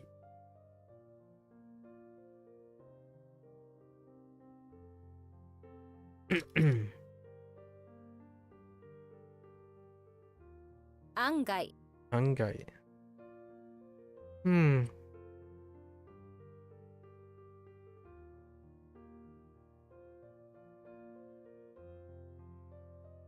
one thing I have to emphasize in the future is that it's definitely a lot helpful when you're doing, or I find it a little bit more of a preventive measure when you get something wrong. You can definitely use process of elimination to rule the things out, but generally I don't use the process of elimination until I have to, right? So a lot of times when I get something wrong, I ask myself, why is it wrong? And how is it wrong? And then use that and say, let me think this over again with those things in mind, right? It starts really quickly to thinking like, okay, well, I've been here before. And then like, okay, well, let's go from the top, right? Go from the top again. It's important, in my opinion, to do that because you can start to be dependent in a order of operations. So sometimes that whole like repeating the same mistake over and over again and expecting not, if you're not consciously asking yourself why and how that's happening, inevitably that becomes or some people will find that it becomes an inevitable bad habit. So I wanted to emphasize that just now. Make it clear that what goes on in the head is a little bit different. I kind of mapped this out in the last review. Maybe I'll map it out a little bit better the next time around. I'm starting to think of things that I may or may not have covered.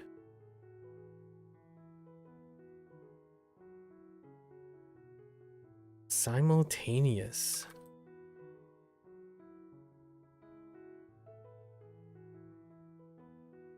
What?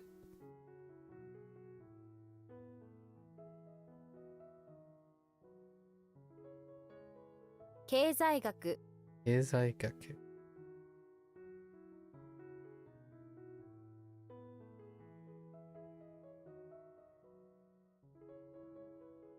Economics.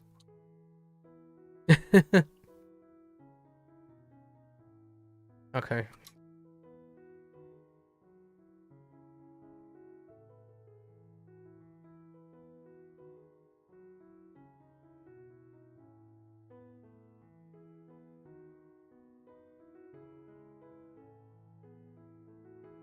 楽天主義 Laten Shugi. Ah, Laten Shugi is optimism.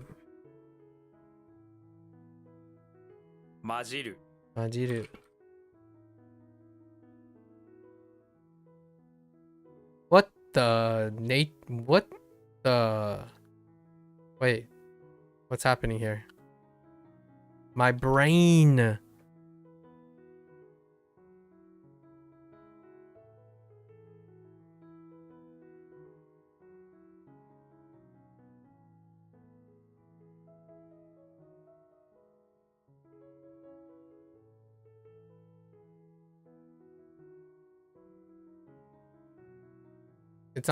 It's not two, right? Not two. Is it two? No. Why do my gut feeling is leaning towards, it's kind of like two.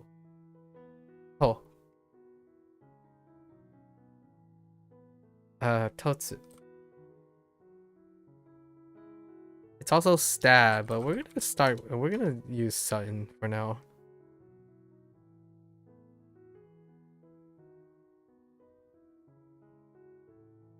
在留する Zaidu Suru.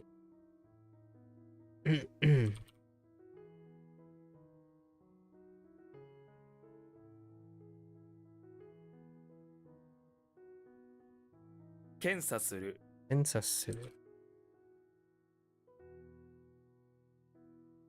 One of my yesterday's words was Jian Cha, which by coincidence Kensa Kensa Suru, or Kensa is Jian Cha.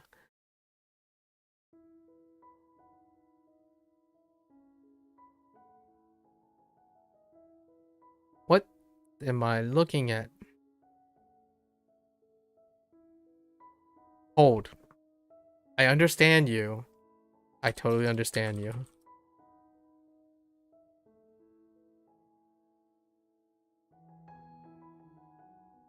It's so weird seeing that as castle.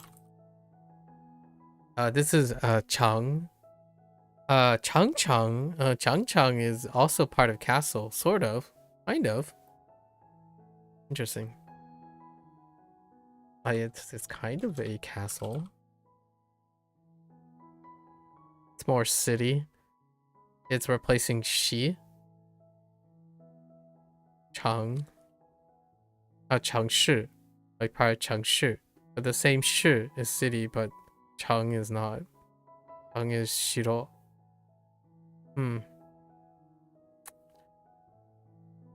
Koei. Koei. Or it's just public. That's fine.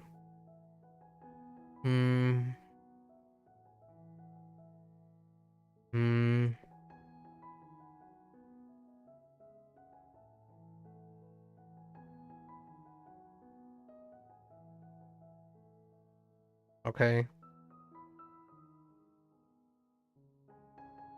Something that comes to an end.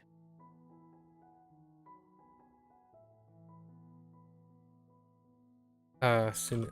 Sumit. 住む Oh, Sumit.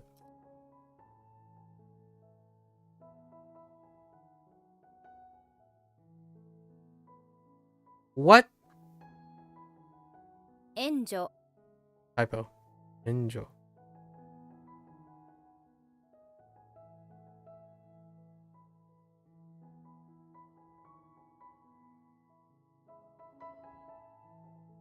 What? Alright. Performance. Perform. Something. Oh. It's like grabbing your fins and doing your last performance. Oh, okay. I got you. I got you. I don't got this.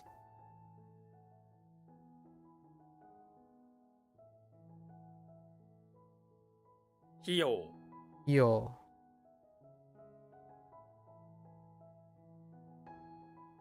Excuse me. お土産 Miyage.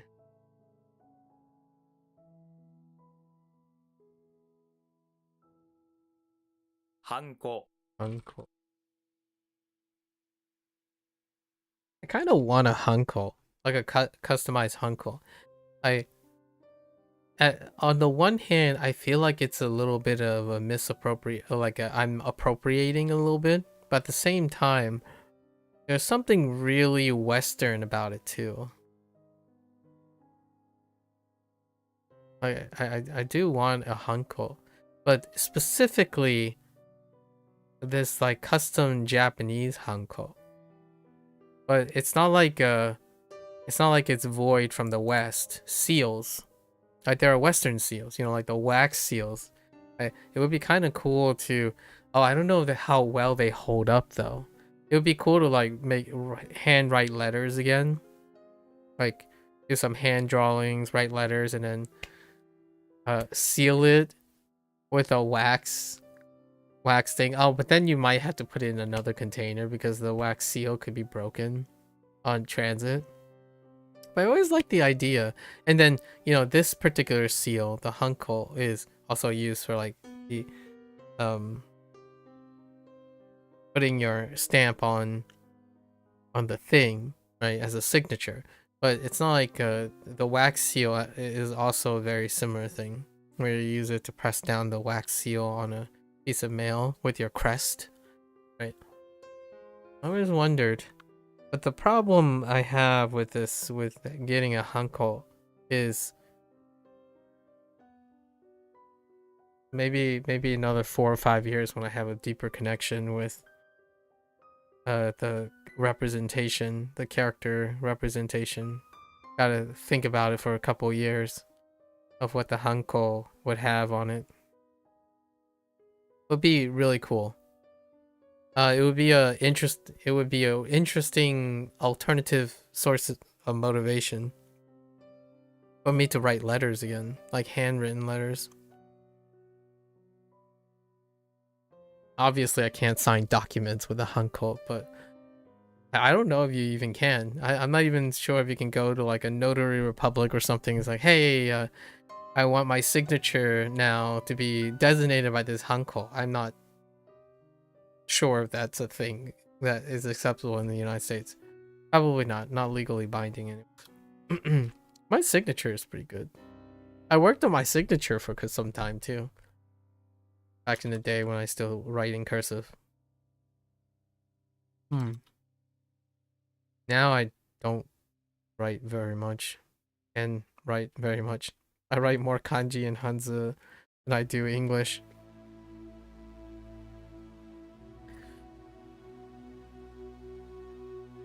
It would be cool to design like an electronic version of a signature. It's one of those things like it's hard to reproduce despite having like, I don't know what that would be like. I guess it would be something akin to cryptography or something. Something that's hard to reproduce on the fly.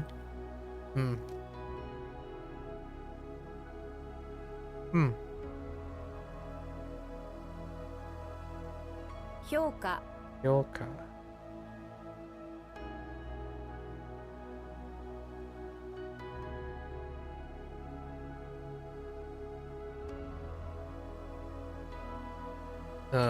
Valuation.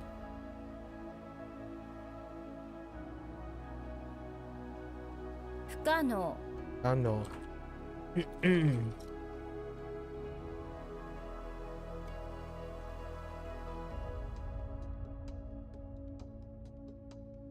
Ingai. 委員会 Too many E's. Ingai.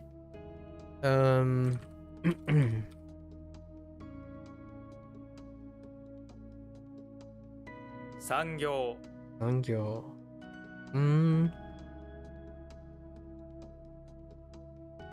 What?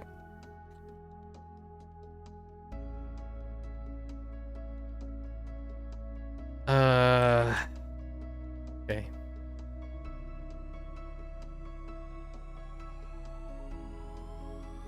Dento. Dental. Revolving.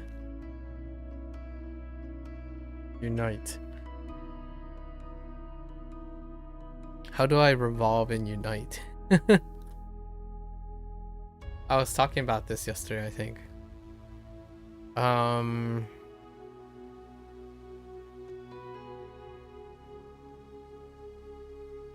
Like I had to like jerry-rig the idea of revolving.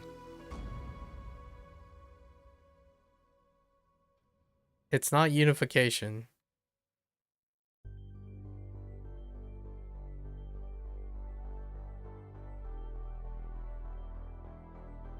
Oh no, wait, is it transmitting? It's not revolving. Transmitting. Transmit and unite.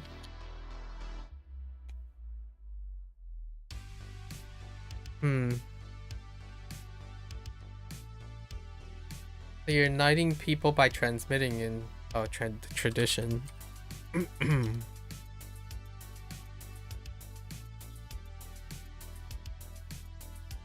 What was this? Winter? Winter direction of dirt. Seki extravagant. That's outrageous. I don't know if that's gonna sit too well.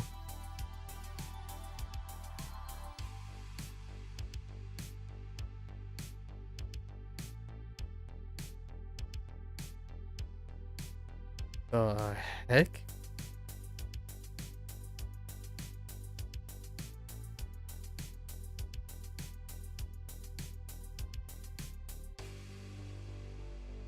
What is going? Wait.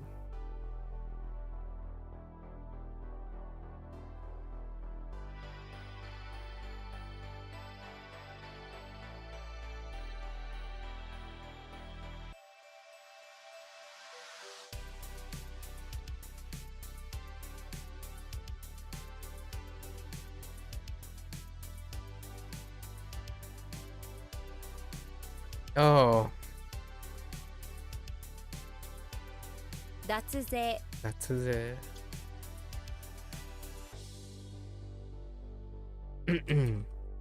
Shows how much I know about tax evasion. お手洗い Alright.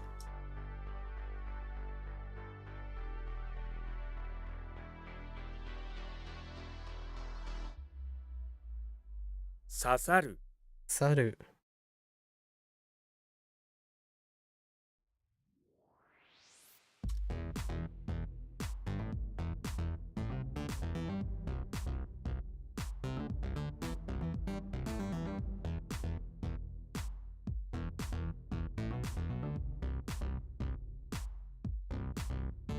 What?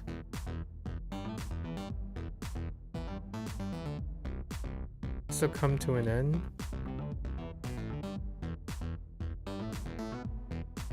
Simultaneous. Is that not simultaneous? No. That's to come to an end. So how do I come to an end?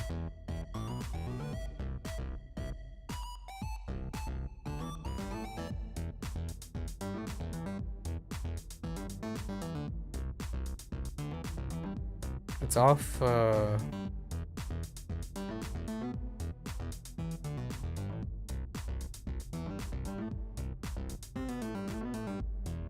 it's definitely off.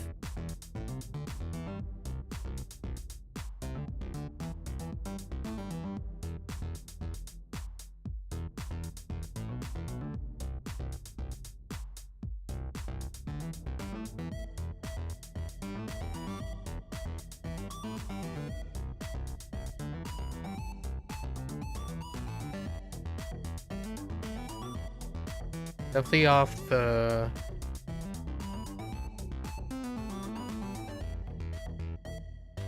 transitive, right? Because of the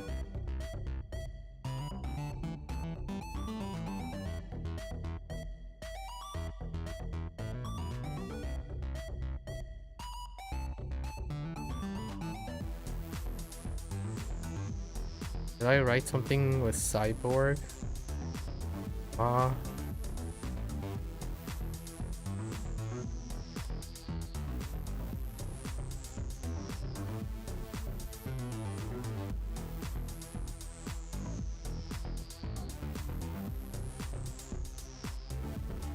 Hmm.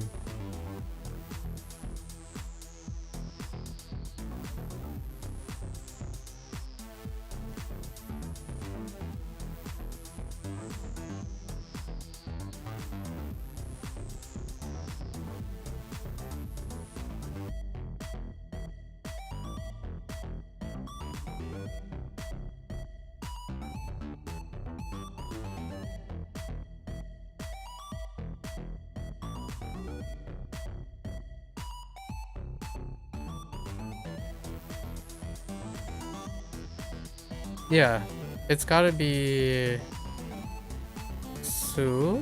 No, right? 済ます Masu. I just said Sumu earlier. Like to just end. Oh, to finish something is better. That's transitive. Or is it transitive? I think it's transitive.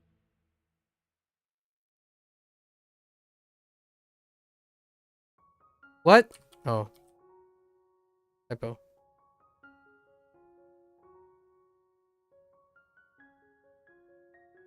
建築家 Inch got coincidence got archetype on the same day in both both WaniKani and HanziHero at the same time. uh Something about waving the brush around. Law.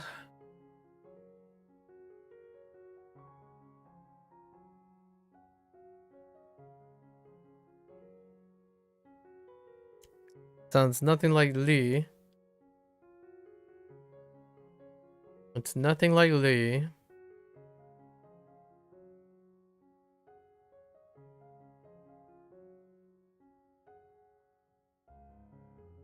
What law? Whose law? Okay.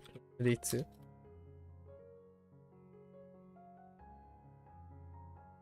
市営 Yeah.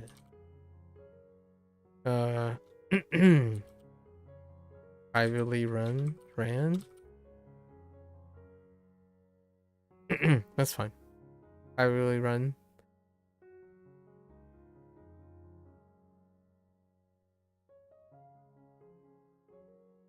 What? Oh, I thought I nailed that. Drunkard. Cross. Clothing. Oh, it's Shoku.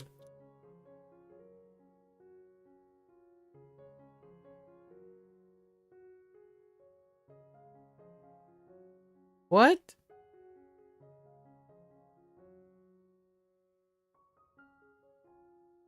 Or is it Shaku? What? I think I got two mnemonics mixed up.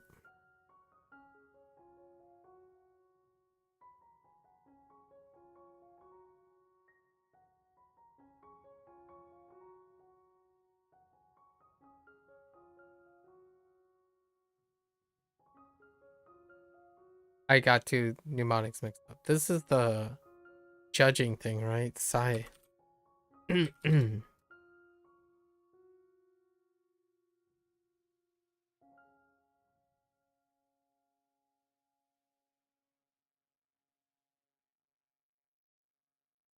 確認する 確認する.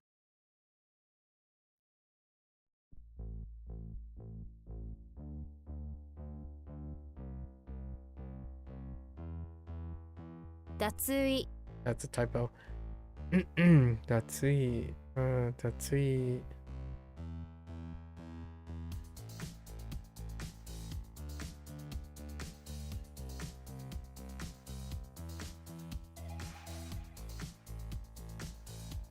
案内案内. はい. 資本資本.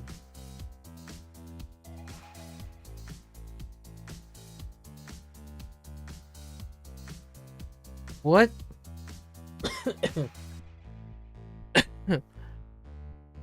A property book? This make me think of a ledger.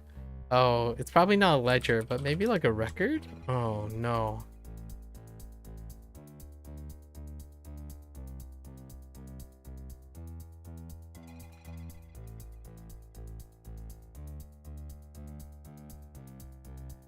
The heck is a what?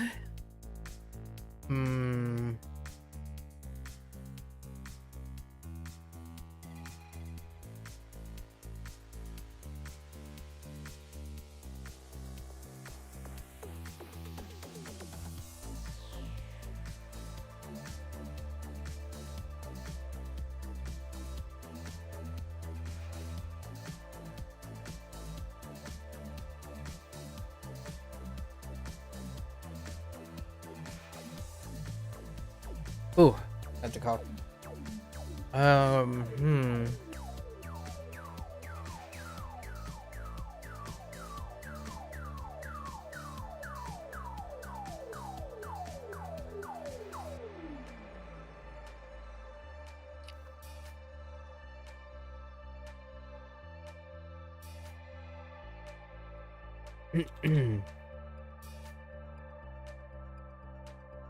A resource, a main resource.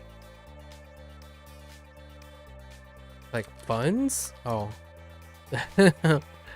Okay. I didn't think that was the case. Attitude with toe?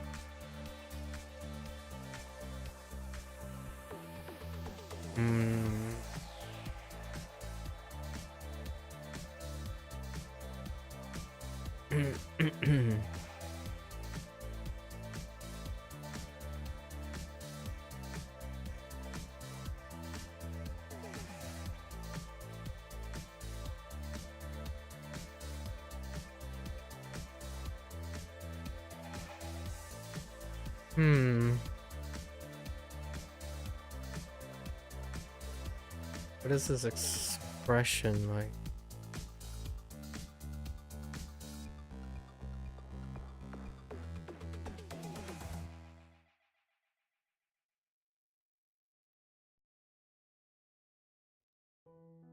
On purpose? Oh. Is something doing on purpose. Hi. Did you... It's like, was that the funny tie on purpose? Right? わざと わざと.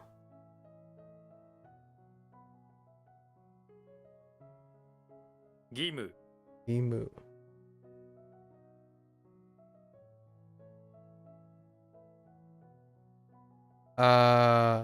YOLO. Okay, it's not YOLO.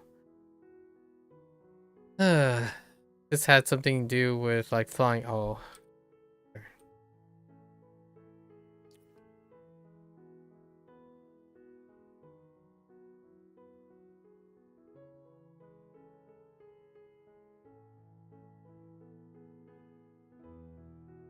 What? Oh.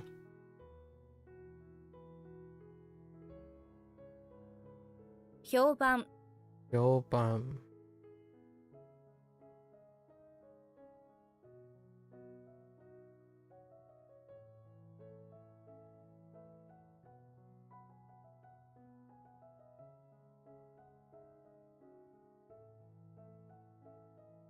What's similar to like criticism and review? A critique. What? What? Does that say evaluation and judge?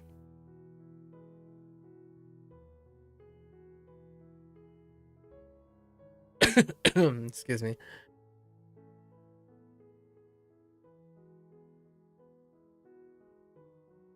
That's another way to say evaluation and judge. Oh.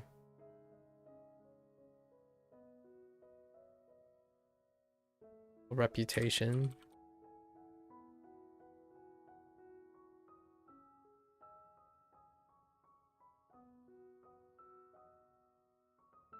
Kenwokan. Kenwokan.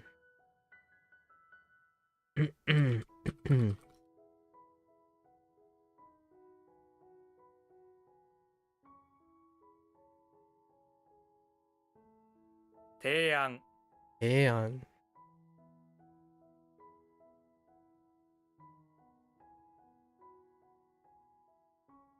Opposition.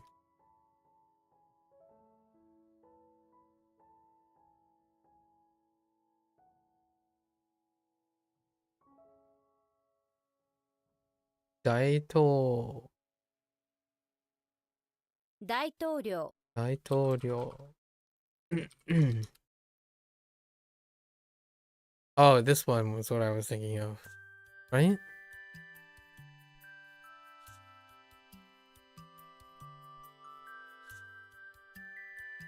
Yeah.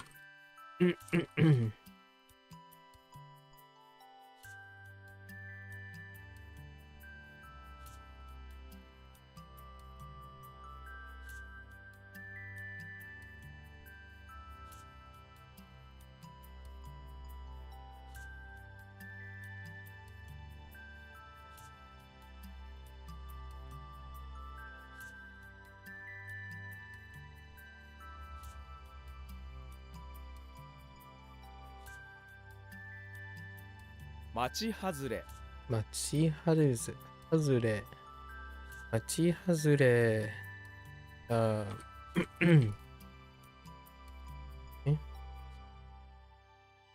あげるやる。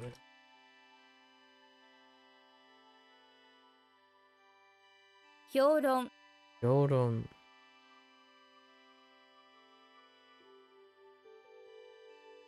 Evaluation theory. Oh, this is critique.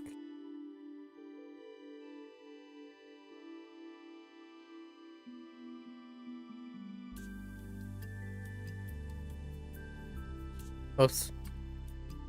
県営 N-A.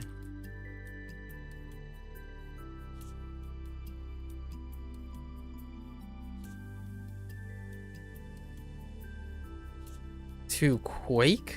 To shake? Wait. Yes.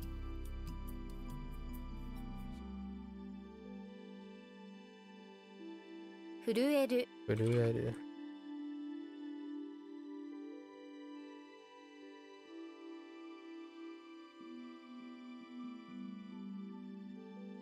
責任感 責任感.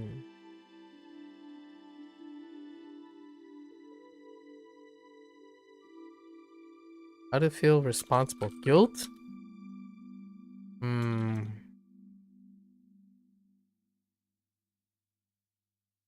Feeling responsibility. Okay.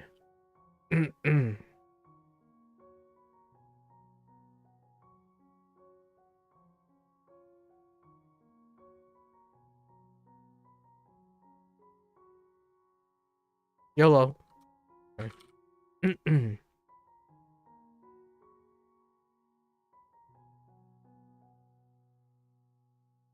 脱走するそうする.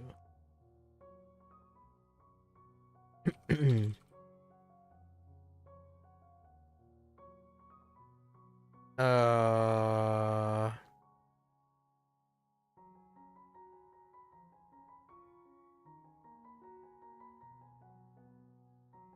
消費消費.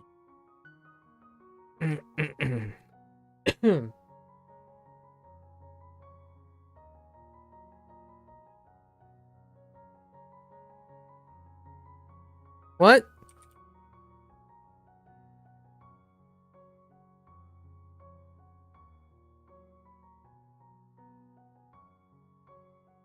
You what?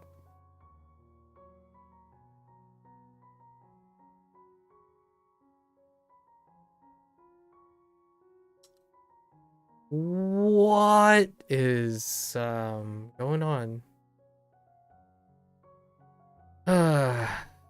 Okay. This is completely different, right? It has something to do with one line, characters, the machine, serifu, serifu, セリフ serifu.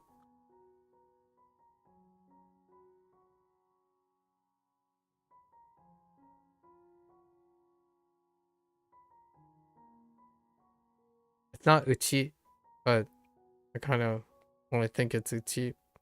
So you know that's a fur ball. Realize that's a fur ball.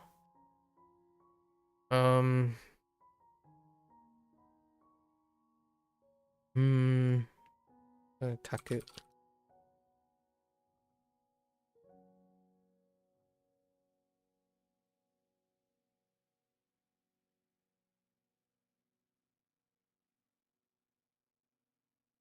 経済的経済的.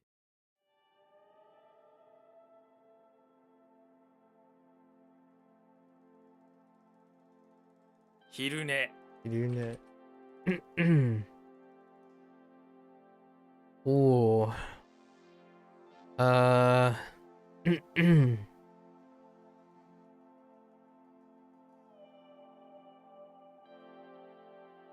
The elements.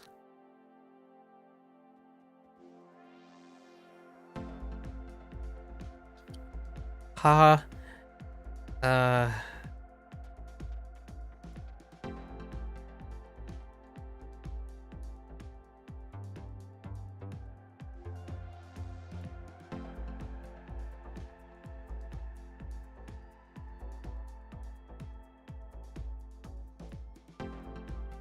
Oh no, I'm thinking of something else. Urarashi. No.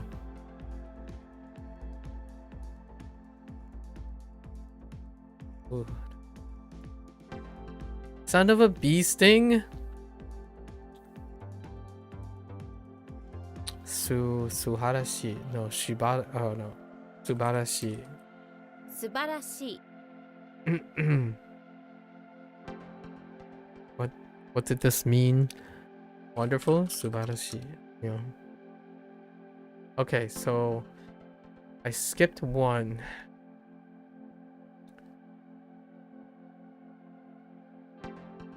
Don't know what you are.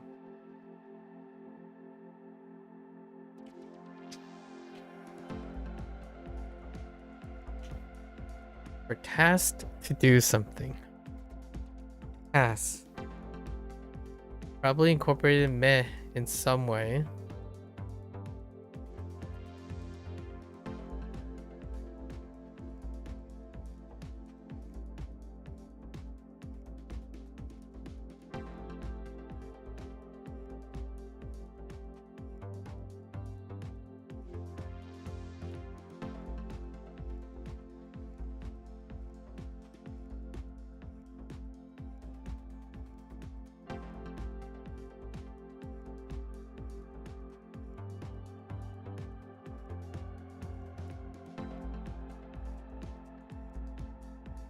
Is it related to a moo? So I need, okay. Cows and a task.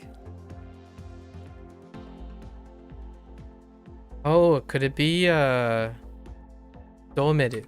It's domeru. 勤める Domeru. Oh yeah, we got 42 more. It's past, way past 5. Way past 5. All right. um.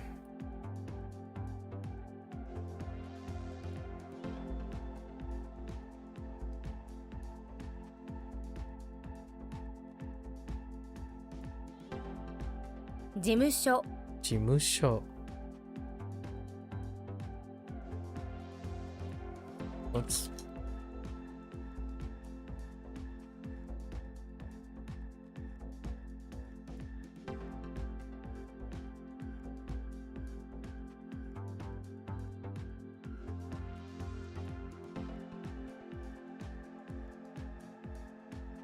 待機 Heiki.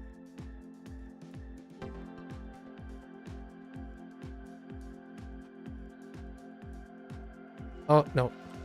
混む Homu. "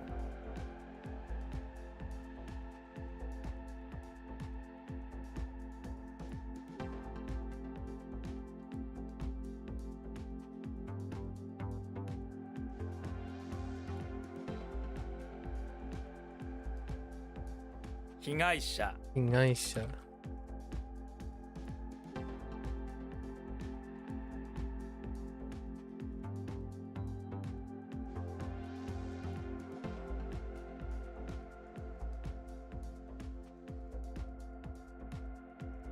資金 Shikin.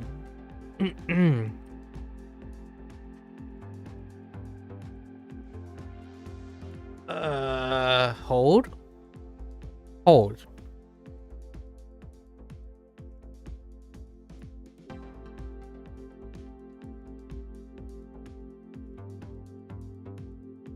確かめる Shikameru.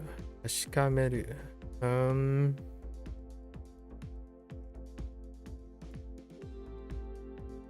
Or to be certain, I mean. It's fine. That's not a burn? Oh wow. Okay. 尻尾 Shippo.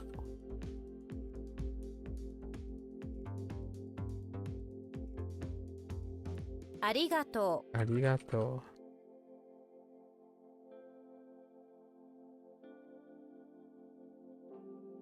Oh, this is where we got the envy thing, right? う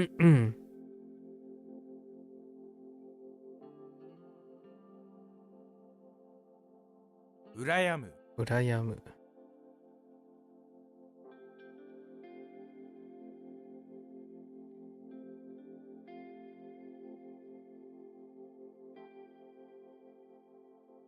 嫌味 Yami.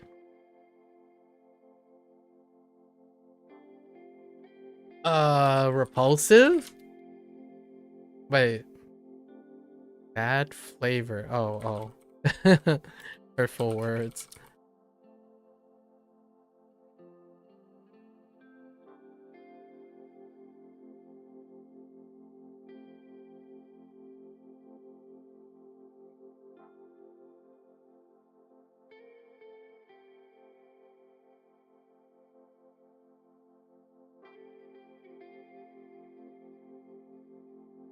Something about passing the time. Tatsu. 立つ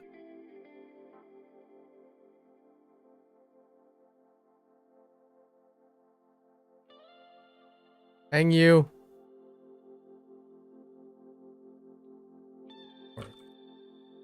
Place input.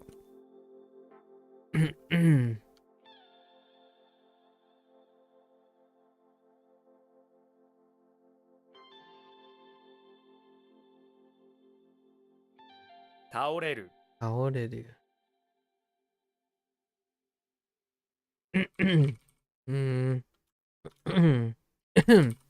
To overthrow? To overwhelm? What? Oh, to get knocked over.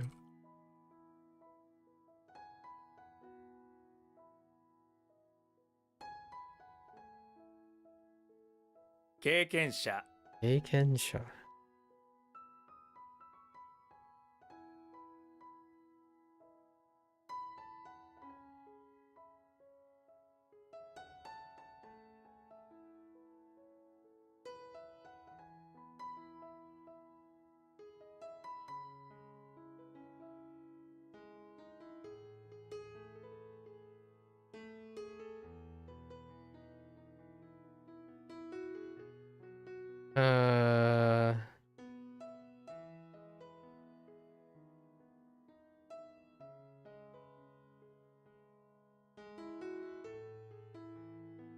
Financial?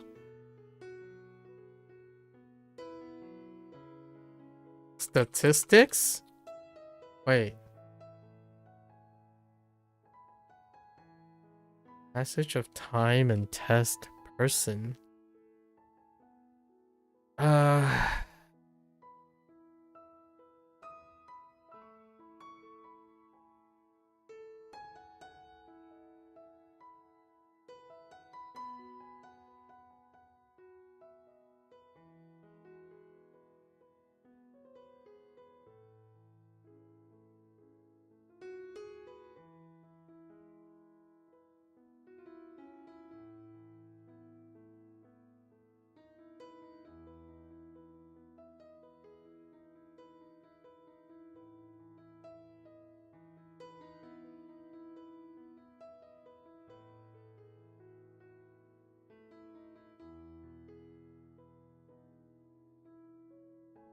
Alright, we're skipping this.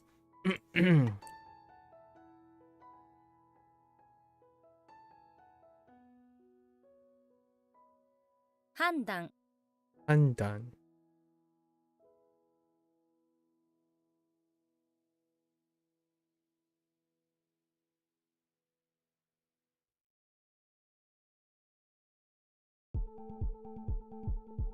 圧倒する 圧倒する. That's too long.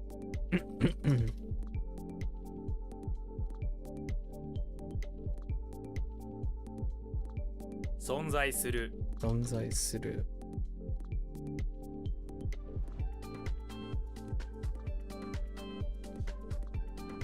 What? Oh.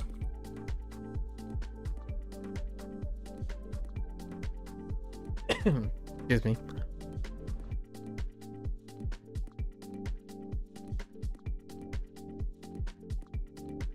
Oh.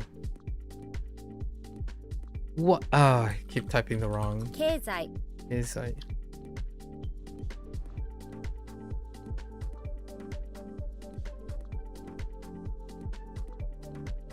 戦望展望.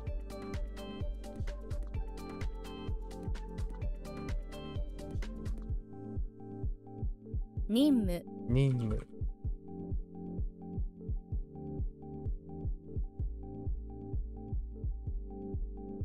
Whoops. 不機嫌 Weekend.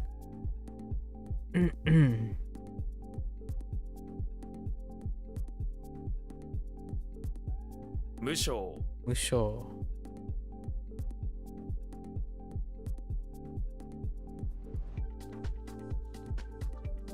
資料 Shirio. Material resources, I guess.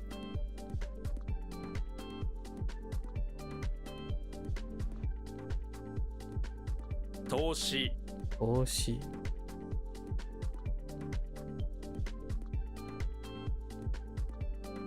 批判 Ihan.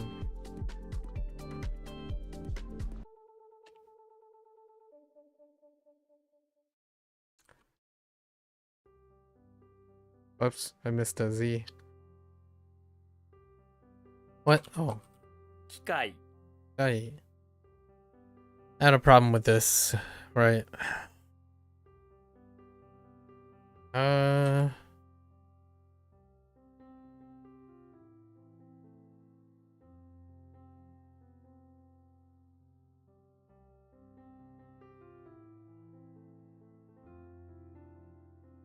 Ikai. Ikai with opportunity.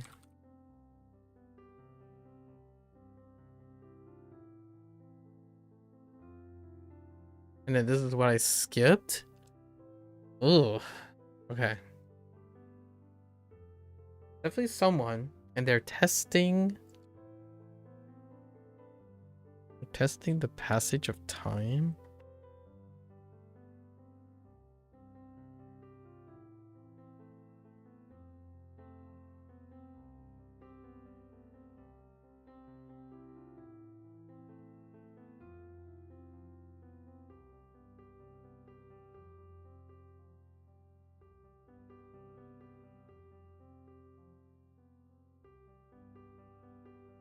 Oh, that's just an experienced person. All right. What does tomorrow look like? It looks pretty all right. We're going over the 109 things. Is it 109? Oh, we got 4 extra things somewhere. Today is a good day to have a digression. Although that also means I don't get to play Shogun Showdown. But that's fine. A good yap raises the spirit, provides an external motivation to do things. Yappity yap yap. Okay. Let's do our mnemonics. Oh, I don't need to do these though. Leather, vines, restaurant, road, demon, and morning. All right. So. Cute.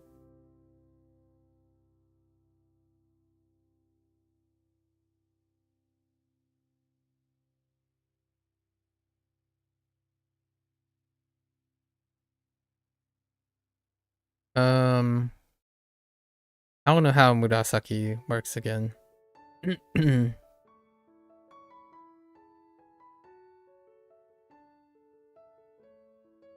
Yeah, we're just gonna stick with Murasaki. I have no idea. Let's look. Oh, it's still Murasaki. Oh yeah, that's right. It's straight up Murasaki.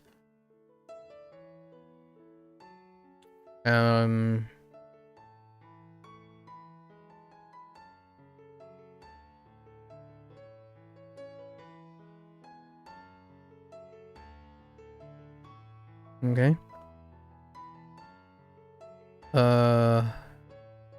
Shock.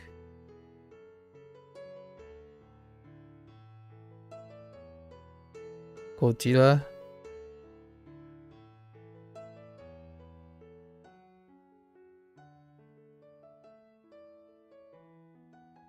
This one is rough.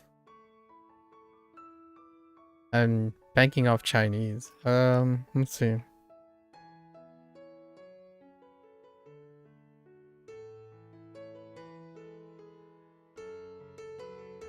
Wadio. I got this one mixed up with Shoku.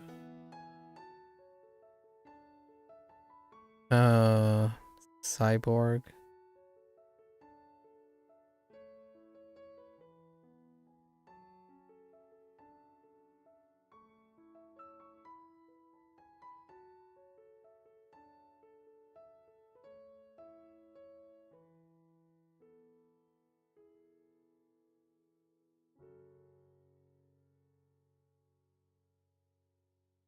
Saki. Saki.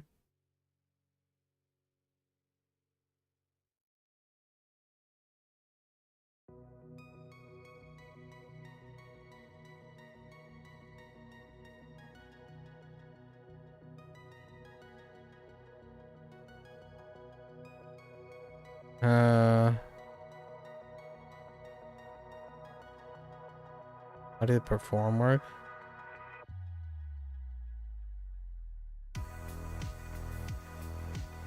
N.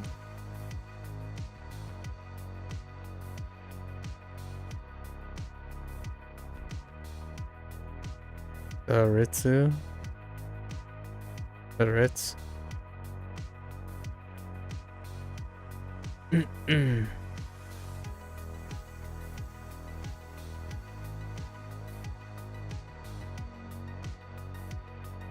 That's fine. Sheet.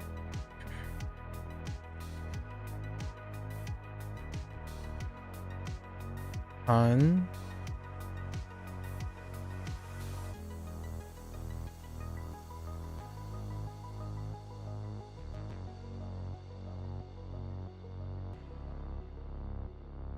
June.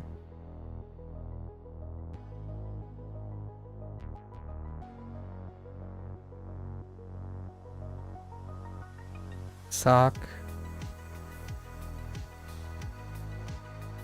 B. Joel. Youth. Back. And tack again.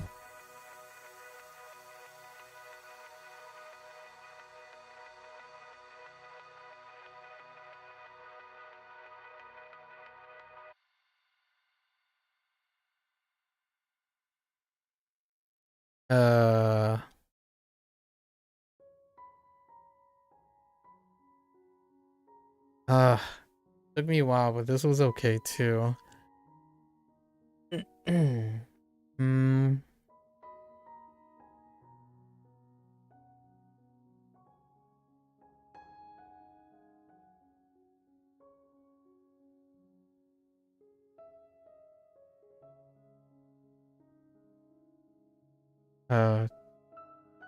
Oats.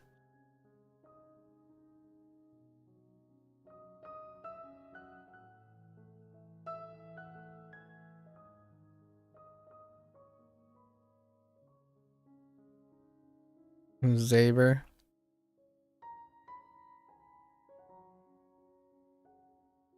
I don't know how Tana works.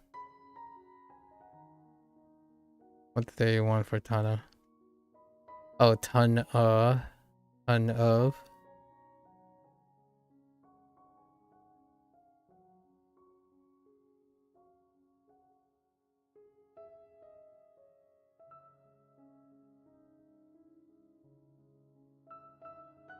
Sheep. Genji.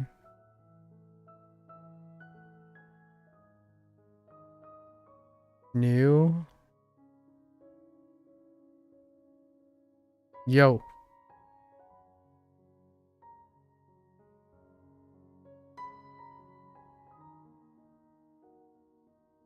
She wrote.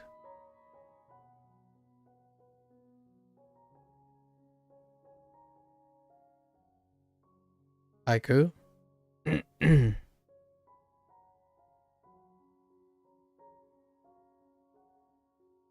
Uh-oh. Shoo. Alright. Free time. So, Kayu. Kayu. Murasaki. Shoku. Go. Wari. Wa. Sae. Saki. Saki-kun? Abe-kun.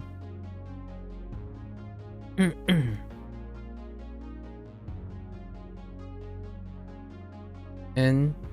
Ritsu. Shi. Han. Jun. Soku. Bi. Cho. Yu. Haku. Taku. Totsu. Ze. Hana. Shi. Gen. Nyu. Yo. Shiro. Han. And Shu. Alright. That's a wrap for WaniKani today. We're gonna watch this later. Arigatou gozaimasu. As always, feel free to follow along. Look up WaniKani for yourself. Give it a try. And you're more than welcome to stop on by, do a little bit chatting. Today we got a little bit chatty. Talked about pretty much everything from the beginning. So talked about jobs, right? Then jobs led to the whole thing about motivation and passion. Motivation and passion. But it started with like effort, money, and then the idea of the how passion and effort have like some interesting interplay that I like to share, that I have shared. It, you know, may not define most things. It's an interesting narrative that I constructed. Then talked about the interplay between passion and motivation, how to differentiate between passion and motivation, and then the difference, running parallels between passion, motivation versus passion, delayed gratification versus motivation, which is instant gratification, and then how that presents its context in the form of the internet, right? The internet is filled with sources of motivation. However, those motivations must also be sustainably weaved into a habit, and that habit contributes to a lifestyle, and lifestyles are often paved with passion. Passions are things that are sustainable and are often independent. They tend to be incredibly consistent. That's refractory to influences of things like money, hard work, and perception of difficulty and whatnot. However, that does not necessarily mean that the output from passion is not clouded. A lot of times people can be incredibly passionate but placing a lot less effort, because oftentimes passion has this interplay. When you're very passionate about something, the things that may seem like require a lot of effort actually doesn't require a lot of effort, while things that are incredibly important to them are very effortful. For example, the stuff that I talked about today and the things I do on stream, it's relatively low effort. I do a lot of it because it's low effort. Passion removes what you call the negation, the negative aspects of effort, but it also can possibly obscure when someone's working very hard, right? When you don't feel like when things are easy going, it's difficult to know if it's easy because you're not outputting as much, or etc. And so often, in order to challenge your passion, you pick up challenges. And what is a challenge that I, to give a little bit of teaser of the challenges that I typically cite towards my passion? People don't like learning. People don't like talking about learning. They don't like learning about themselves. They absolutely, 100%, I have close friends who dislike the way I talk about things. We're still friends, right?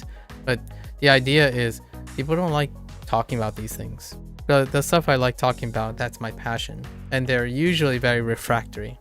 The internet doesn't care about this stuff. It's not that marketable. It's not trendy, right? It takes a lot of time. It's inefficient. Passion is inefficient. That's what makes the characteristic of delayed gratification very satisfying. You work towards something. You are driven by yourself. You are the source of some of the major motivations, regardless of an external source. External sources that complement your passion is excellent. Being able to surround yourself with resources that bolster, but ultimately passion is internalized. So it may seem like low effort, or it may seem like high effort from the outside. I don't get tired of talking about this stuff. When someone says, sorry, I'm sorry if you have to repeat this all the time or something, I love it. I like doing it. I work on it. You know, I spin it differently the next time. Every time I have to explain, and the next time I have to explain the difference between what I consider as passion and motivation, I'll spin it in a different way, because I might be talking to a different person. I might not be the same person the next time I talk to the same person. That person might not be the same anymore. That is what illustrates the difference between passion and motivation. I think motivation is incredibly cheap, simple, and plentiful. That's why in order to take advantage of sources of motivation, you need a lot of them, right? When you run out of motivation, find another one. In fact, I would say pro move is to get motivation from something and then keep on discovering more sources of motivation before the current one you're relying on runs out. It's kind of like serial hobbyism, where or dilettante. You take on motivation and you're like, oh, that's good enough. I'll just stick to this until I get bored. I typically don't. I find a source of motivation. I use that source of motivation to gather more sources of motivation. And therefore, all the sources of motivation tend to run in tandem or simultaneous or being juggled. And ultimately, those would guarantee my consistency. Because when one source of motivation starts to fail or trickle off, they inevitably do. Without passion, a passionless pursuit does not reinvigorate and reintroduce and sustain motivation. So your sources of motivation can be guaranteed and ironed out, or even fully supported over and over again through the establishment of a passion. So I see oftentimes the motivational sources, or inspirational as well, motivation. So motivation can I don't want to go into the difference between motivation and inspiration. Inspiration has novelty and constructive creation. Motivation doesn't necessarily have to. You can find sources of the same type of motivation for you. If you like video games, play a video game, you get motivated. Then that video game goes away. Find a new video game. That's still conceptually a similar thing. But if you're playing a video game one day and then suddenly you're singing one day, you are inspired because you didn't consider singing as a source of motivation yet, right? That's kind of the thing. And then with all that set together, done with adequate atomic habit formation and sustainability, hopefully people are encouraged and motivated to seek and discover a passion that they can pursue for at least a solid time in their life, in which that passion then can lead to more motivation to strengthen their passion, build a larger network of passion. That's when you diversify on a passion. So when you specialize enough, you realize now you need skills, so you diversify. So you kind of widen your umbrella a little bit at the expense of your single passion. That's when you start to diversify and generalize, which is where I would say I'm sitting most of the time. I'm ultimately, my passion has a rate, a diminished return, right? It can only go so high. So now I am diversifying the application of the passion that I have. Hence, every day I wake up, it's like clockwork. Clockwork in the sense of a very fulfilling clockwork. I hear the ticks of every second go by, kind of thing, but not in a bad way. I'm not counting the ticks. I'm using those ticks, the little, as time passes by, I'm seizing the opportunity. So more than welcome. If you want to share some thoughts, I have questions. If you want a listener, I'm certainly here. Until then, right? For those who are only interested in WaniKani, 皆さんまたね。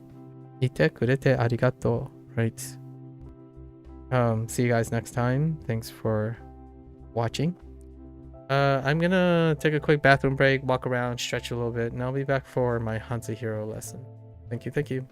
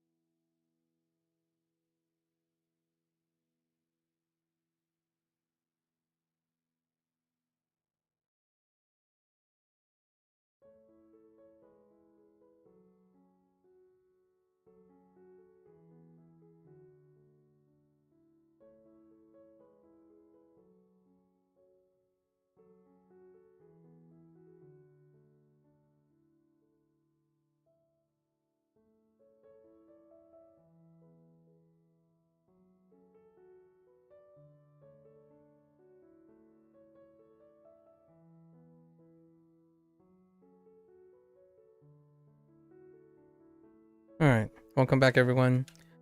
欢迎大家回来。今天是第229天。It is day 229. Got a few things from yesterday. Vocabulary words to go over. Ow.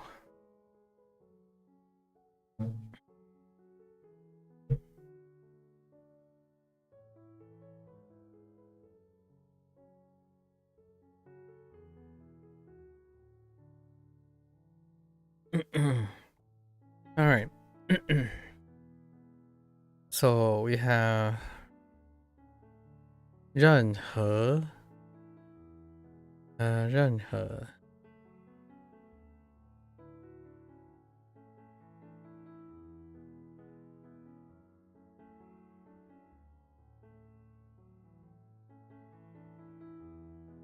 okay. And a little shaky. That's fine. This was like any, whichever, whatever. 试图 试图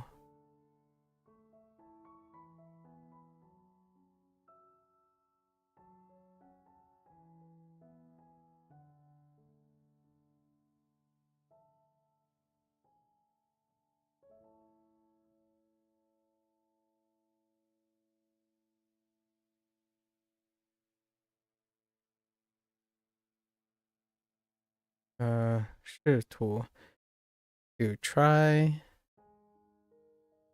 学校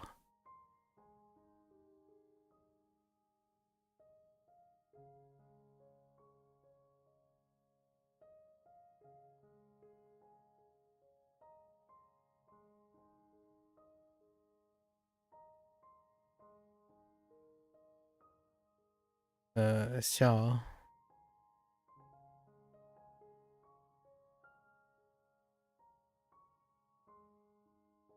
I don't want to talk about it. I got stuck on Xiao for whatever the many reasons.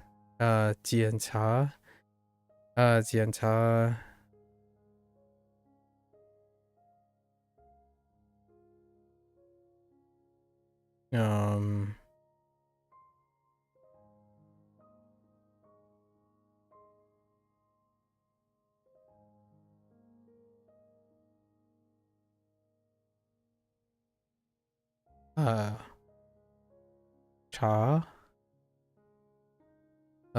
查 查 okay.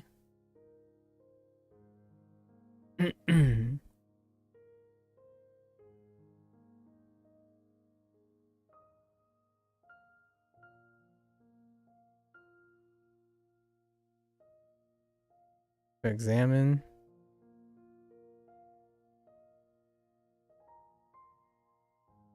好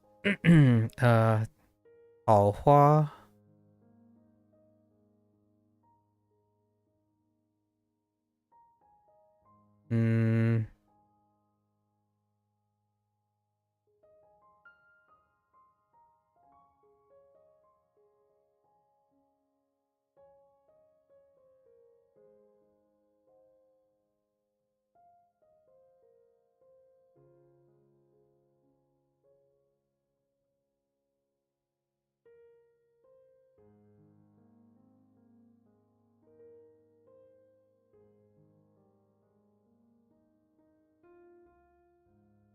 peach blossom and 缺 something 缺失缺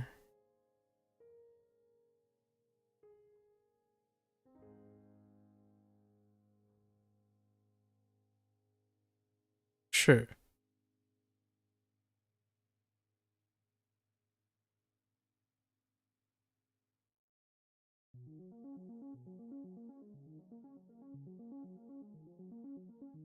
nevertheless.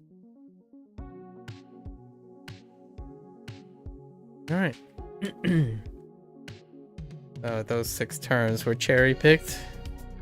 All right, let's get into our lessons for the day. 彼此 彼此 other, compare each other, or other this. Oh no, this is not compare, this is this. 彼此 each other, the other this. Oof. Each other refers not only to this but also the other, someone else. Okay, this oneself and then the other. Okay, one another. I see.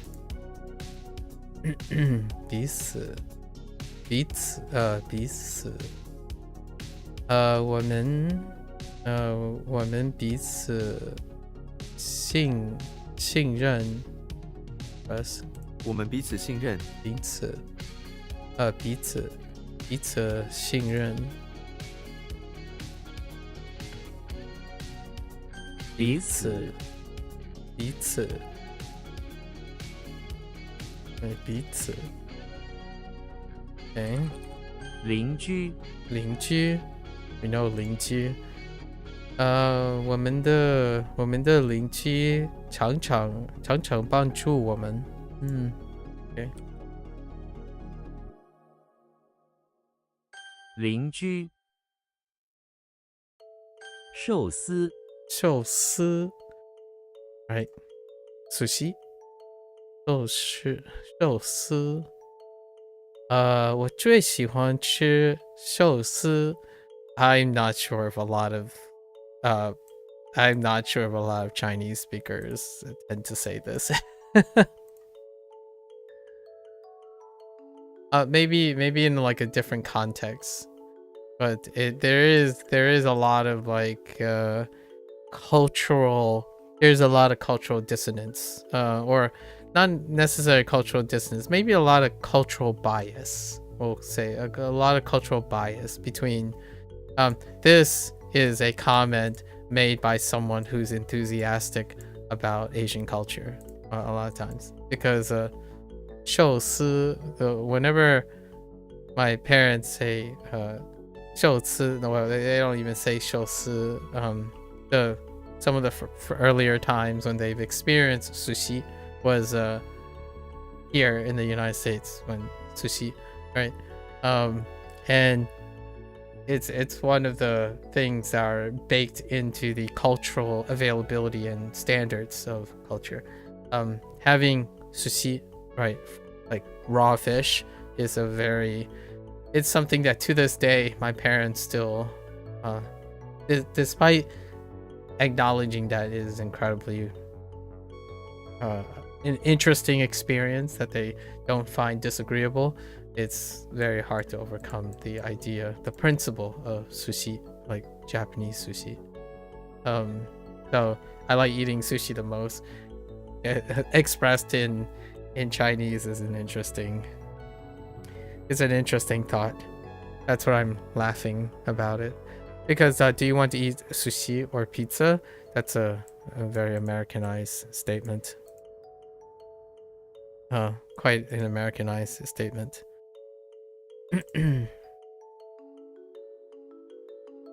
So, 寿司皮肤skin皮肤我的皮肤 oh hey, it's itch. Oh, they substituted. Oh, interesting. They substituted sheep for this entire character down here. Oh, interesting. Oh, that makes sense. Young. Oh, young versus young. Intriguing. I don't know what that is though. 我的皮肤痒 Oh, it's still young. But the 皮肤痒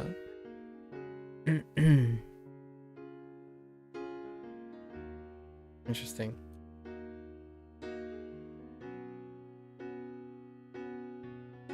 Oops.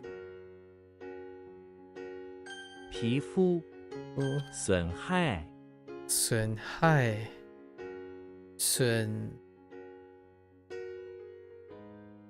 damage, 害 harm, 损害，乱 oh no, 乱 scepter, what is that? 乱丢，乱丢，垃圾，乱丢垃圾会损害环境 right 环境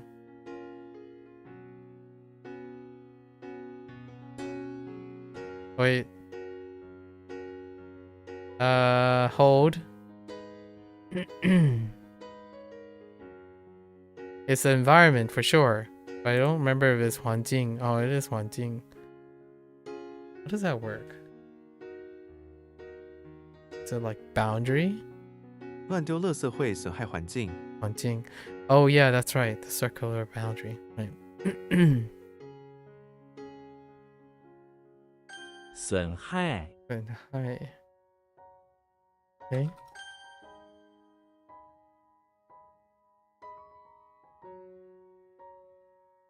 彼此，死彼此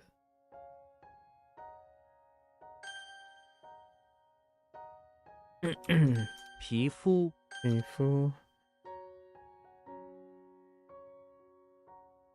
损害，损害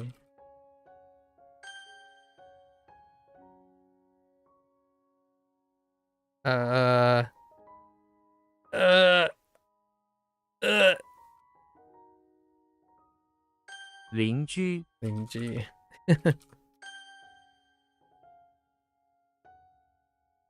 寿司，寿司 oops 休息门长let's see entrance. Oh yeah, outpatient, right? Outpatient. 门长 outpatients are patients that do not require to stay in the hospital overnight. Yes, thank you for that clarification. 门长不很忙。门长不很忙。Oh, the outpatients 门诊不很忙。不很忙。Oh, two 不很忙 not 忙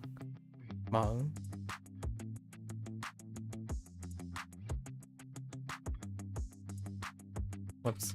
门诊，聪明，聪明 yeah 聪明。他是一个聪明的孩子。Oops.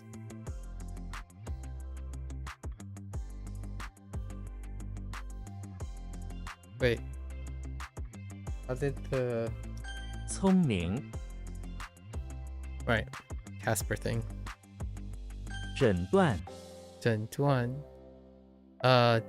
diagnose 断 break. So break in the diagnosis, so break off uncertainty, yeah. Or a realization. Break diagnosis. 医生诊断了我们something being 疾病。医生诊断了我的疾病。Arrow, snot, nope.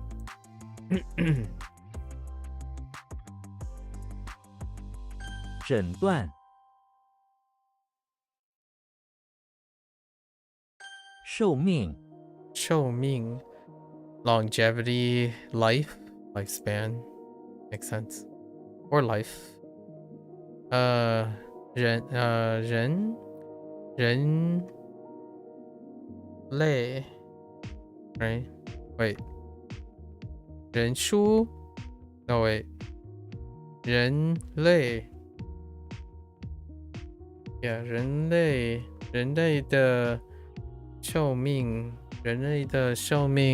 越来越长了人类的寿命越来越长了。寿命，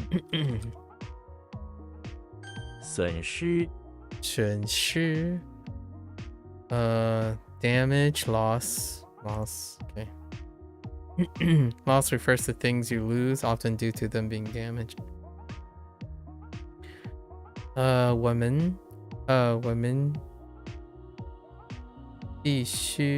我们必须赶桥wait 赶桥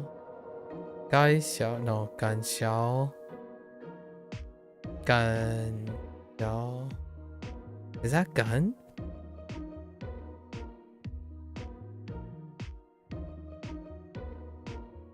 Or is it Han?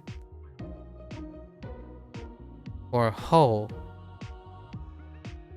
Hold?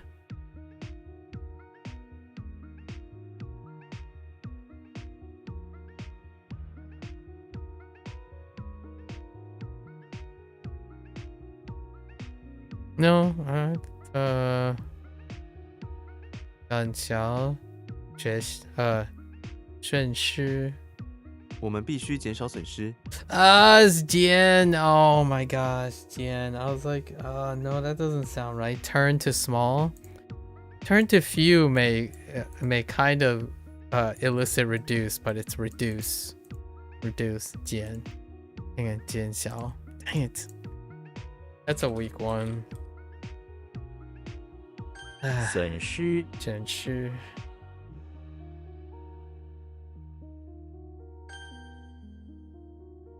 disappointing. Very disappointing. 门诊，门诊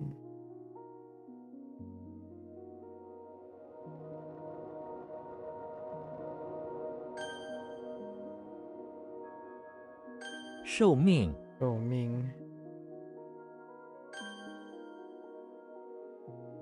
聪明，聪明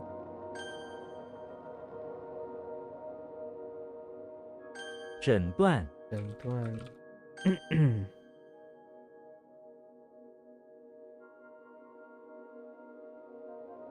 损失，损失损失 Alright, next one, 邻 next one. 国，邻国 Neighboring countries. Make sense? 邻国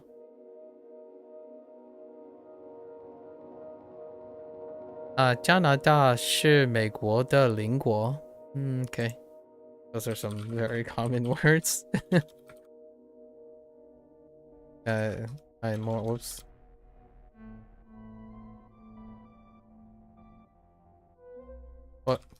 邻国，长寿，长寿 longevity. Okay. Or long life. Yeah. Long life. I would probably stick with long life.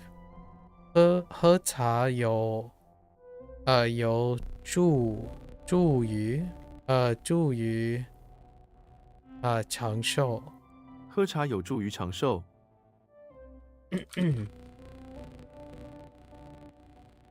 长寿，肤浅，肤浅 shallow skin, superficial. Not skin deep, very shallow, right? Or skin deep, only skin deep, shallow.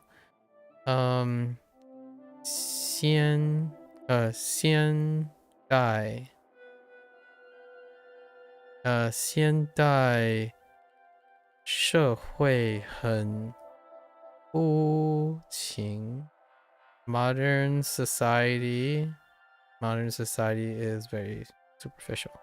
Okay. 肤浅， That's commentary.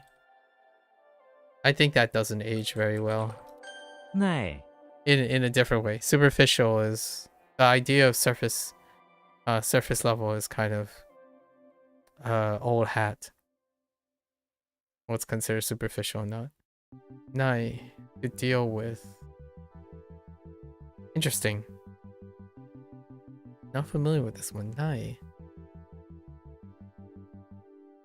Ned Flanders is in the bath. Oh no, it's Ned Flanders.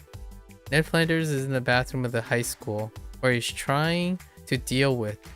Wasn't there an endure? That was Nai.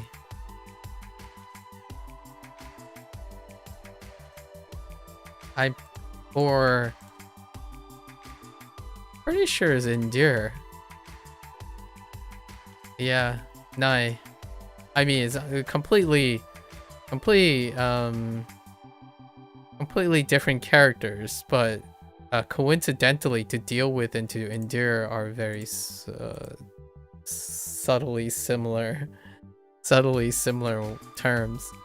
Where he is trying to deal with a big altar. Okay, to Satan. Oh, alright. That's somebody put up there. He's finding it hard to deal with the fact that such horrible people exist. He deals with the big altar that stretches from the tile to the ceiling by slowly taking it apart while muttering under his breath for protection and peace from his god. Okay. I mean, that kind of just follows Jack. He works at the, I don't know, Catholic high school, I suppose. They have no choice. Wunai. No deal with. No choice. Okay. Yeah, fair enough. 奈 Nai. 舍 Sure. A hut. Oh, that's very specific. Shrek is in the bathroom of the electricity plant, where there is a small electric hut made out of a giant umbrella in the center of the tile floor. Shrek goes into the hut and can't resist touching his tongue to the pole that holds up the umbrella. I can kind of see that. As a result, the electric hut shocks him to near death, and he rests in the hut to recover energy before going out to work. A little weird.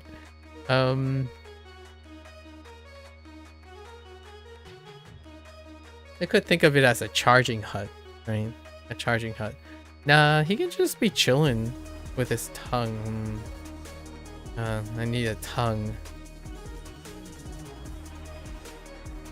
Licking the charging pole. Electrified pole. Alright, fine. I'll give it to you. We'll see how long that lasts.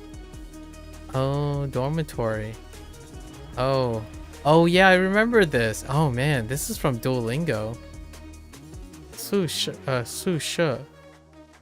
For dormitory. Su she. Dang. Far reaching.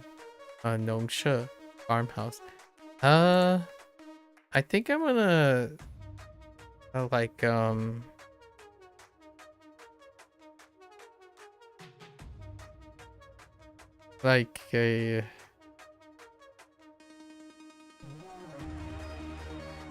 hut. It's not quite hut. I mean, like, hut is too specific, in my opinion. Let's say like room.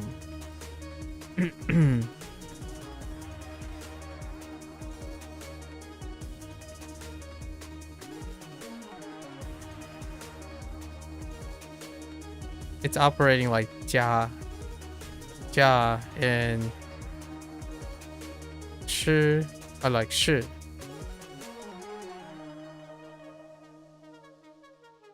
Yeah. 舍 Okay. Oh, right.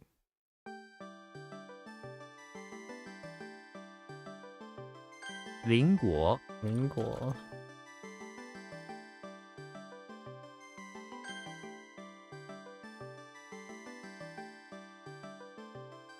舍 长寿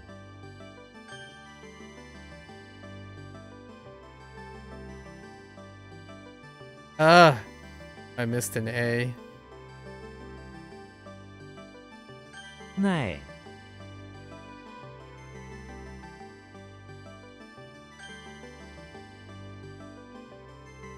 肤浅，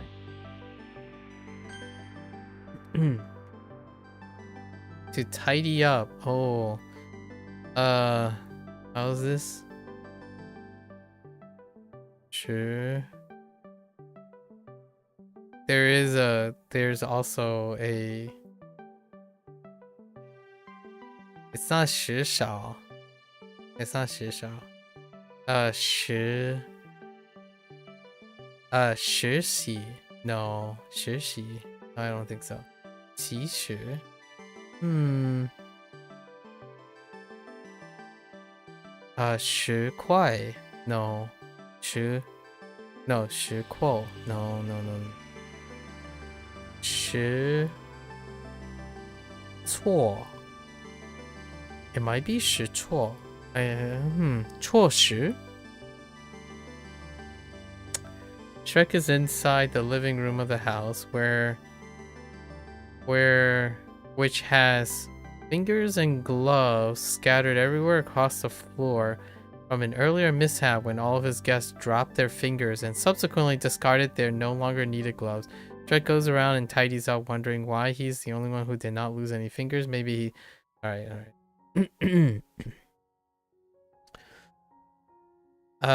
Shrek is inside the living room of the house, and for once, you know, ogres do sometimes need to clean up the room. So in order to protect his fingers from all the very questionable things, he pulled out some gloves and started tidying up, right? That's good enough. Doesn't have to be elaborate. Oh, 手势. Interesting. 收拾. Oh, it's not. Huh. 拾欢. I thought it could have been like tidy was next to arrange or something like that. Okay. 食 厨 厨. Oh, kitchen. Yeah, 厨. What did they place next to it? I don't think it's 厨馆. No, it's not 厨馆. 厨房. Oh, it's just 厨房. Yeah. 厨房是 kitchen. 厨房. Chucky is in Tokoro desu, right? Oh no, Dai Tokoro desu. Chucky is inside the house, hiding in the kitchen. He has built a little shack out of hollowed out drums and stayed in it in the corner. He holds a caliper and is waiting for someone to come into the kitchen to mix food so that he can unalive them. Yes. Yeah, 厨房 and 厨师. Oh, interesting. Chef. Makes sense. 厨壶 Ooh. Did we not have grapes? I swear. Oh, bowl. Bowl. Oh, no. Yes. Wait. I swear we just got grapes. Tao? Oh my gosh. Wait. Am I going crazy? Oh my gosh. They kind of look alike too. Got this grape. Which was tall. Ooh. Is pu tao grape? No, that sounds weird. Tao pu? No. Probably like something like pu zi. What is pu? Okay. It's an interesting way to use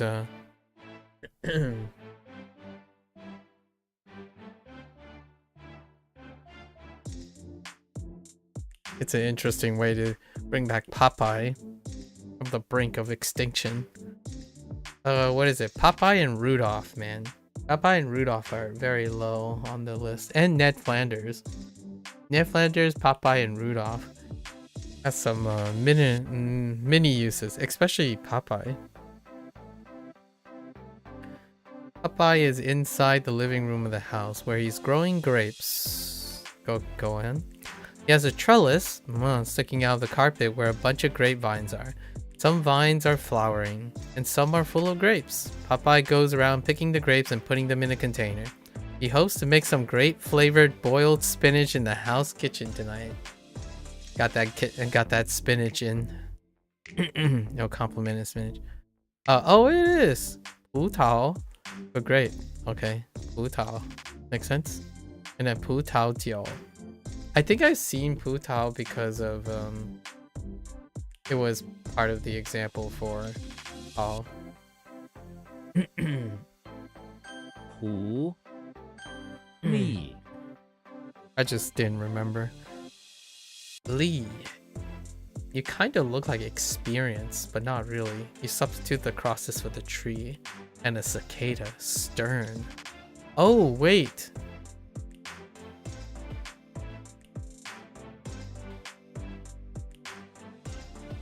Oh, I recognize Lee from Japanese. Link is in the bathroom of the house where he's trying to organize some flowers in the bathtub at the direction of an extremely stern cricket.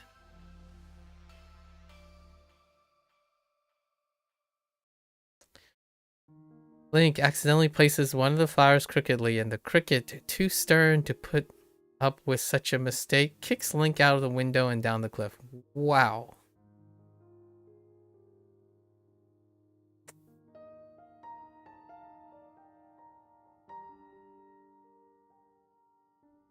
I'm not sure how I feel about this. But I mean, a mischievous cricket is somewhat in Link's wheelhouse, you know? If he takes orders from a fairy, a cricket, I'm just imagining Jiminy Cricket just kicking Link off a cliff. Stern.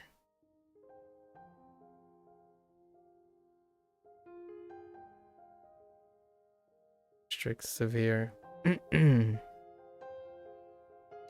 Let's say like Link is in the bathroom of the house where he's trying to organize some flowers with the utmost stern attention, right?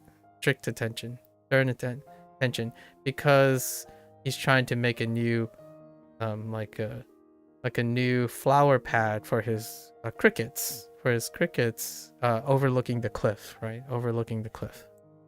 Usually bathrooms are often overlooking a cliff, like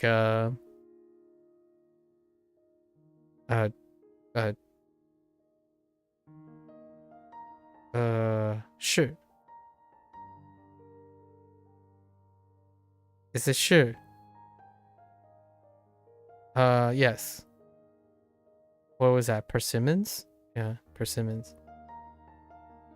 In a stern voice. Oh, Shang. Li Shang. Okay, severe. Ying Li. Makes sense. Pairs up pretty well. Li. Xun. Xing? To inquire. Why do you look familiar? What was this? Was it part of Jun? It might have been part of Jun. But did it have... Hold up. If it's not, I'm not going to look for it. It'll come up at some point. I want to say army. No, not army.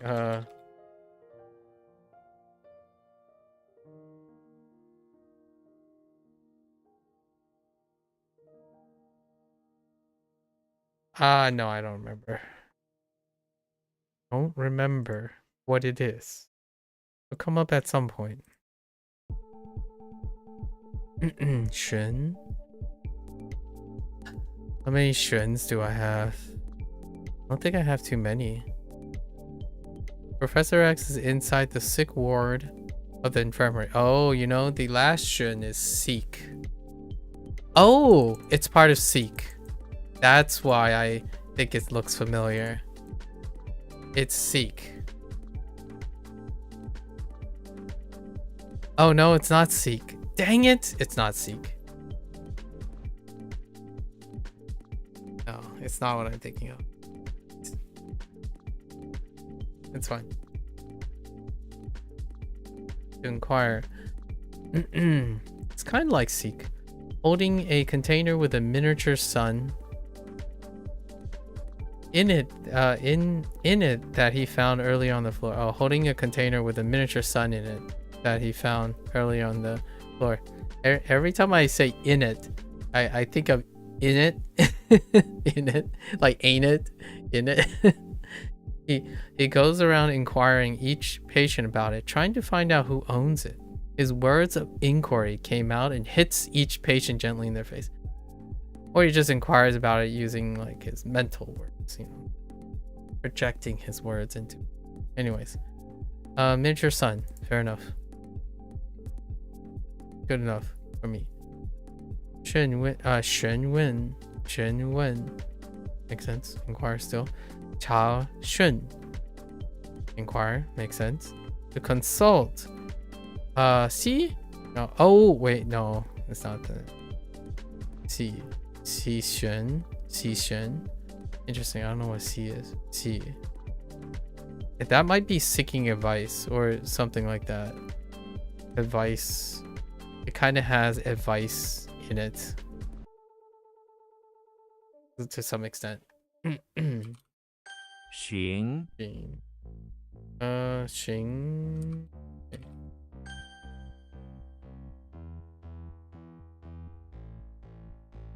What incarnation are you? Gloves and fingers. Gloves, fingers.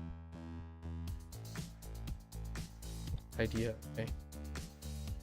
十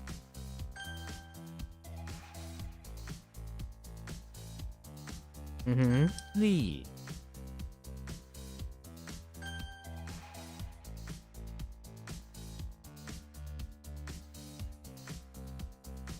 Oh, this can be a problem because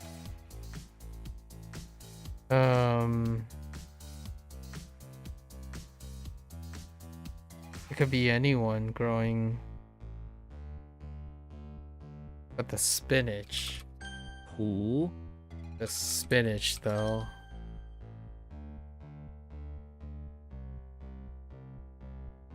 除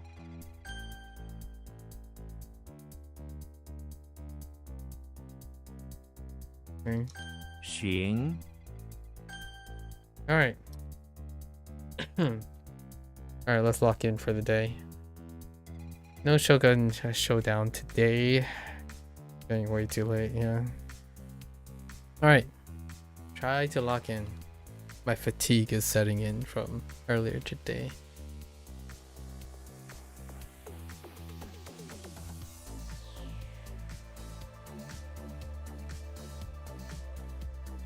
观赏歌剧演出。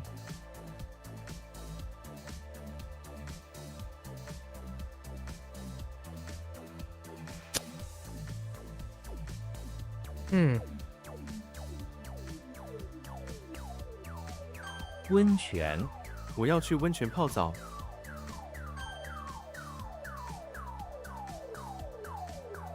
访问 正式访问。 Excuse me.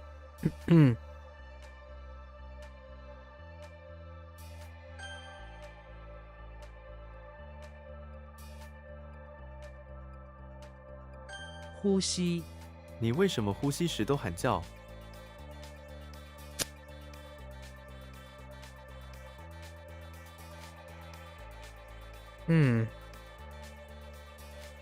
内容 这本书内容很有趣。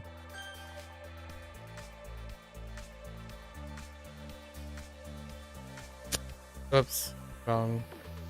Typed the wrong final there.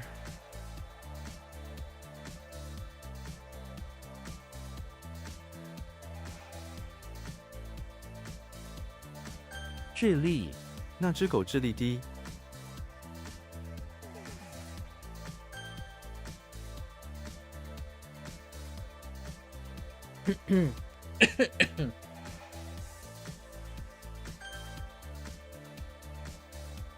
Still not the best on shout. Still not the greatest on shout.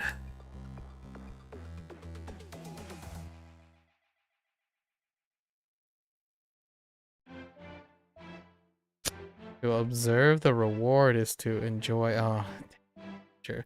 To observe is fine. It's okay. Observe and enjoy. We gotta think about writing it all out.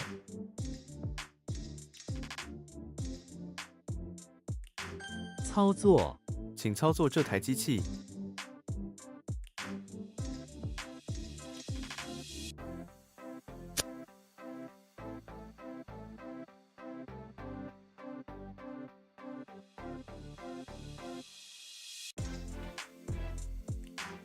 Operate?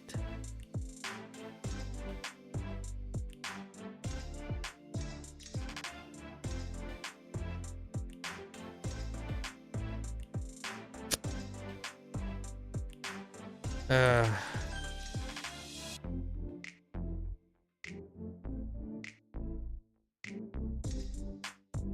破案，警方破案了。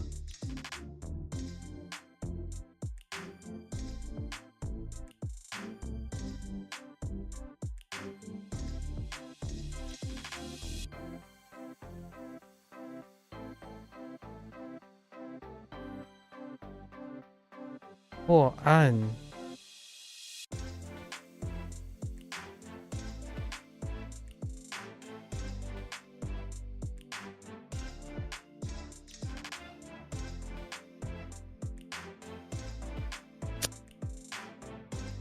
Like breakthrough, break a case, solve the case. Hmm.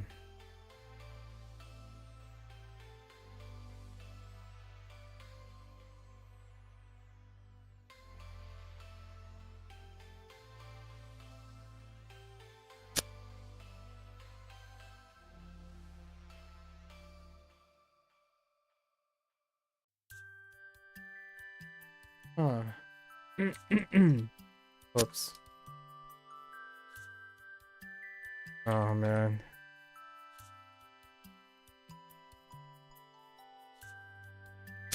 Oh my gosh. What's happening? 纸，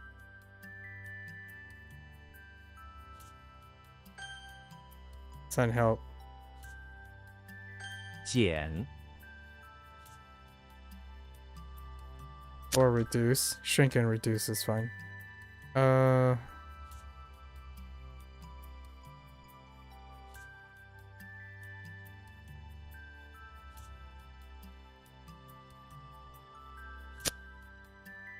Excuse. Oh, wrong tone.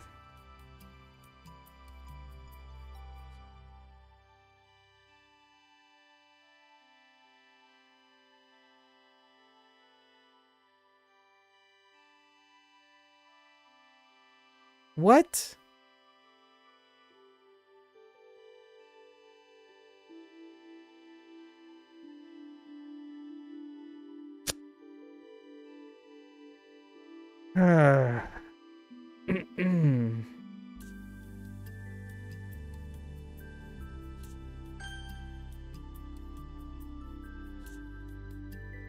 Oh, that's not poor. Just kidding.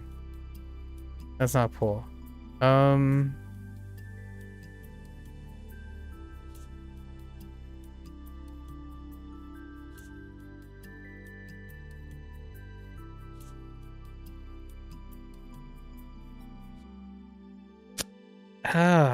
What the heck?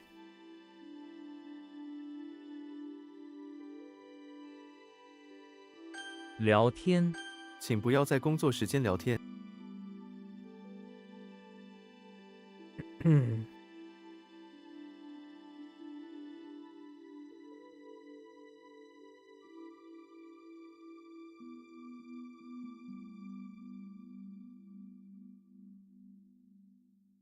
It's like press and break.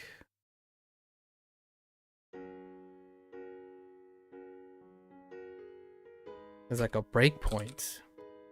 Or a breaking point. Or something like that. Yeah, to solve the case. Yeah.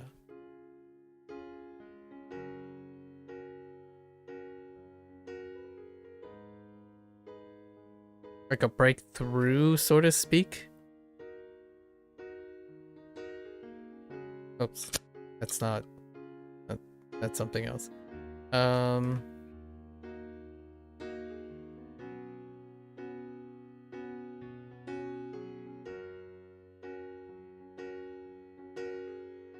Oh.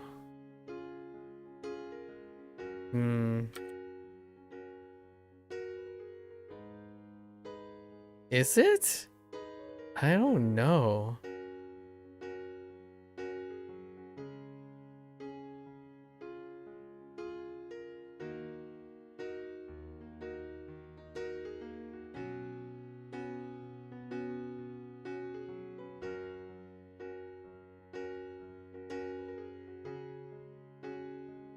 It's definitely...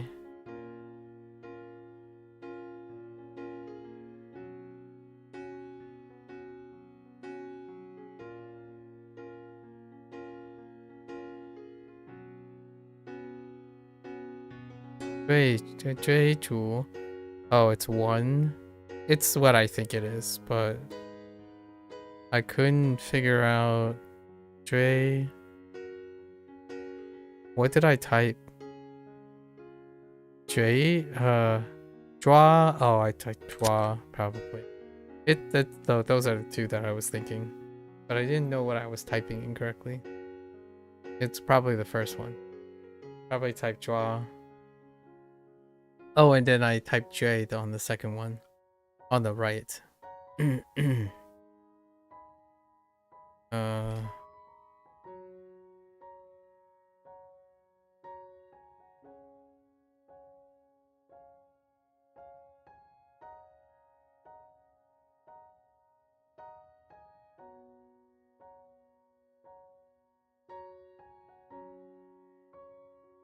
No. What?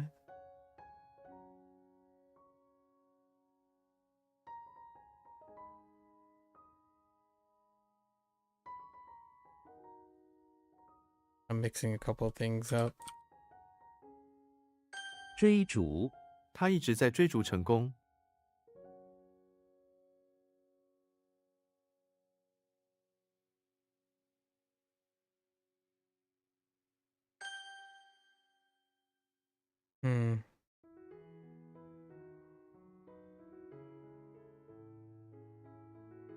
Yellow? Oops, wrong tone. 股价房屋的股价。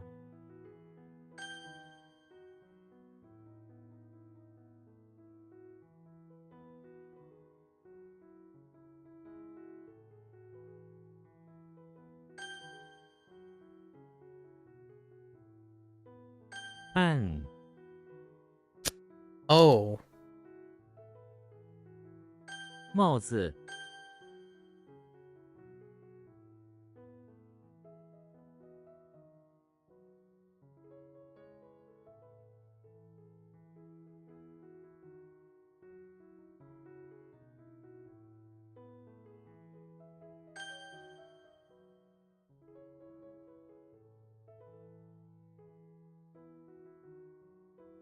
，Dang it, I really thought this was like...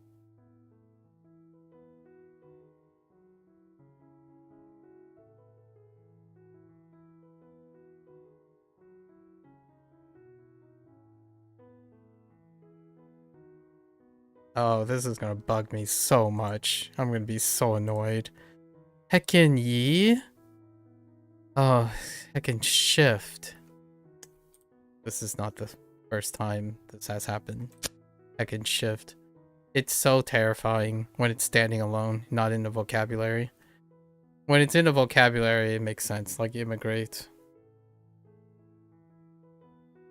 Oh man. Alright, Yi, you got me. The mnemonic sucks too. is saying Yoshi is shifting.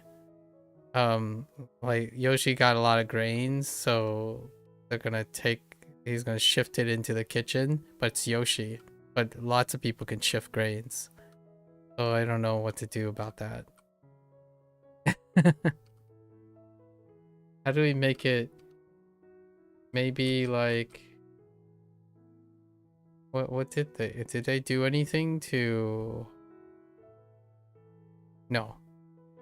There's nothing that there's nothing that makes it Yoshi.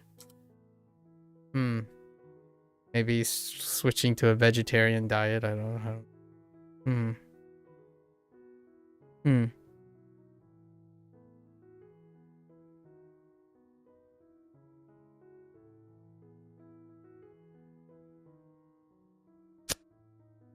Oh, fool. And then I lost this tiger. Why did I lose this tiger?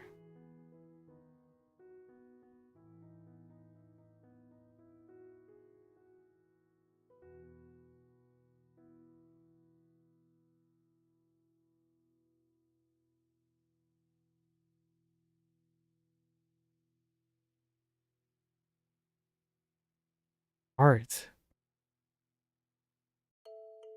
It's not that, no. This is kind of conundrum too. I don't think it's... No, that has like swords and stuff. There's not that much tiger. Oh.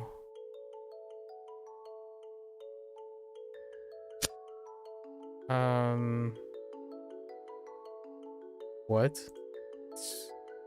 Oh my gosh, it's Lee. It really is Lee.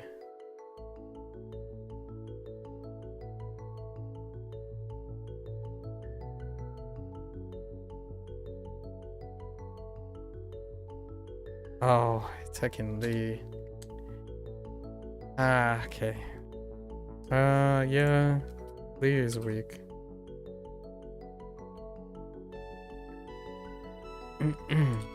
Yi. I'm adding something in my head.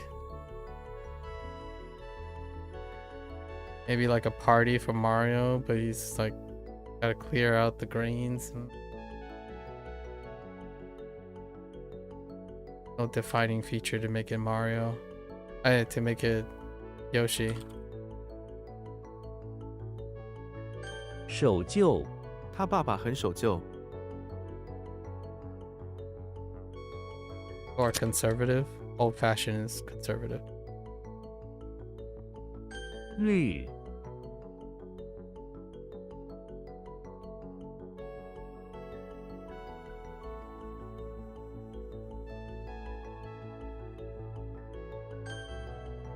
Trying to add some stuff in my head.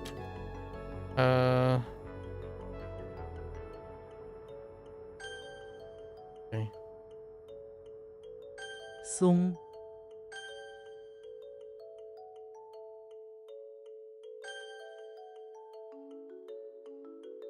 I lost this too. The meaning of this.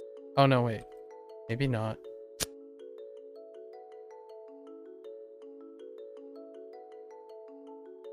Oh, it's a case, but it's still seizing the dollhouse.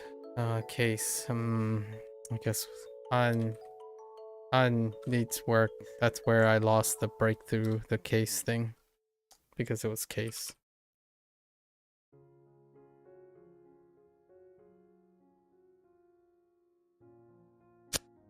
That was a guess. It felt right, and it didn't feel right.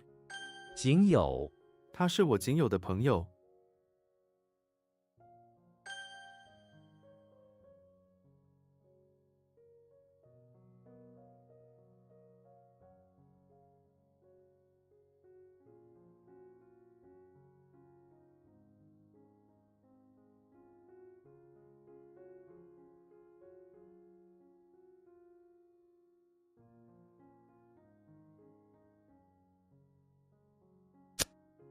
Huh.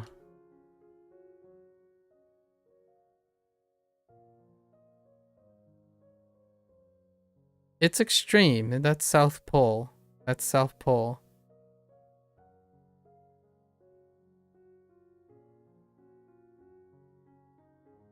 特殊，这是一个特殊时刻。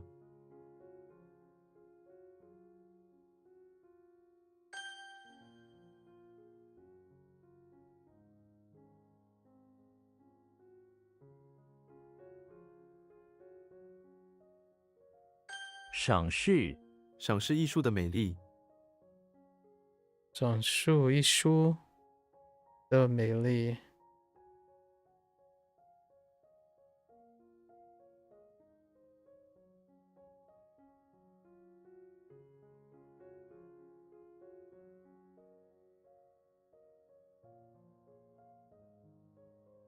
Award-winning?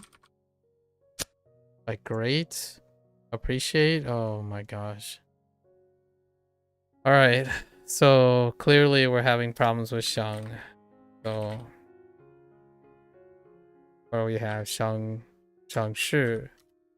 And what was the other one? Guan Shang.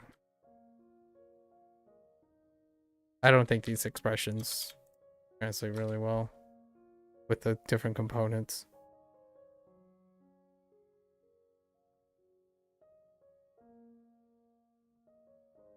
Especially appreciate. The difference between enjoying and appreciate. Appreciating is to like enjoy and appreciate have two different nuances in English that I don't think translates really well with award. Because award can be something given or be something given or received, and appreciate and enjoy are out and in as well, and it's the reverse. So I'm having the reverse one. Guanshang. Guanshang is outward. You're enjoying something. You're enjoying something that is there. And then shang shi, you are appreciating, even though shi is to know something outside. So it's all backwards for me. Like it keeps going backwards.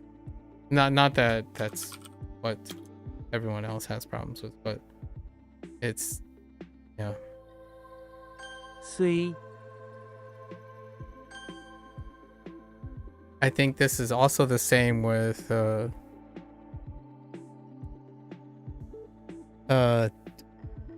jiang, right? Jiang, which is reward, or yes, reward.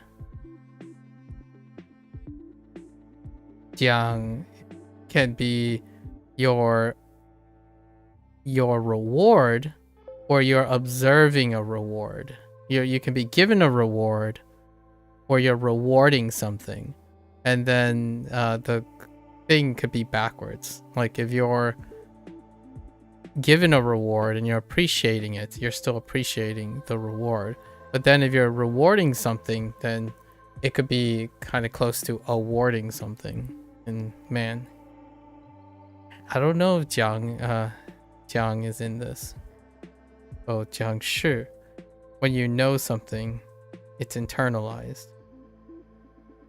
So you're appreciating it, and then when you're observing, the observing observing to enjoy, observe and enjoy helps with that, because observe is in it. And we just practiced this, and now it's gone. Oh, 宁静，我的公寓非常宁静。 peace and quiet, tranquil.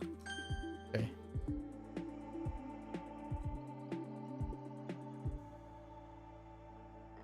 Oops.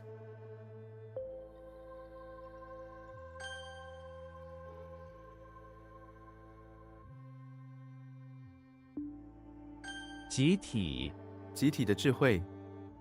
集体。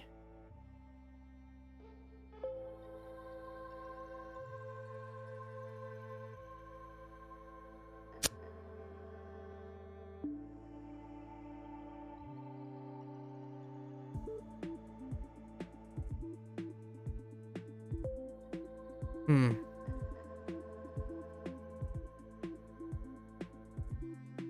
阶段，这项工程已经完成了第一阶段。集体。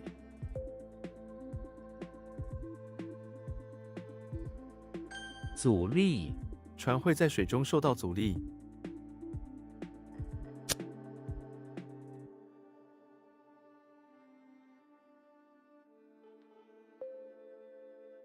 Hmm.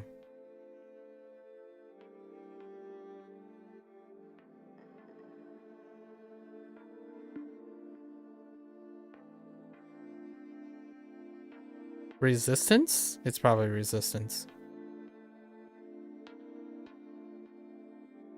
会，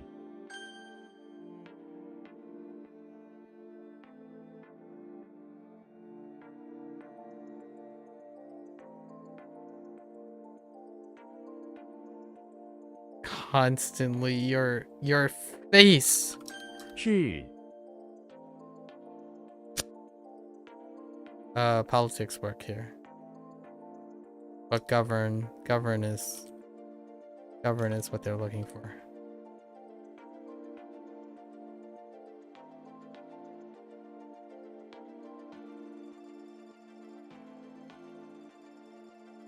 浅显，这个问题很浅显浅显。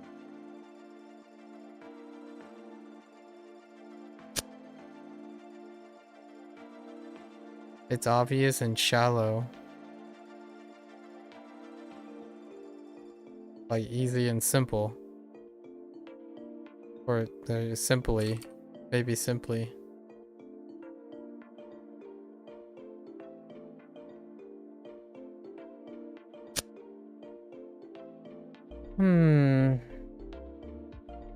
I'm pretty confident it's G. Oh, G. Oh, it just happens in the living room. Okay, I'm not gonna worry about that. 首府，加州的首府是什么？加州的首府。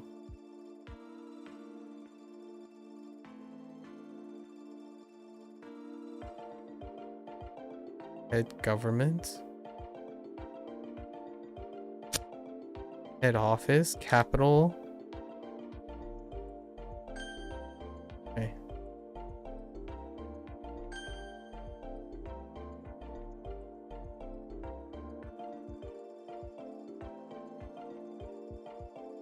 Okay.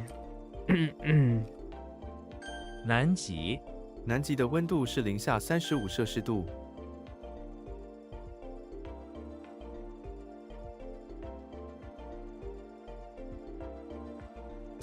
Form?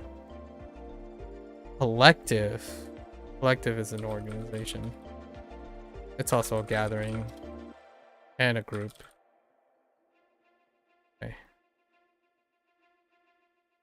学期，学期什么时候开始？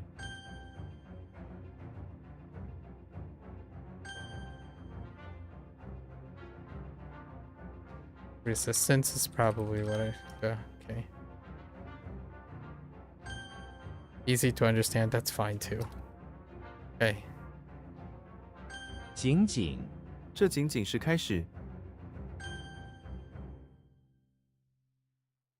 Ah! I don't want to talk about it. I gotta get this ball rolling. 网址，这是我们的新网址。 Oops. I meant to type URL. I typed IRL. I don't think there's anything equivalent to IRL at the moment. That I am aware of.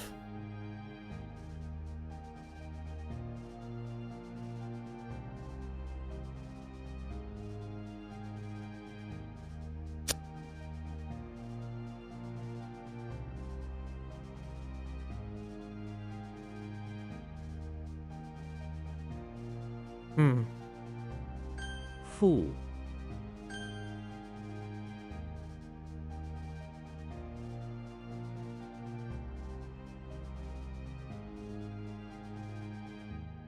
移植，这棵树被移植到了花园的另一侧。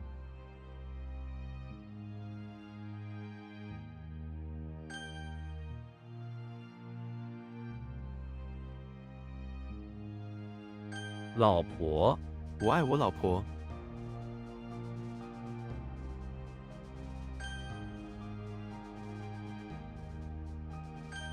Oh, zombie, right.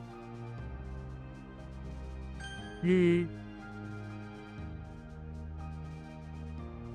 粮食，这个地区粮食短缺。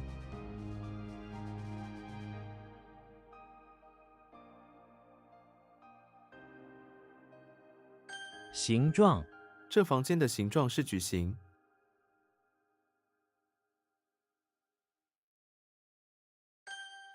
Or shape, yeah.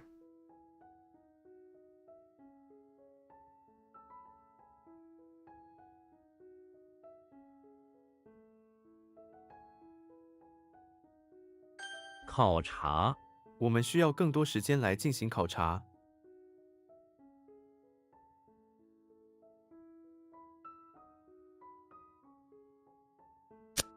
Check, test, investigate.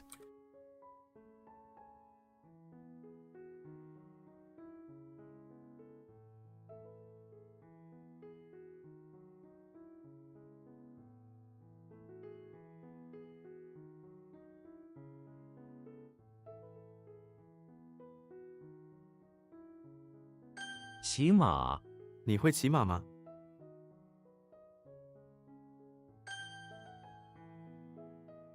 What is this? A letter? Okay. 抱怨，他经常抱怨工作太累。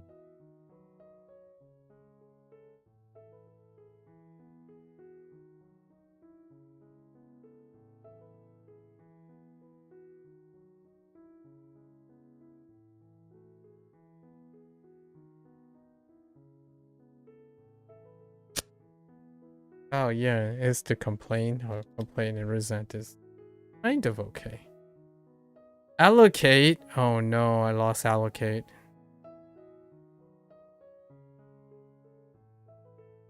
Yeah, I don't. I don't know.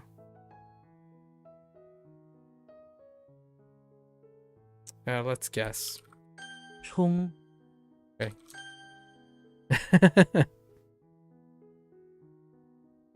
Um.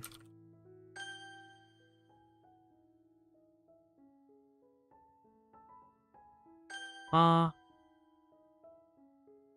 Son of a pet name.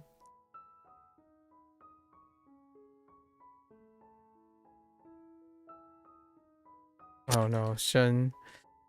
Ah.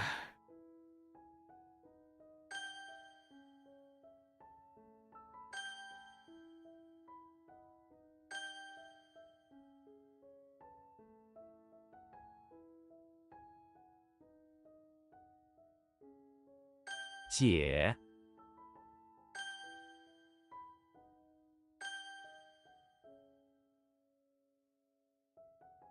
胜，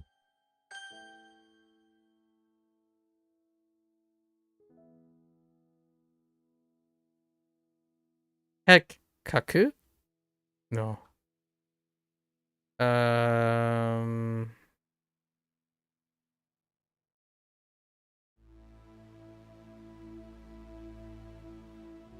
I don't remember. No, I need help. Um.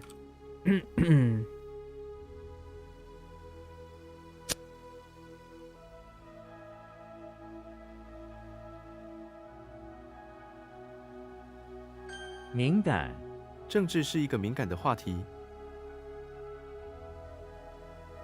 敏感。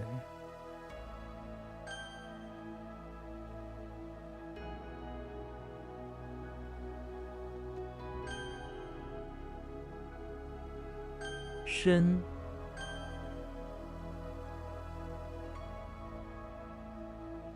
采集，采集树种，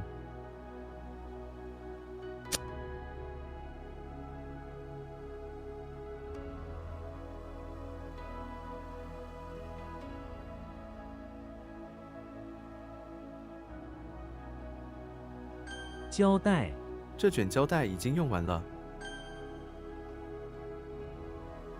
It can gather.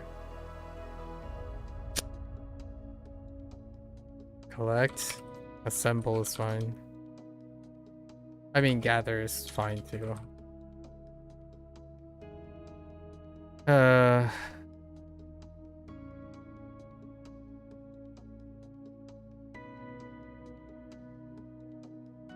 穿鞋，他从不穿鞋。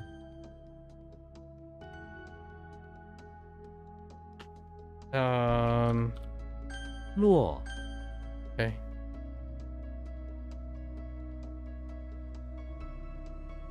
华人，很多华人聚居在中国城。雨，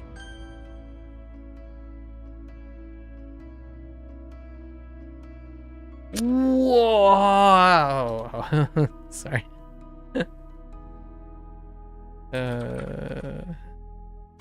乘坐，他们乘坐电梯上楼。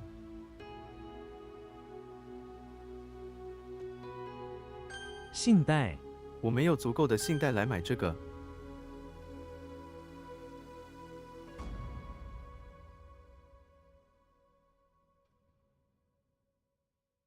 老将，老将出马，一个顶俩。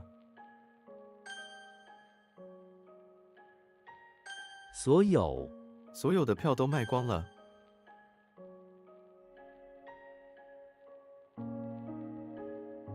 Heck. Heck. Ugh.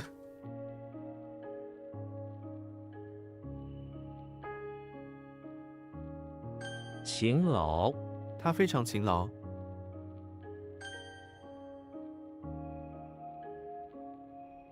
What? Oh, okay. I need to think about it.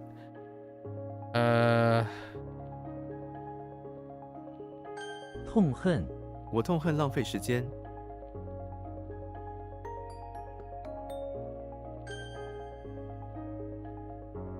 Oh no. Oh no.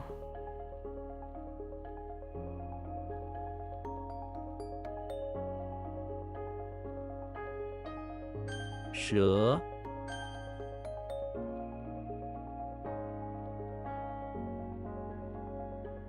央求，他央求我帮忙。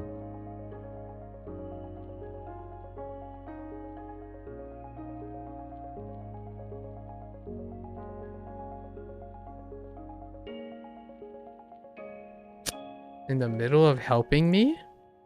Oh, plead. Oh, heckin' young Cho. And that's fine. Bottom of our heart, like middle of our heart, center of our heart. We already addressed that. Didn't want to think about it too long. I thought this was like oh. 至， Oh, okay.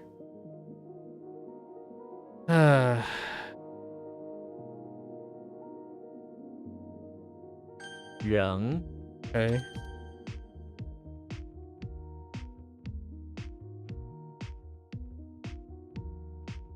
后勤，他在后勤部门工作。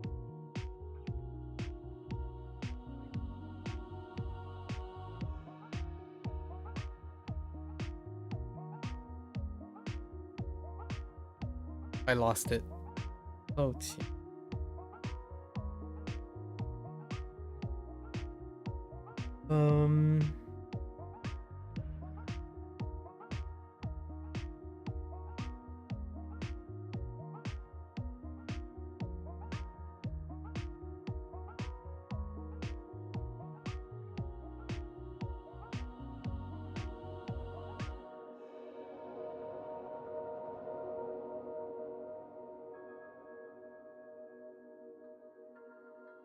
logistics?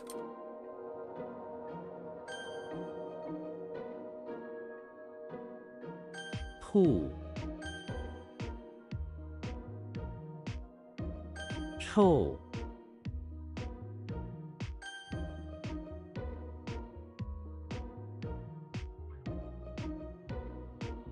面面俱到，他的解释面面俱到，大家都听懂了。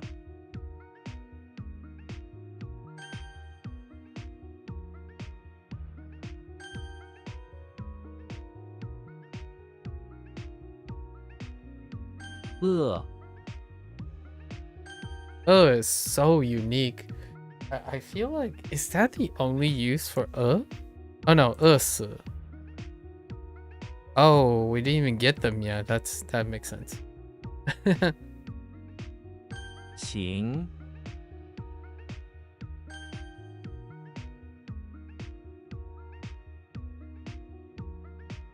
What is this? Wait.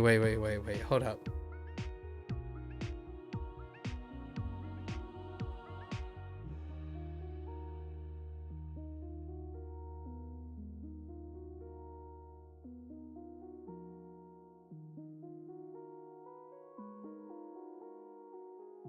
I've been here before. Oh. 夹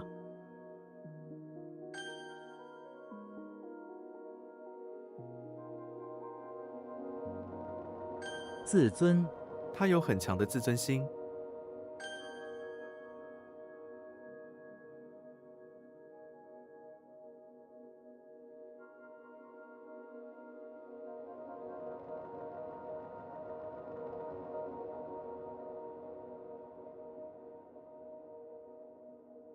防火墙 防火墙设置。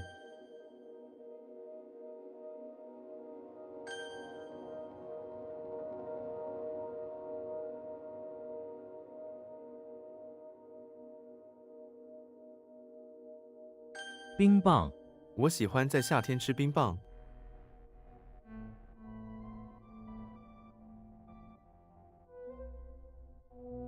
Heck.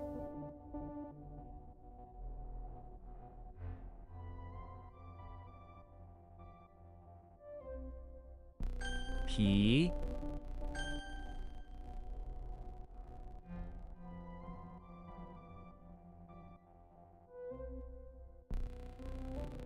贺卡 你喜欢这张贺卡吗？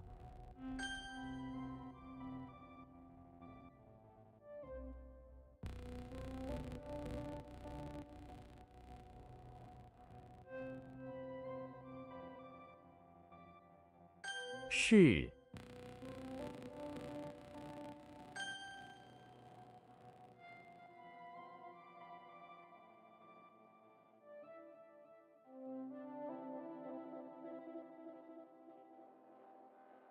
香肠 香肠是我最喜欢的早餐食品。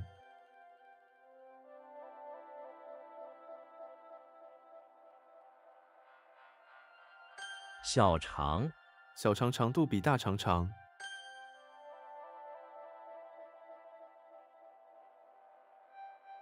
违反 它违反了规定。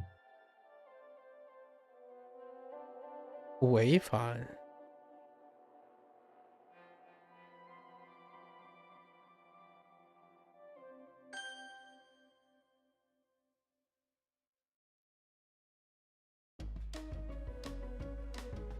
冻结 这段水管冬天会冻结。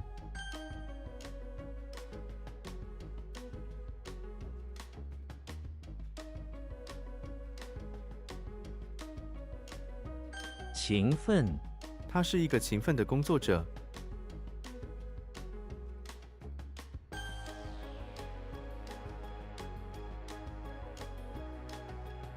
陪同 我朋友陪同我逛街。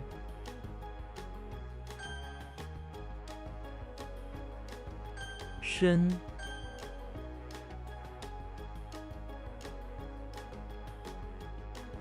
Ah! I was on the my groove. 违法 It's 他 gone. 做了违法的事。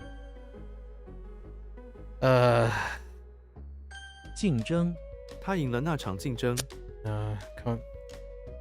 Conflict competition. It's fine.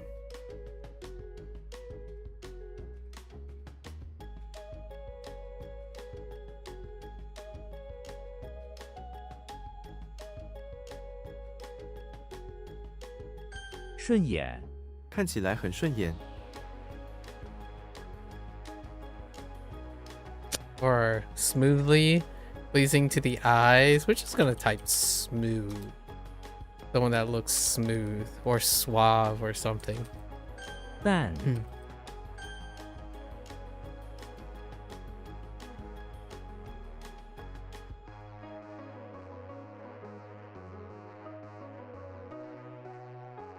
痛骂 他痛骂了我一顿。 Oops, that's not how you spell be right.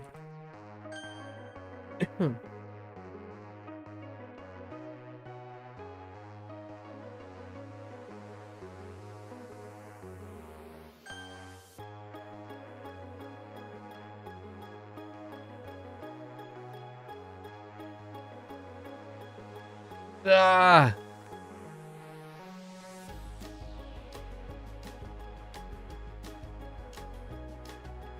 Ah! It's full.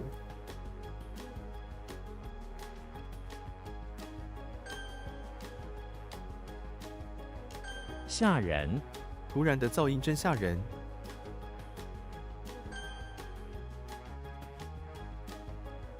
得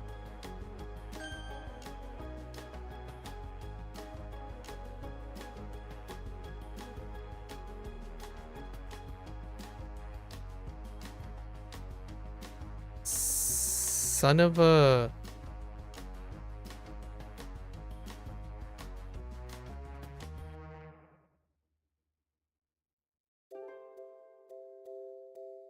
熟悉 他们彼此很熟悉。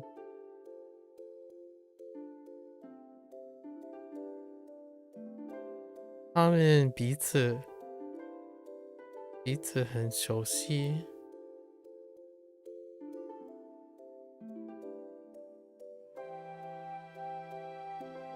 Skin? Or not skin. Each other familiar? Okay. 圆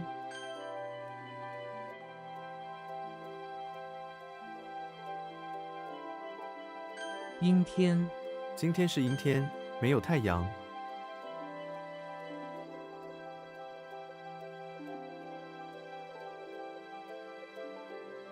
忍不住 他忍不住大笑了起来。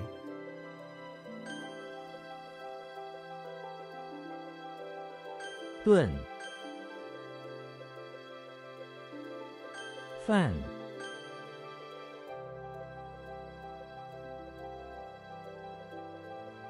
欣然 我欣然接受邀请。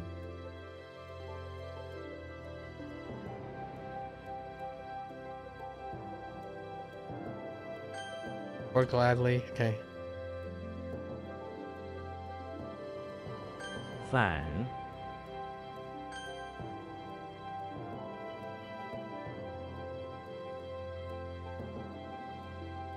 冷漠 大城市的人们比较冷漠。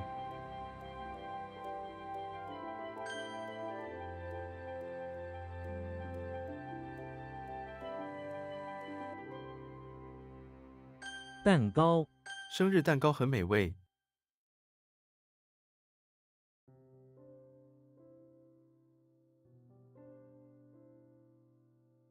虚构 这个故事是虚构的。 Again, fictitious. Shigo.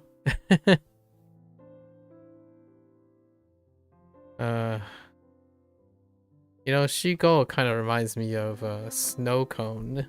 Shigo. Or an ice like cream of something. Shigo. Huh. Like snow cream. Or something viscous.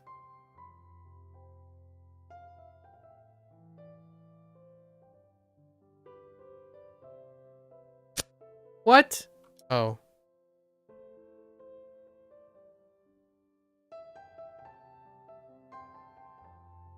Oh, wait, 钱包. Not 钱包.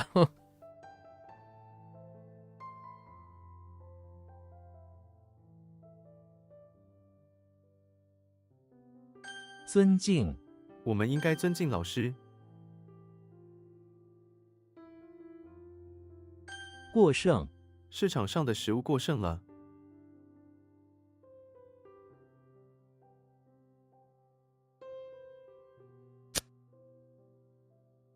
More like surplus. 过剩.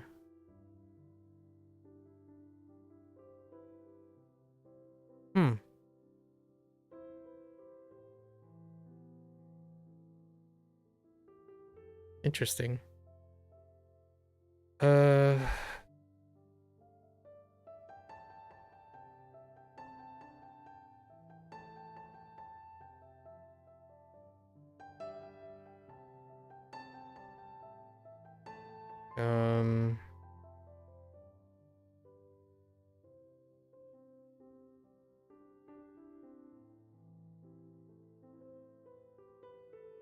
硬币，我希望我有1枚硬币。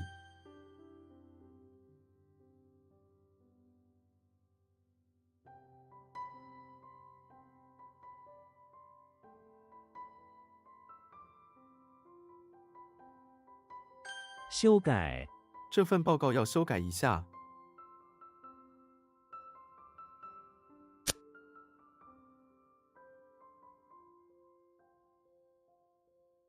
Revise?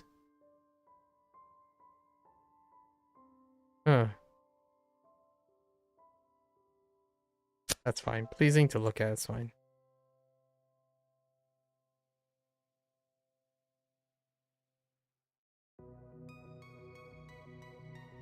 钱包，我忘了带钱包。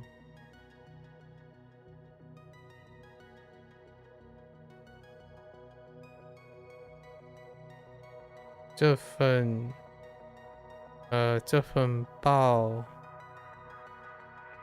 报告要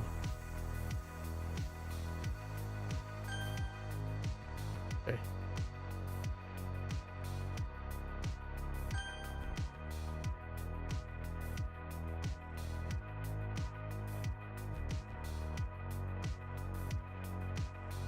恢复，他今天早上恢复了意识。软，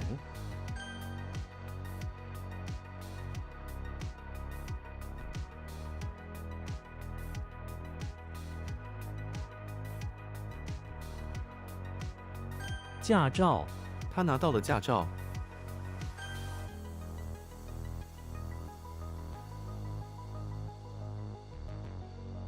敬请，敬请您提出您的意见。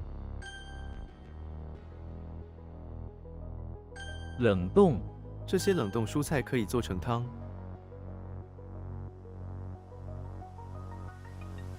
虚心，虚心使人进步。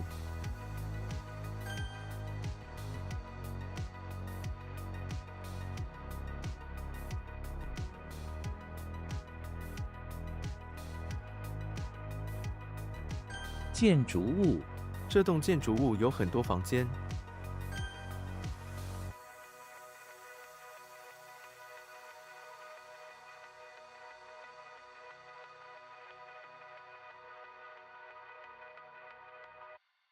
喷，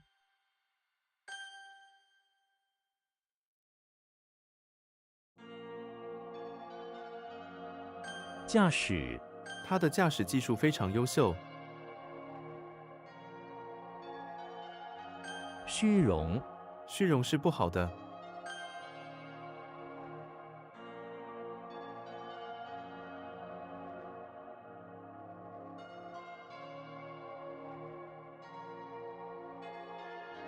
Heck, I lost it. Oh, 和，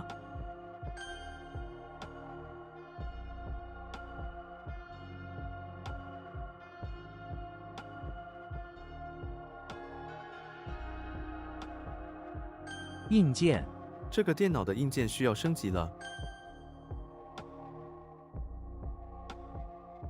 dang it. I went for it.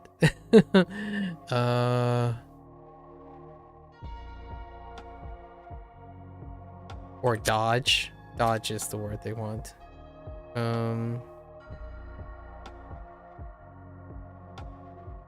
剑，空虚，我感到很空虚。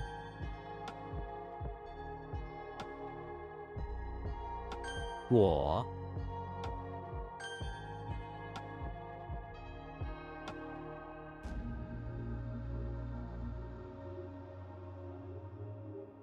建筑师、建筑师设计了这栋建筑物。想、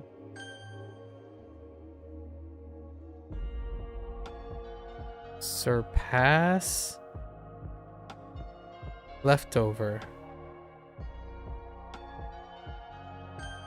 surplus is fine. I said surplus, but I was curious what else could accept.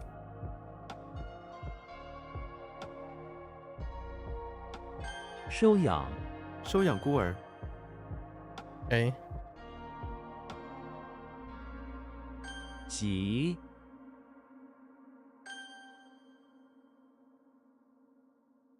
Not again. Not again. Hold up.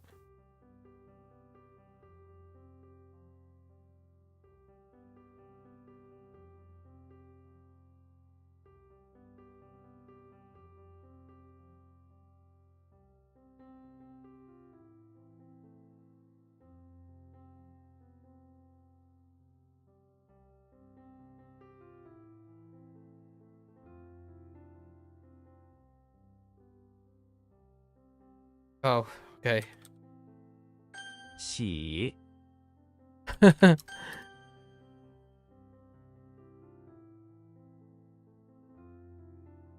德国、 这是从德国来的汽车。 I'm not sure how well that's gonna last though. What in the... What is that?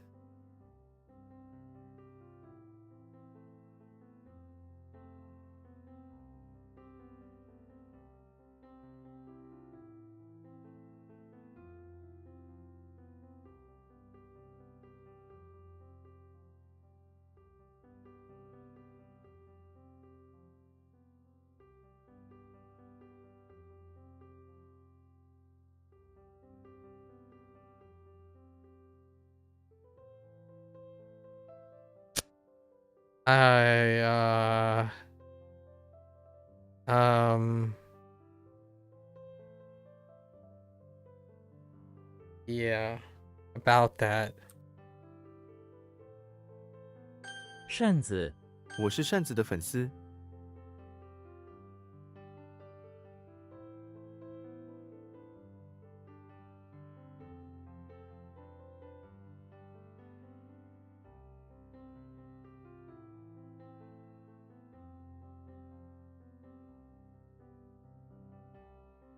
我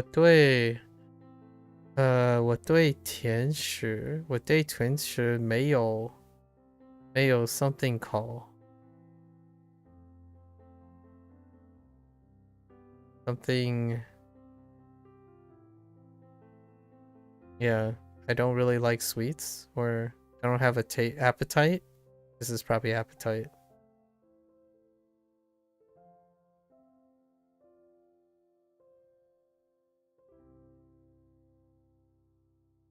Oh, is it?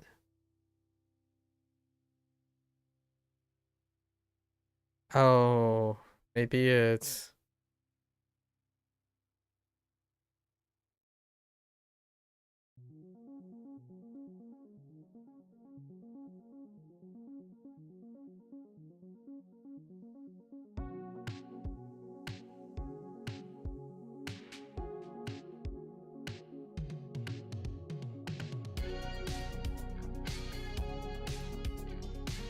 I don't... What am I looking for? Way. Oh my gosh, a stomach. Oh, dang it. It's way again. It's not coal, it's way. Stomach. Appetite. That's how you say it. Way coal. 胃口、 Didn't think about way. I was so far off way. And there are two ways with that, actually. There's calling as well, way. feels bad, man.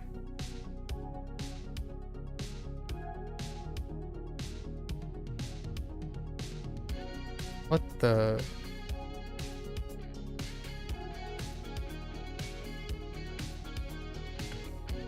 Oh,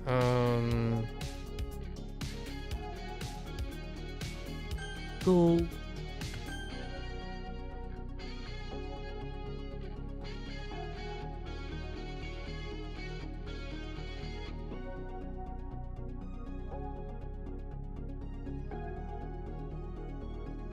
想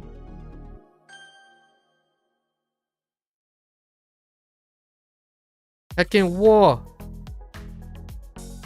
卧什么？卧床。卧床 他现在只能卧床。 Lie in bed, sure. I don't recall this. It's a sea coast or a river bank, right?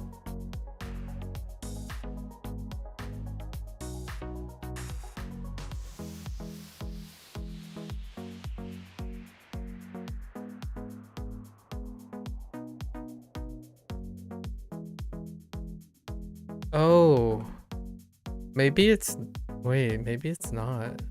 No, it is.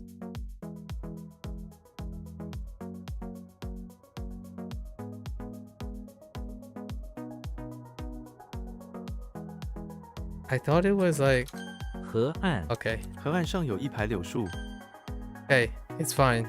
It's fine. 车票 你搭公车需要车票。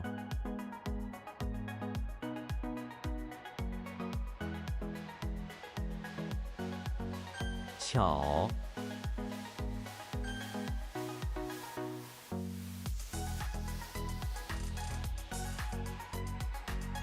What in the...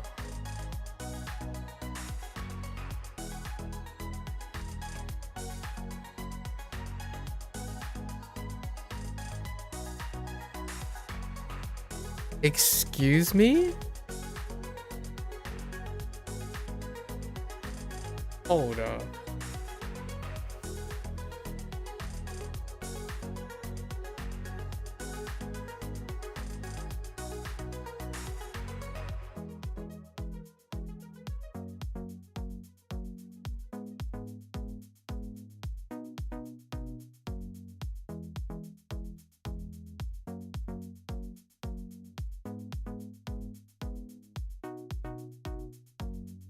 A foot in a moon? Hmm.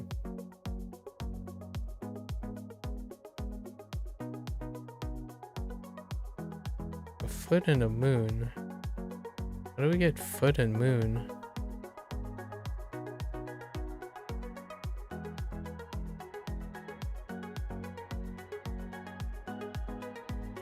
Going with the head of something.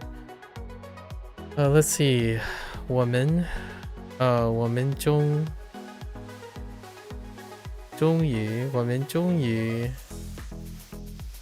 于得到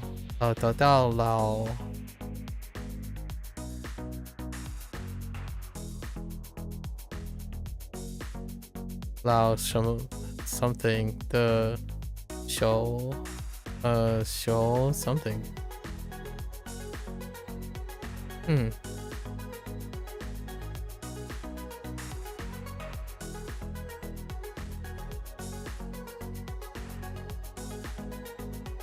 Oh, wait.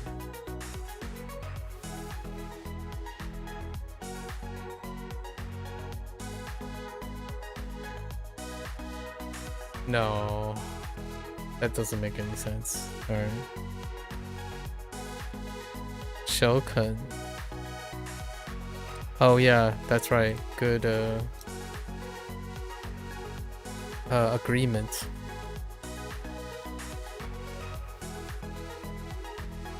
That doesn't help when you yell out stuff for the record 0. That kind of defeats the purpose of studying. If you're curious. And it doesn't have a tone. So the tone was the thing I was looking for. Okay. Let's see.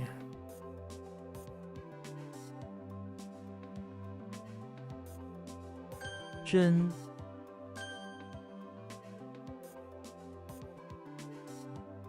首肯 我们终于得到老板的首肯。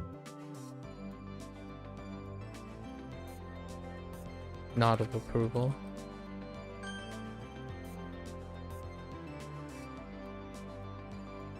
Oops. 重情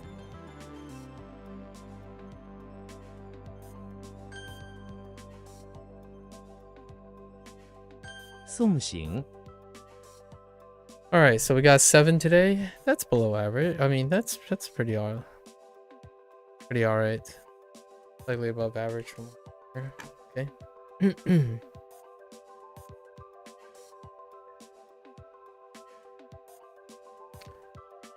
Okay. So let's go over our stuff. There are a few weird ones in here. I think there might be a few weird ones. Actually, today was pretty good. This one was kind of weird.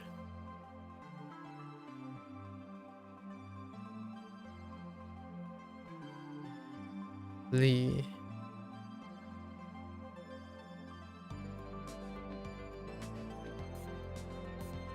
Nai.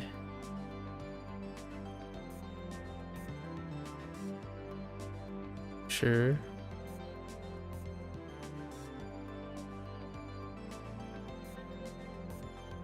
Cool.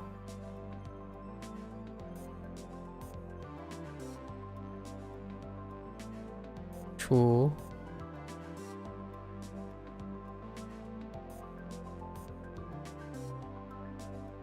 Xu. 寻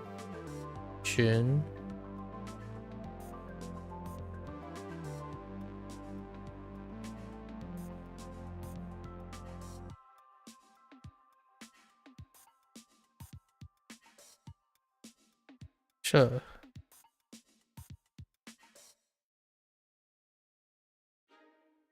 Yeah, this is traditional. It's simplified. Simplified gets it's not too bad going from traditional to simplified. And we're learning Japanese, so this is kind of a nice double stacking.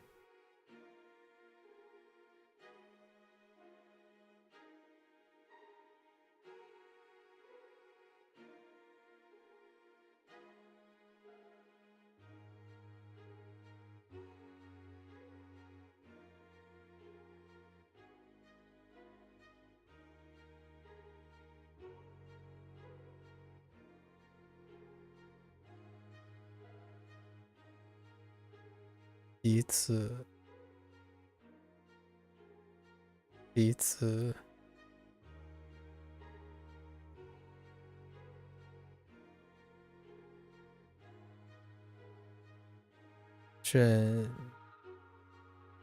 选嗨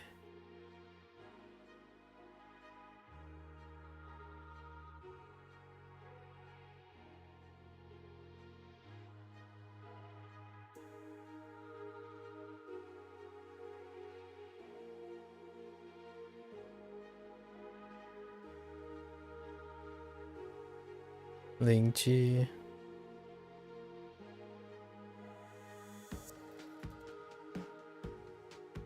寿司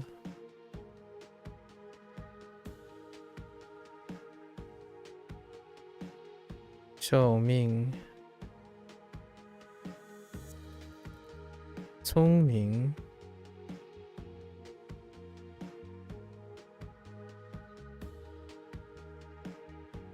选吃 no 选吃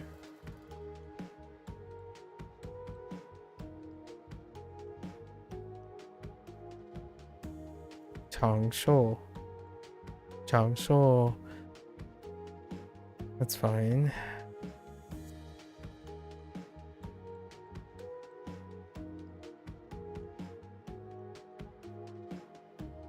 邻国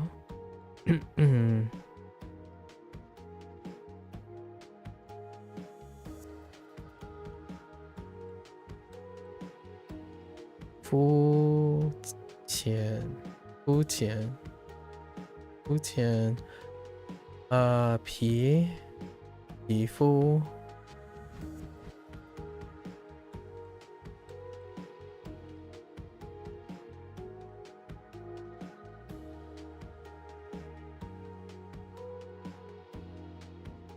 诊断，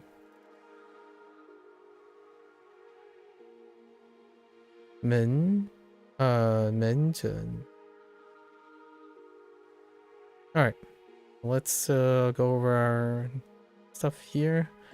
We have Link, Mr. Link, who went to the bathroom of his house, trying to build a little enclosure with some flowers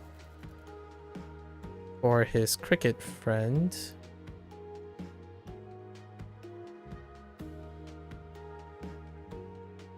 Right, his cricket friend, by the window of the bathroom next to the cliff, right?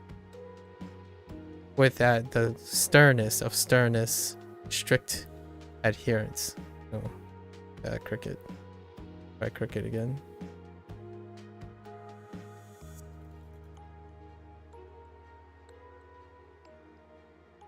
Alright, so now we have Ned Flanders. Ned Flanders is in the bathroom of the high school where he teaches. It's Catholic high school.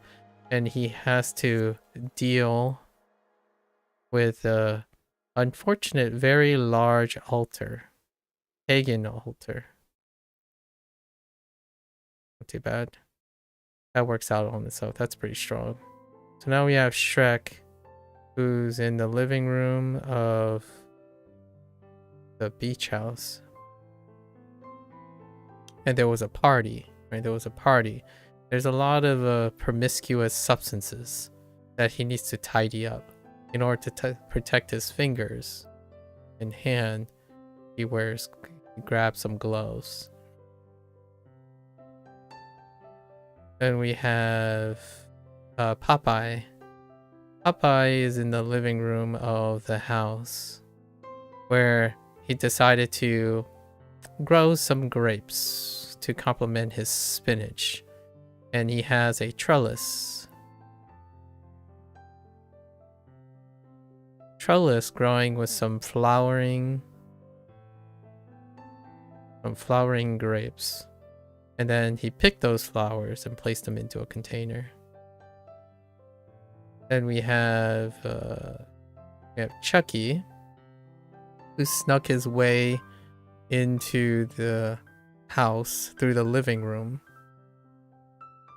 And now he's hanging out, slowly made his way into the kitchen, where he built a shack out of some empty drums of stuff.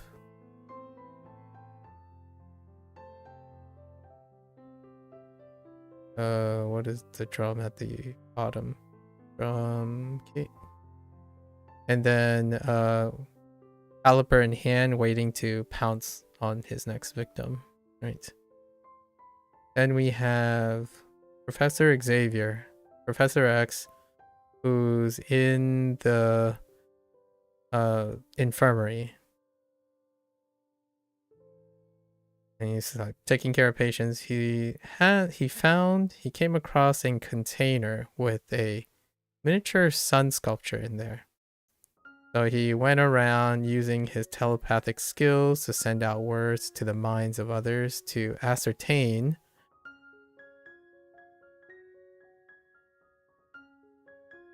who it belongs to. But I lost the... He seeks... It's a different form of seek. It's just to find something, to inquire. Yeah. To inquire information. To seek information, inquire. Let's see. Then we have Shrek, who's in the bathroom, who made his way to the bathroom of the electricity plant to take a break, right? He needs a bathroom break. He noticed that this particular electricity plant has an interesting hut or resting area that has a umbrella, and he couldn't help but try to lick the pole with his tongue and got a zap. Right? An electricity power plant after all. Hey, electric power plant. All right, so we got 4 things that were kind of weak. Which yi are we talking about? I've already forgotten. Can I recall which yi? I don't. I got it. Yi was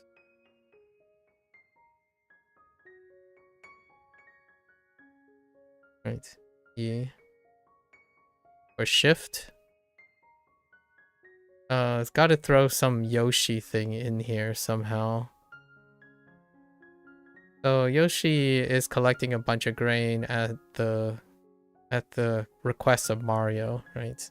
And then you gotta shift and dump it all into the kitchen. Shift it all into the kitchen for Mario to come back and deal with. Then we have Li. Which Li are we talking about? It's ponder.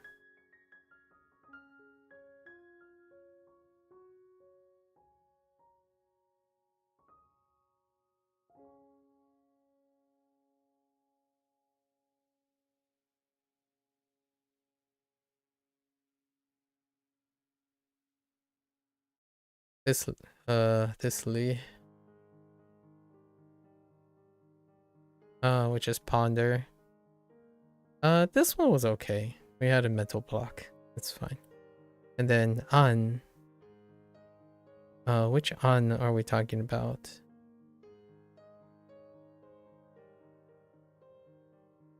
It's the one with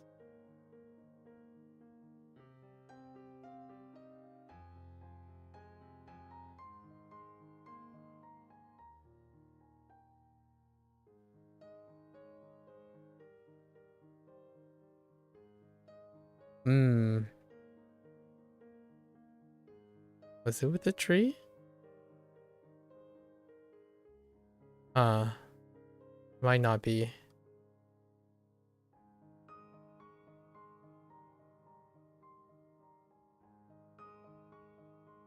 No, it was a tree.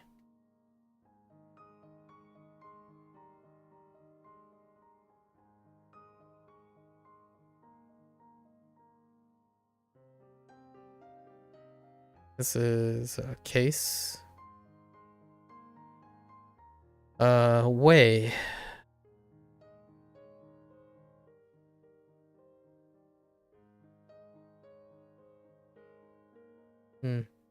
That's interesting.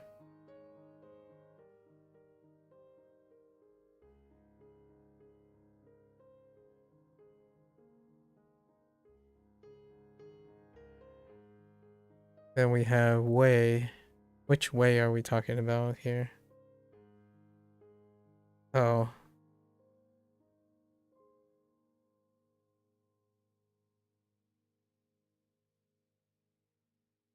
Nope. Yes.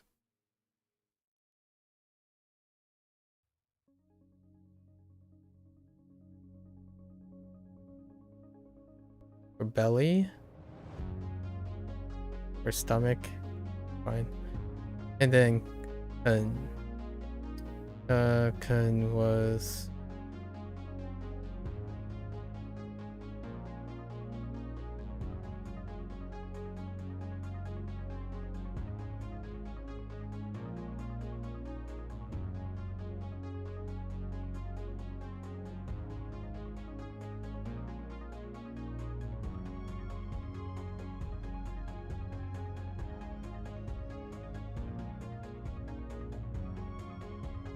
agree. 2 vocabulary words. 想是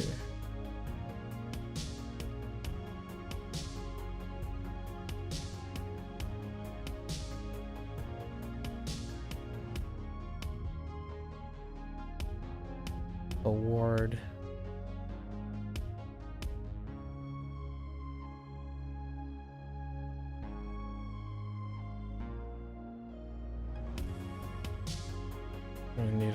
reminder how to write.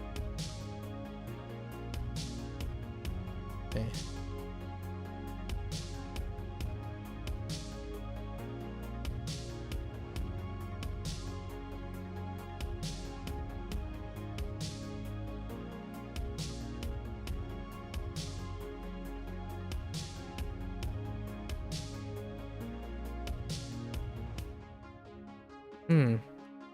It doesn't look right. It's member with the... Its mouth with the...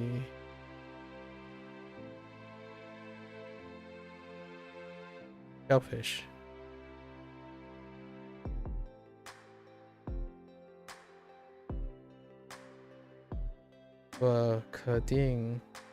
我肯定这个答案是对的。Okay, fair enough.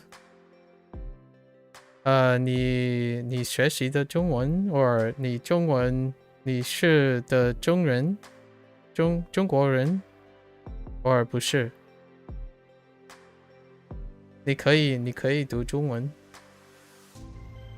读到中文。还是你用的Google Translate。哦，你学的you're from Malaysia? I see. Hey, you're not another Malaysian. I met an 18-year-old who's about to like graduate, who's from Malaysia, who's learning Chinese. Learning Chinese because he can. He told me a lot about like the whole situation with like some people go to Chinese, like learn Chinese in school, some people don't, that kind of situation. Yeah, 我的父母是中国人。我是美国人。我不可以读到中文，但是我现在学习中文。It's been about a year, like over a year. We're getting close to 2 years doing this, but I wasn't able to read. A lot of times I'm a heritage speaker, so I kind of somewhat it's not very difficult to listen to 中文和Cantonese 广东话可以Fujianese. I speak Fujianese at home. So 湖州话是我的what is it 母语 yeah. 福州话是我的母语，不是中文。So most of the stuff is coming from Fujianese. 你听过福州话不？ But your parents can read and speak Chinese? They can read and speak Mandarin to some extent, yeah. And then I use that opportunity. Yeah, both my parents are educated enough to speak and read. They speak Mandarin whenever they're not talking to Fujianese people. Fujianese is the biggest concentration in this side of the United States, or this particular area of the United States. Otherwise, they improvise with English. They're illiterate in English, more or less, and they don't really use English. I act as an interpreter most of my life. Still do. And occasionally they would speak Cantonese, because we have Cantonese friends as well. And it's for a while I couldn't tell the difference, or like I couldn't, certain subtleties I like transition between Cantonese and Mandarin quite often, but when listening, not speaking. I don't typically speak Mandarin. Right now, it's a lot like you can say it's a lot easier for me to read words and stuff, and then do a one-to-one exchange. Fujin, they're from Fujin. Fuzhou is the place. Hujiu is the place as well. It's also the language or the dialect is named after the place. So Fujin is the province they're from, and the capital city is Fuzhou. However, both my parents left out of Hong Kong. I think they emigrated out of Hong Kong into like New York City in the United States. That's usually the route that Fujonese is leaving. Ngoài mãi ni got Malaysia amo Hujiu knowing Choi Sari Hujiu knowing he got me wori. Mãi amo kian ko Malaysia. Yeah. Don't know if Fujianese people ever immigrate to Malaysia. I'm not entirely sure. Are there a lot of mainland Chinese people who immigrate to Malaysia, or is it more like a heritage thing and now it's people who are multi-generational but they have origins in China? For myself, my parents are the closest thing to China. I myself did not get raised in China, or I didn't spend any significant amount of time in China. I technically in my childhood there was like a 2-year thing, but I was like 1 and 2 years old. I was like at most 2 years old, and I spent most of my time in the United States. However, most of my language is still retained because of being around parents, being around people. Nowadays, though, English is my common language. Spanish is actually the second language that is far more comfortable than these. And then Japanese is because, well, it wouldn't be a stereotype if a Chinese person, Chinese person growing up in the United States didn't catch on to the Japanese wave, which mine started around 5 years old. So it's been a while. All right, it's been a while. Hisashiburi desu. All right. Are you learning anything else, or are you learning Japanese by any chance? This little rascal that I know that is Malaysian, they are also interested in Japanese. And because traditional is great in this sense, because also traditional is outside of mainland China, right? You only can read hiragana. That's kind of funny because you can read the rest. You know what I mean? Zero. You can probably read the rest. So not only do you know how to read hiragana, which hiragana is like the Japanese part, and then you only got katakana left. The rest is Chinese, or there is Japanifying, right? There are Japanifying characters, but I think they're far and few between. You can't read katakana go, yeah. By any chance, did you, when you're learning Chinese, did you use the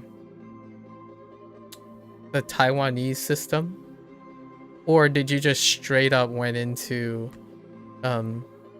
acquiring Hanzi through looking at the characters?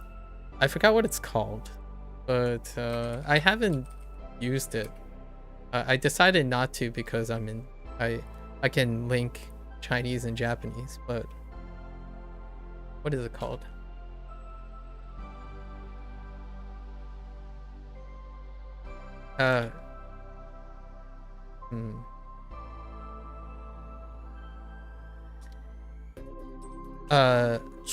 Zuying. Oh, you use pinyin? Pinyin. Okay. Zuying is I'm often curious if I meet anyone that have used zu. What are the two words they use? Oh, zu. No, zu. Zuying. Yeah, Zuying. Instead of Pinyin. I use Pinyin. Like, most of my life I use Pinyin. But I always wondered if I would meet someone overseas that use the Taiwanese system. Or I don't know which is the originator, but Taiwan is... By the way, the person who made this like Anki-like thing is he's currently residing in Taiwan. Right? So lots of the little things. It's interesting that they decided not to use that system. Anyways, so Pinyin.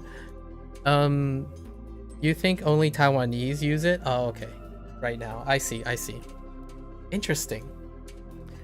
I wonder how it's like, because we've already gone through the Japanese, I'm already like somewhat past the Japanese hump of looking at their kana.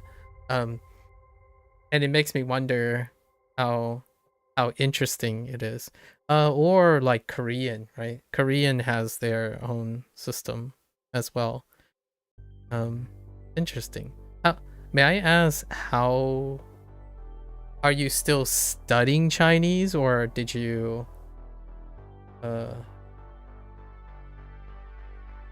wait, you said 我没机会 我没机会学中文 I think 不是我不是说没有机会我说的我没有读的读中文但是有时间听到中文说的话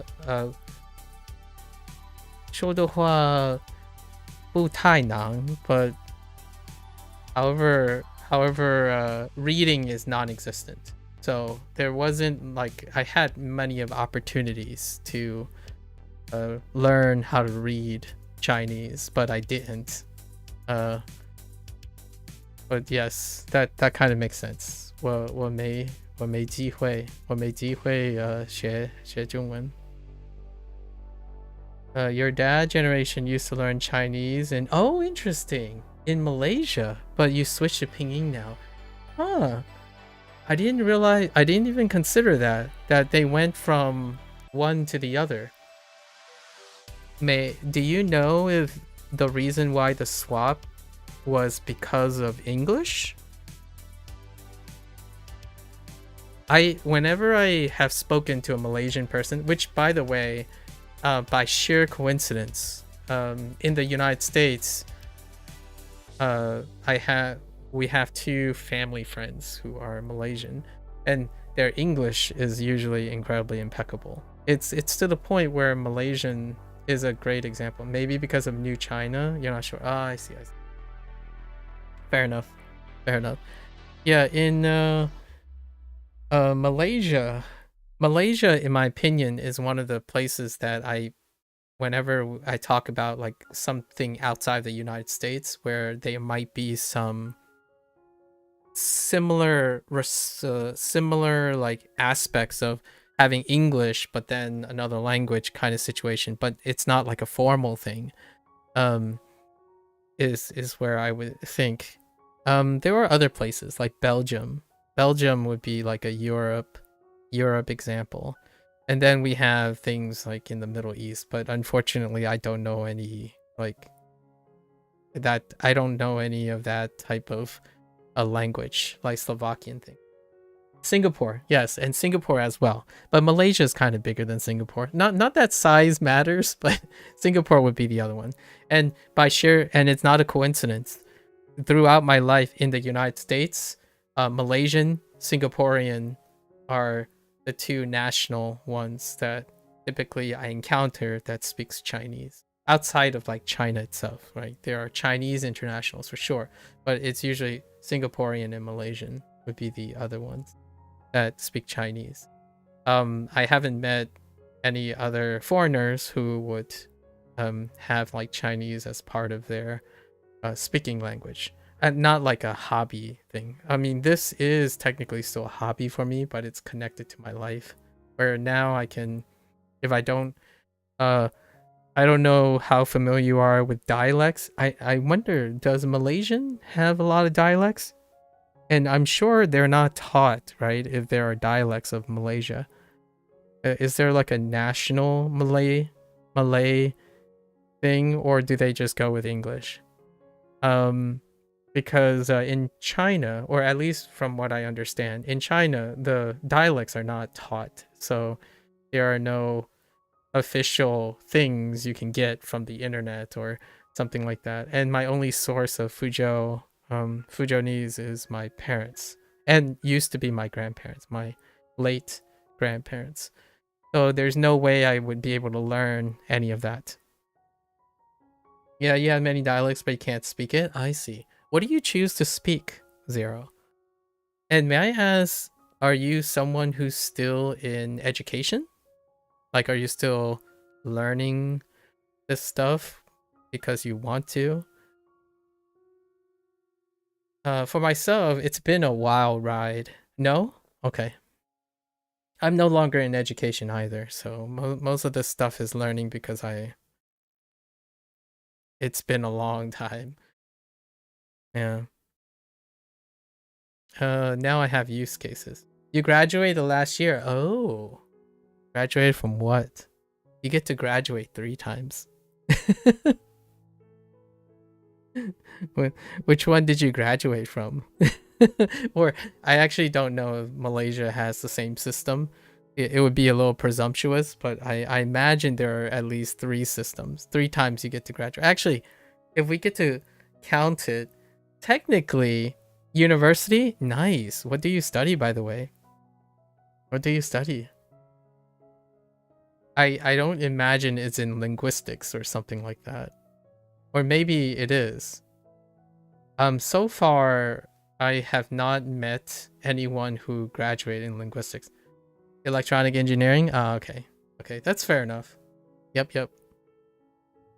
I don't think I have met someone who has had an advanced degree, because you usually don't find that, right? Because we're all studying languages. So those who like do linguistics and language, they're probably doing their own thing. Myself, my background was in genetics. I did genetics. And when I said graduating multiple times, high school, university, and then graduate school. Those are the 3 times. But I forgot that you technically graduate from elementary school and middle school, technically. But yeah, it's been a while. It's been like 7 years since I've stepped foot inside a classroom. Electronic engineering. What are you working now since you graduated last year? Interesting. I don't know I can't even imagine what it's like to be an electronic engineer in Malaysia. I'm not well traveled. I'm not a well traveled person. Like, I haven't ever been to Malaysia. Surprisingly, I have been outside of the country, but that was very long time ago. You're still chilling at home? You have any ideas what you're going to do? Sorry, I ask this type of question all the time because I think like, obviously I use the word kids. I'm not sure of how used to you are, but generally when the kids that I'm referring to, I often talk about, like, I get excited about what they're going to do with their lives. Anyone in their 20s is like what I would think if I was on track, if I was somebody who had a kid.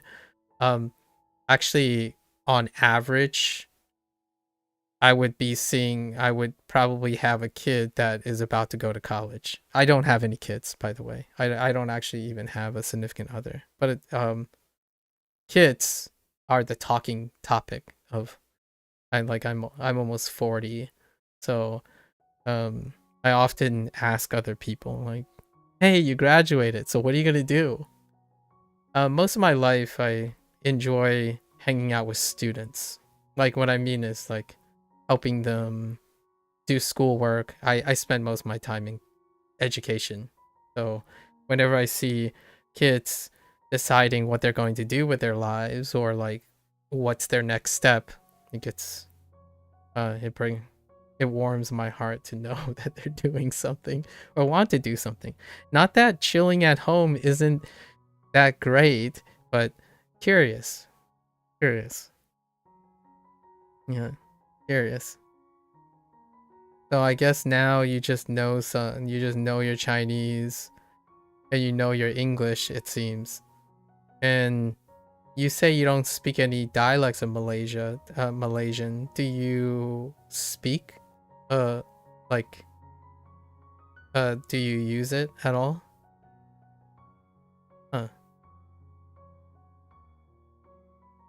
They're trying to keep it on task on the language learning front. In before I need to figure out how does Xiang work. Okay. Let's cover the last two.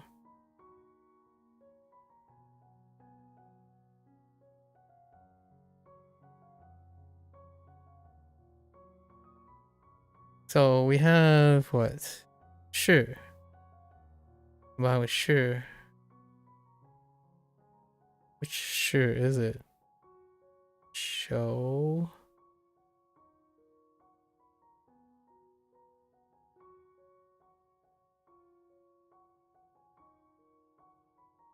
That's not it.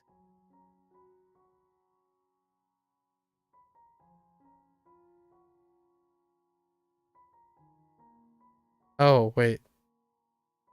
No. It's sure.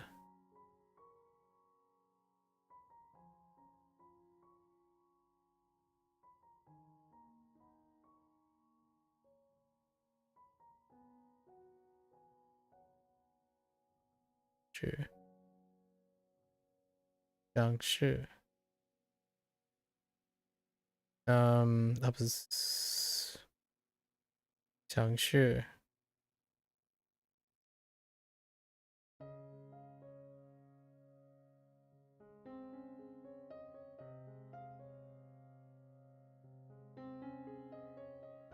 What do you mean? Anyway, you gotta go. All right, take care. Take care, Zero. Thanks for stopping by. Hope hope you enjoy whatever it is that you're doing. I'd be interested in hearing what you end up doing with like your future career and whatnot. Yeah, good luck, good luck. Thanks for stopping by. We're gonna be on this for the next couple years, so you're more than welcome to tell me some interesting facts or interesting things in your relationship with Chinese. Perhaps you can pick up Japanese as well, you know? Be fun. 想是 knowledge of show. Take care, take care.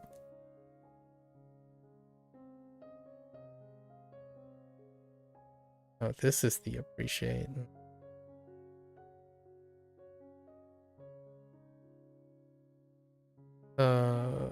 Guan, and then we have Guan.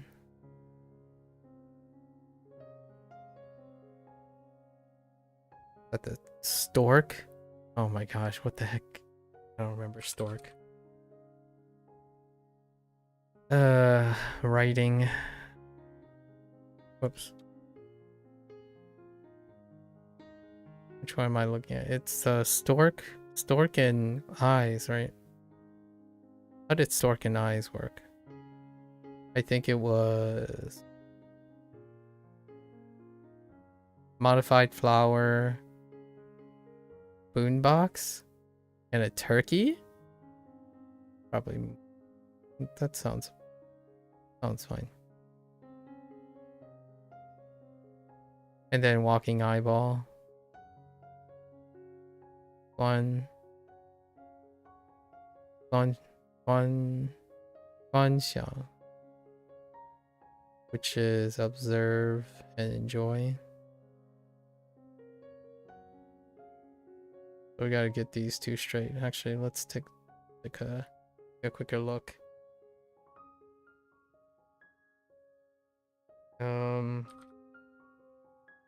We want to look at all our shang. Oh, what the? That's not what I wanted.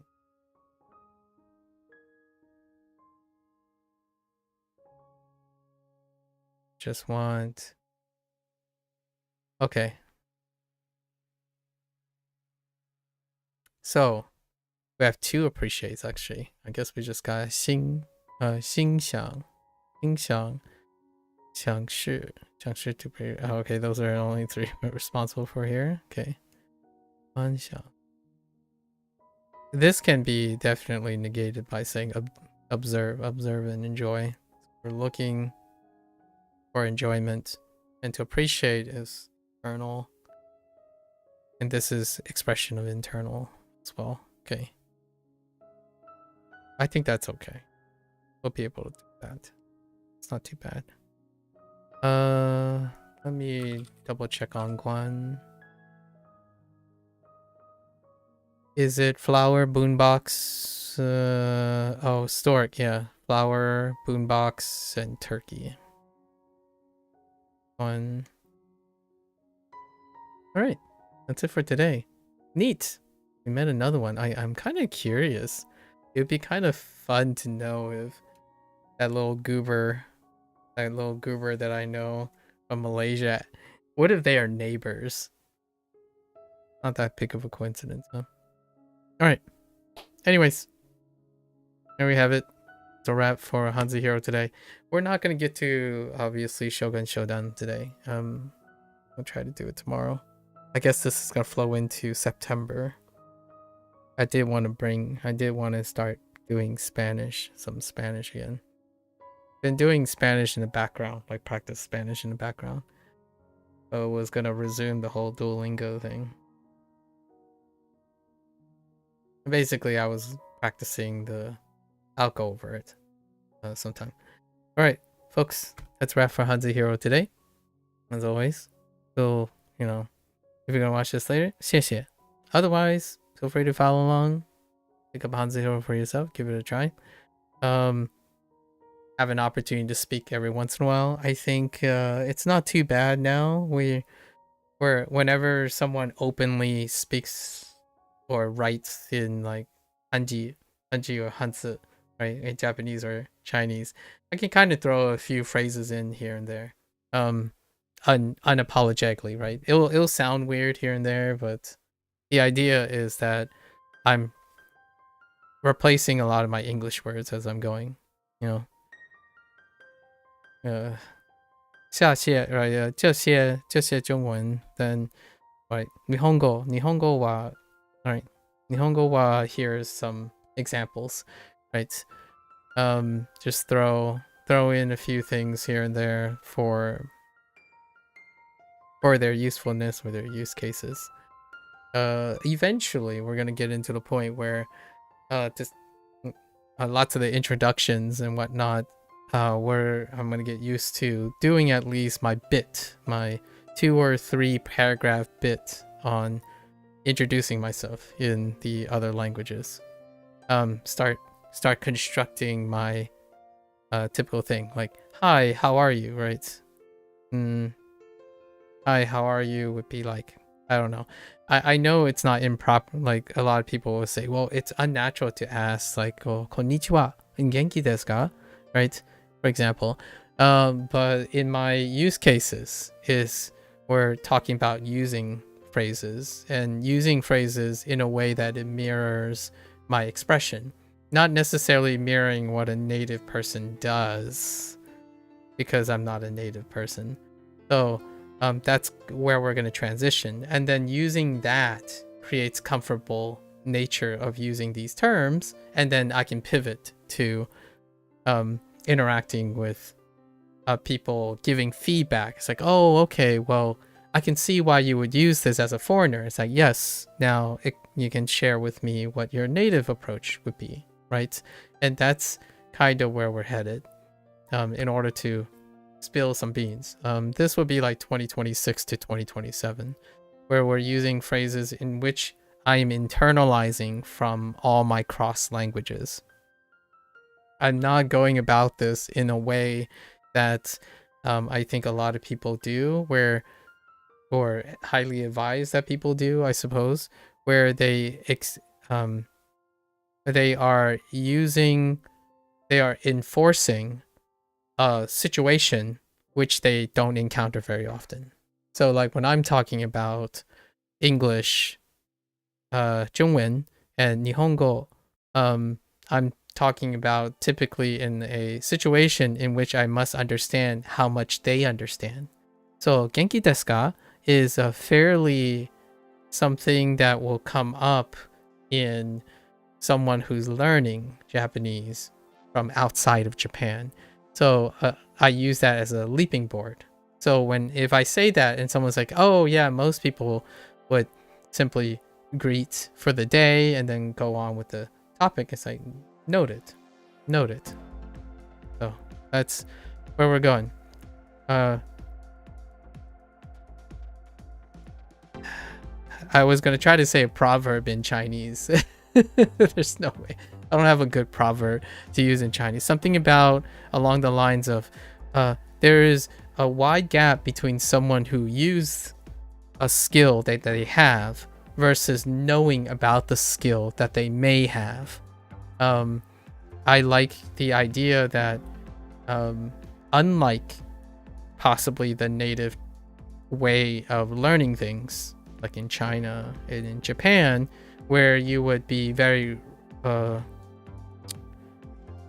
reserved. You don't open your mouth unless you are responding to something. You study and only exchange when you're absolutely certain things. I like to imbue my own multiculturalism blend of behaviorisms to my studying habits. So no, I do not embrace a life of input only and then only opening your mouth when you're ready. A lot of times I open my mouth when I'm not ready because it opens to early feedback, and that feedback is what I want to do. The places and cultures that I grew up in are embracing of mistakes and learning from those mistakes. It's a combination of things. So in order to commit to something and actively learn from mistakes and feedback is not the same as what I would think is the native way to learn things, especially from a Chinese and possibly extended from a Japanese standpoint. Standards are definitely different, right? You can lose face in a face culture. I did not grow up. I grew up inheriting the face culture traditions, but I did not grow up in the face culture themselves. In fact, a lot of normalized behavior is that you are unapologetically committing to the craft of practice and using that practice create new inputs and feedback. So to present something, you certainly present it to the best of your ability currently. However, it is through the refinement of constantly doing something and providing new feedback that guides me towards things. I don't want to discuss about, or I'm not as enthusiastic as discussing all the theoretical ways of making your experience and learning experience the most optimal thing from day one. I am a blend. You optimize things and explore optimization of your things based on the feedback while you're doing them. And I think that's one of the largest cultural, noticeable, significant cultural dissonance between providing advice on language learning to someone who grew up in an English speaking, like an Americanized environment, for whatever that means, but more of a westernized environment versus the easternized environment. Now, some purists would suggest that if you're gonna learn a language, you learn it from the people who speak it. And like, that's certainly one way to go about it. But to insist that it is the best way to learn it, I absolutely disagree. Like, respectfully disagree. Because innovation, creation, inheritance, and iteration do not occur making that assumption. So, like, historical human progress does not come from pure conservative traditionalism. Change happens. Much like natural language. Natural language changes over time due to the embellishment and interaction of humanity as a whole, like its influence and being influenced. So yes, while I agree it is certainly one way to go about it, I can honestly tell you there's one thing that I often find a little bit befuddling, which is when someone says memorizing vocabulary is not the native way to learn things, and they say like, oh, do you know how Chinese students learn things? It's like, well, I certainly have never stepped in my foot in front, into a Chinese setting, but I can tell you that the thing that most people think is not native, as in like, oh, you should learn by native immersion and stuff, like, no, what I learned from my parents is that the first thing they think that is very natural to do is to learn vocabulary. Because at one point, most of those individuals who learned that language was in school. They were in formal education before. So there's this like really weird leap of logic and cognitive dissonance in saying that, okay, well now the most native way to learn it is to pretend like you're back in school. And then the first thing you do is to reject all the formal education structure. That's kind of weird. It's either it is or it isn't, or I guess it's both. It's both native, it's both natural and unnatural. Like, how did lots of people said things like, oh, you should learn language like you learned in school, right? Like when you're a kid. I'm like, yeah, I am. This is an example of how I learned when I was a kid. When I was learning English, I learned grammar, I parsed patterns, and I learned a lot of vocabulary. And then using that vocabulary, I contextualized it to my own personal conditional application. And then through that application, I've interacted with the people of my desired circle and then acquired their speaking ability through observation and feedback. Not paving out some idealistic way of what a normal English speaker sounds like or what a native English speaker is.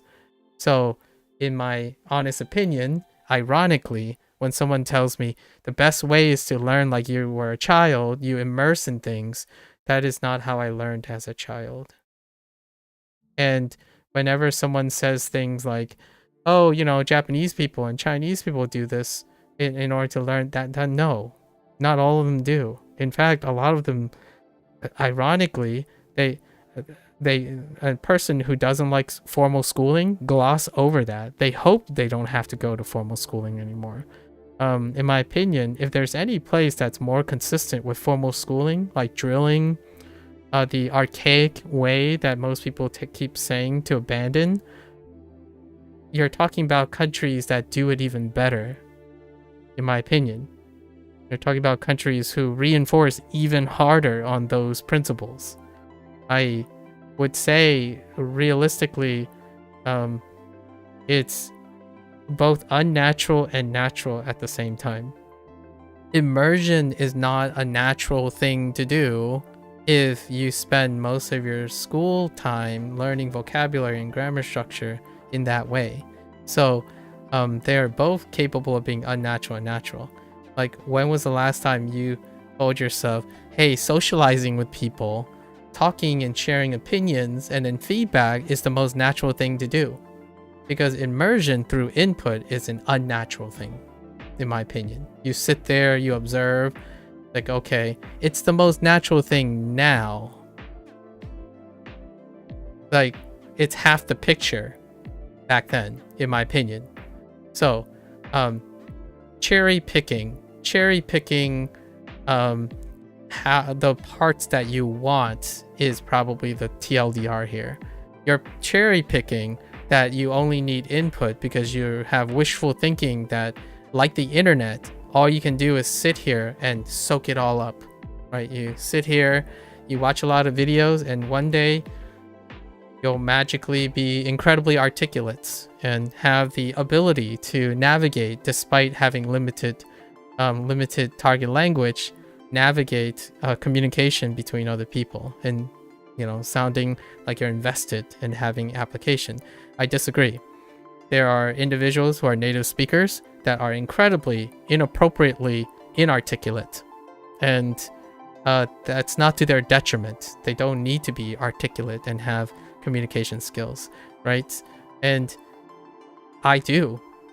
So I, instead of completely imitating and adopting another thing, I want to bridge it.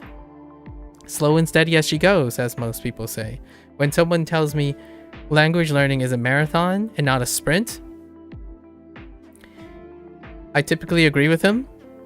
But the way you proceed through that marathon, I probably disagree with most of those people, because they probably have an ideal of how they go about it, and I don't usually use that approach. And it's not to say, I'm not saying you shouldn't do whatever I'm doing or whatever we're doing. I'm suggesting that oftentimes a place of motivation that's consistent is within the scope of your passion.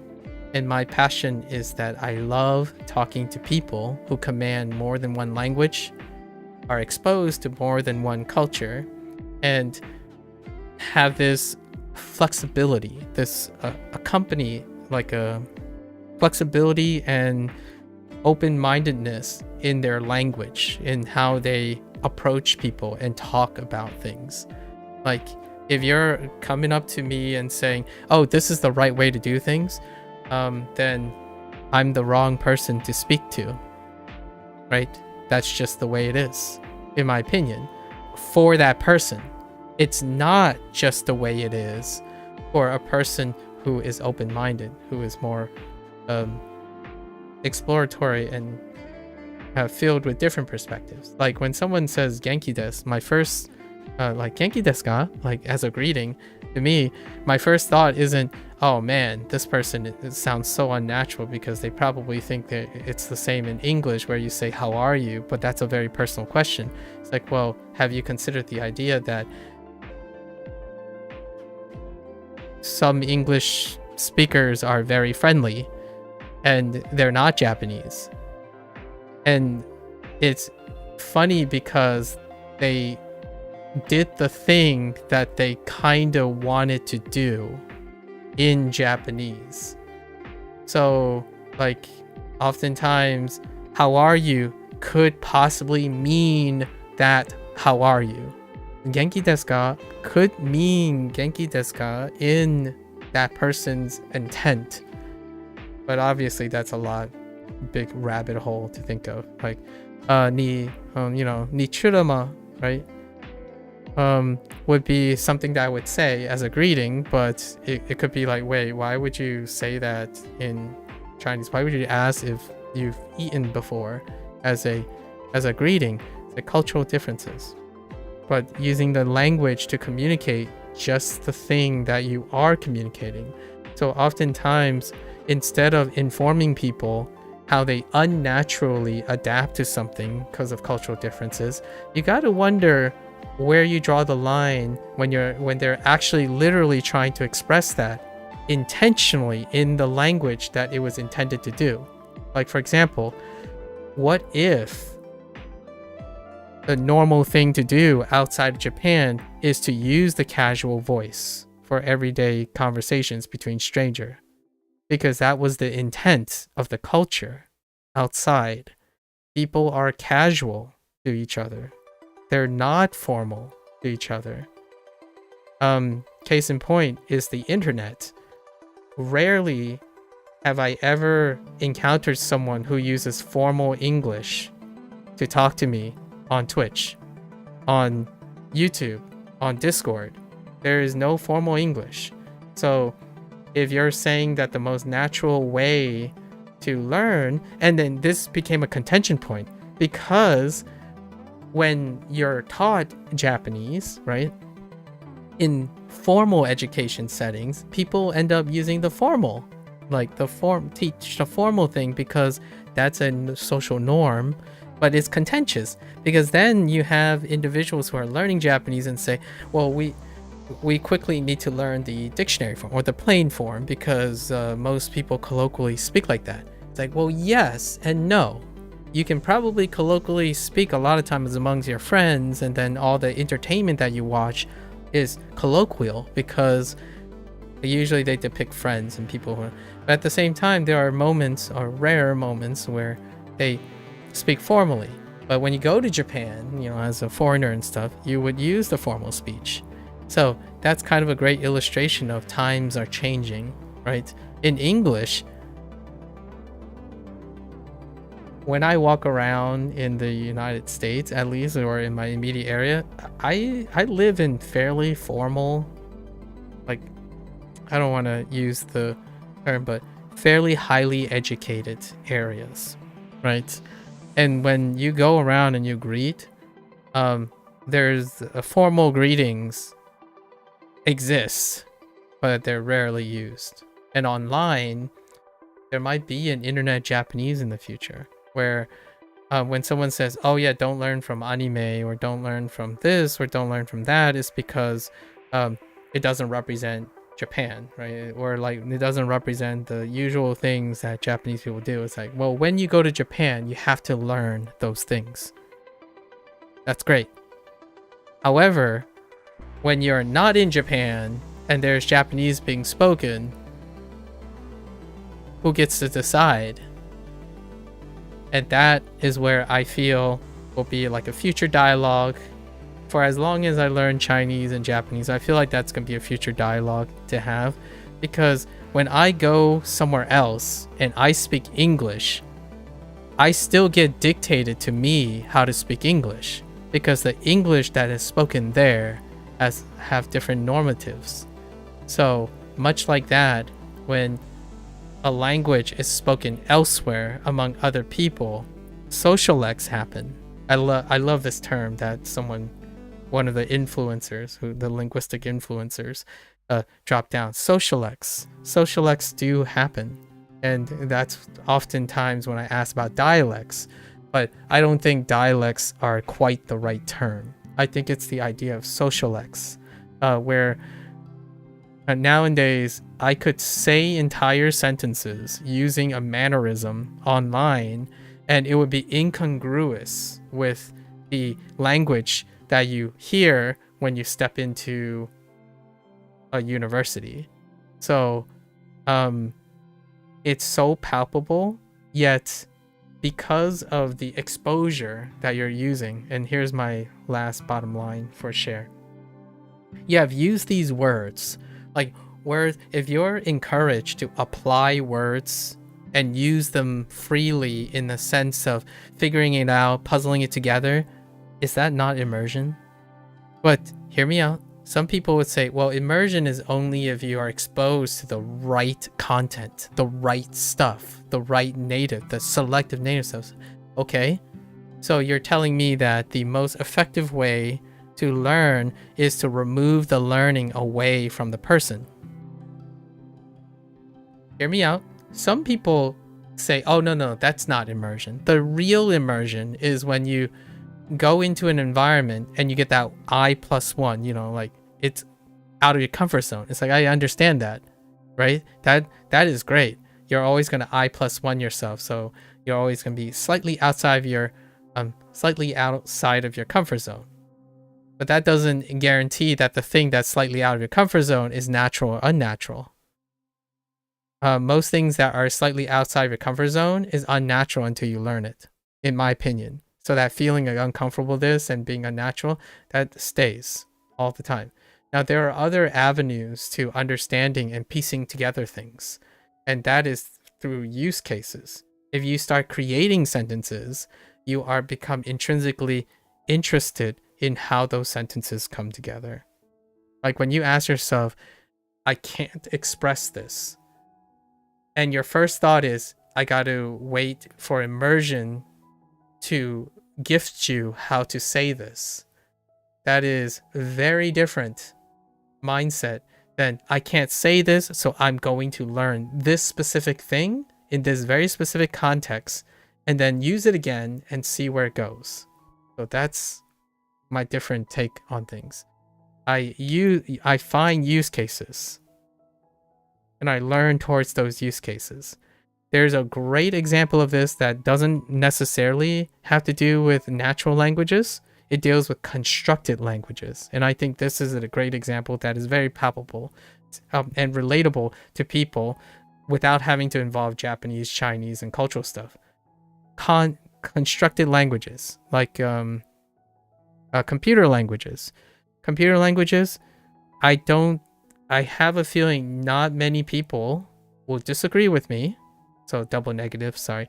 Most people likely will concede to finding this comment acceptable.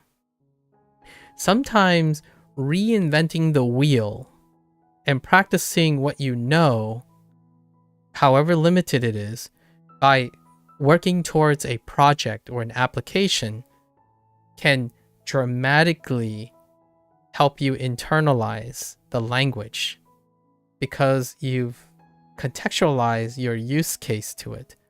Now, immersion may be able to provide you serendipitously with something of interest.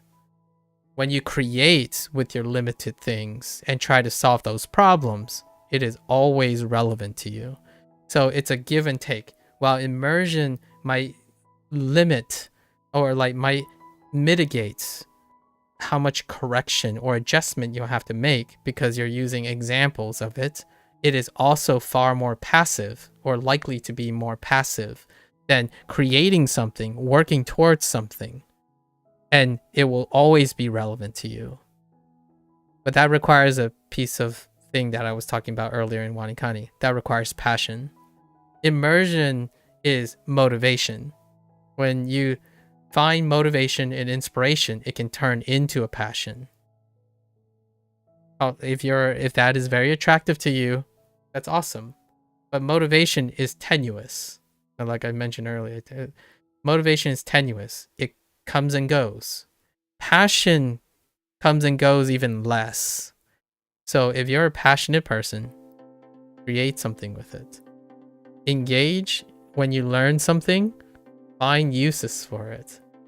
If you can't say an entirely natural sentence, the mindset is you're trying to learn those bits to create that, and then use it anytime you want. Use it as many ways as you can, however rare or infrequent or natural or unnatural it is. When you use something, you'll find what is rare and what is not natural and what is natural over time.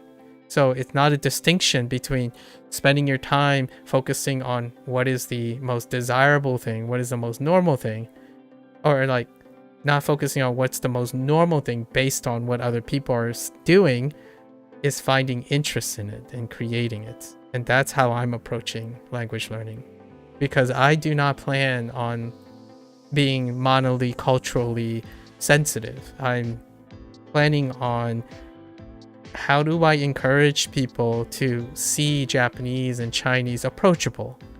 And the first thing you do when you do approachable is, you really just have to really love willingly trying to be Japanese and abandoning your identity in order to be Japanese, right? It's like, well, yes, that is certainly one way to go about it.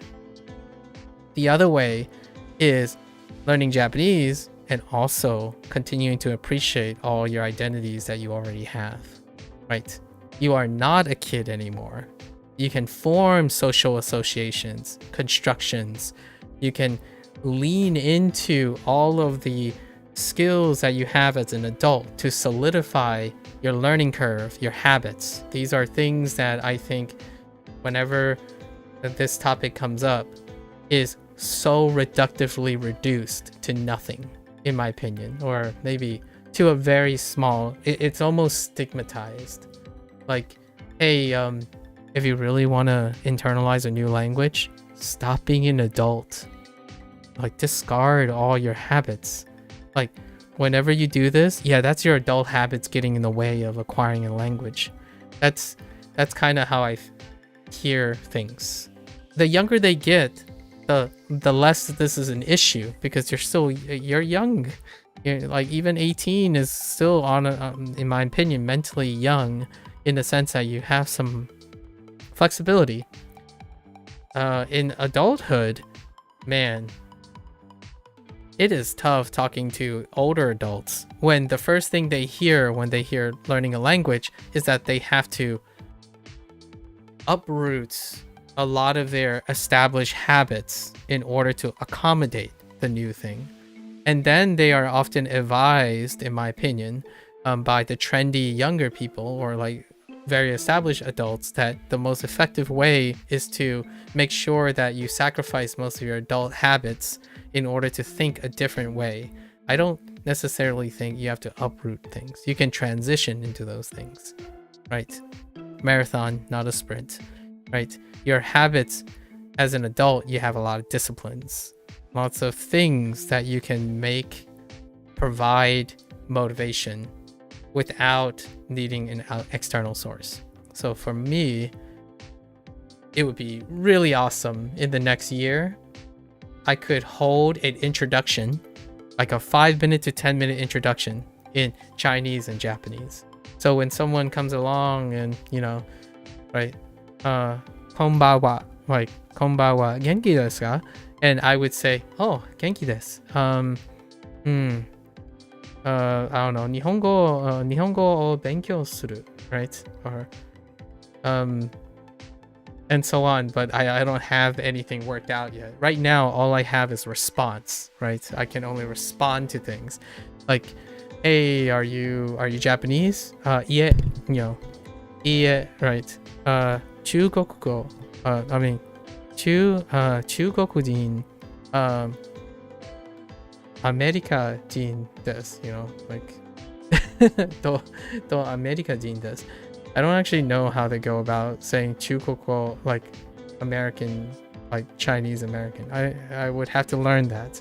So I would go and say, oh yeah, what if I get asked this question? I'm gonna go and figure it out, right? Is it something that most Japanese people say? No, it's not, right? The first thing you think about is, should I ask a Japanese person, is it natural to say Chinese American in Japan? Like, well, no and yes. It's natural to say it in third person, but it's not natural for them to say it in relation to first person, because they're not Chinese American, they're Japanese. So those are the things that I feel we'll be talking about for quite some time. Like, how do you say Souls-like in Japanese? And then you can learn like funny, interesting facts. Like, hey, did you know Wario, right? Wario, which I don't know why I keep saying, instead of saying Wario, or like Mario, right? Mario, do they say Mario or do they say Mario or Mario, right? So I can't wait. That's a personal share for me for HanziHero today, right? As always, you're more than free to stop on by and ruminate and express your growing interest and integrating when you're learning a language or playing a game, studying something, because I think things are incredibly more memorable, in my opinion. This is a contentious competitive statement. When one ultimately applies and creates and finds application, that is a retention for a lifetime. So yes, most definitely, if you're N5, N4, and then HSK 1 through 4, you can become really competent, even, dare I say, fluent in executing those things when you are finding application for them, right? Application. Like the last time I checked, at least even in English around the world, people still use below in high school level of English and may think that they are incredibly fluent, right? And I agree. You can execute things on your use case. So you can choose, like me, to learn willy-nilly a lot of things and then refine afterwards, or you can learn based on your use case. And I think that's a bit of a counter argument, or maybe a balancing point. It's a counterpoint for the current existing trend of trying to imitate a different lifestyle. You can try to imitate the lifestyle to capture the essence of a language and a culture. Absolutely. However, I don't believe, in my opinion, it's very cathartic and consistent when you have to reject your own identity to do so. And oftentimes, to me, I think it's that constant diligence of rejecting your own identity as opposed to leveraging your own identity in order to understand how you best learn is one that requires exploration. Because giving up your agency, whether it's immersion or not, is still very similar to formal education or some of the drawbacks of formal education. It's prescriptional. So if someone comes up to you and say, yeah, you just gotta watch a lot of anime because I learned and became fluent in Japanese learning anime, and then meanwhile you're thinking, well, I don't like watching anime. Why do I have to start? It's like, no, don't worry. You'll learn to love anime. It's like, that's not how that works, in my opinion. I mean, you can. I think the first thing I would do is probably relate to that person, right? Tell me something about yourself. Do you like computer language? What computer languages have you learned? And C++. I'm like, have you ever considered how do you learn C++ to be applied to your language learning? Like other languages outside of C++, right? My 2 cents. More on that. It's underdeveloped. Like right now, all these ideas are definitely underbaked. They are like not even cooked at the moment. I'm still trying to iron out examples and whatnot. And it's not to beat out the competition. It's to add to it. I think it's wonderful when you have a resource that encourages the other person, the person who wants to do the task, to want to leverage what they understand best about themselves. I think nowadays it's more like people telling you what you're doing best.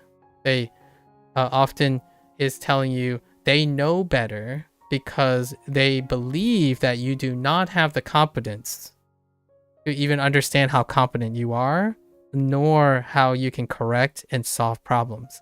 Like, oh, if our method fails, then sorry, you got to go find other methods. Like, well, how do you find other methods? What point of failure in your method would point you to a different method? Right? So I like the idea that there is one very underlying principle that's missing, and that is the welfare and the integration of the spuriousness of the consumer, or the spuriousness of the person, right? Does the person have the capacity to realize when something is not working, something that is working, outside of the parameters of whatever limited metrics someone has in their product? Like, do you know what's not there? How much do you know what's not there? Do you know enough of what's not there and what is there to be able to say, okay, now it's time for me to drop this and move on to another thing and then integrate to this thing, right? I think a lifetime of maybe like 30 years of solid meandering around in education gives someone enough flexibility and tools and dynamics to do that. And I don't describe a lot of people. Lots of people went straight into work. They stuck to their one thing. They rarely get out of their shell, and that's perfectly wonderful when the environment you live in is stable. Japan is stable. For now, anyways, Japan is stable. So, one way to solve your problems is to uproot your life and find something stable. Alternatively, you try to solve the problems and adapt to the dynamics of your current environment. These are both potential explorations of a lifetime, right? So, seeking stability is a great telltale sign of someone who likes to be conservative with their approaches. I'm a little bit leaning towards the other end. I think humans can live a immaculately more dynamic life than trying to avoid instability. You can run towards instability and correct and make them stable. That's an alternative, right? I think I'm more of a 70-30 split right now. 70%, give me the challenges. I'll find a creative way to apply it to my use case, and the rest is history. I don't even have to worry about getting up and say, oh, I don't really like the way this person sounds, but that's just the way the language sounds. I take it in strides. I run with it. But, you know, throw it in somewhere. Right? And when someone says, well, what happens if you learn it the wrong way? It's like, then we'll find out.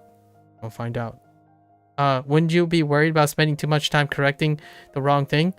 That is where the logic fails. When someone is always applying and creatively trying to create new things or integrate new things, they are usually of the mindset that they can get and change very rapidly or adjust very rapidly. Their learning curve is typically shorter. So when you say, aren't you afraid of a bad habit that will be difficult to change? You're talking to someone, if you're talking to someone who isn't like that, they do change habits often.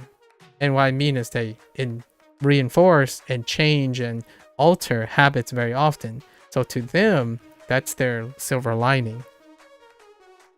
Bad habits are not difficult in the sense of because that's well practiced.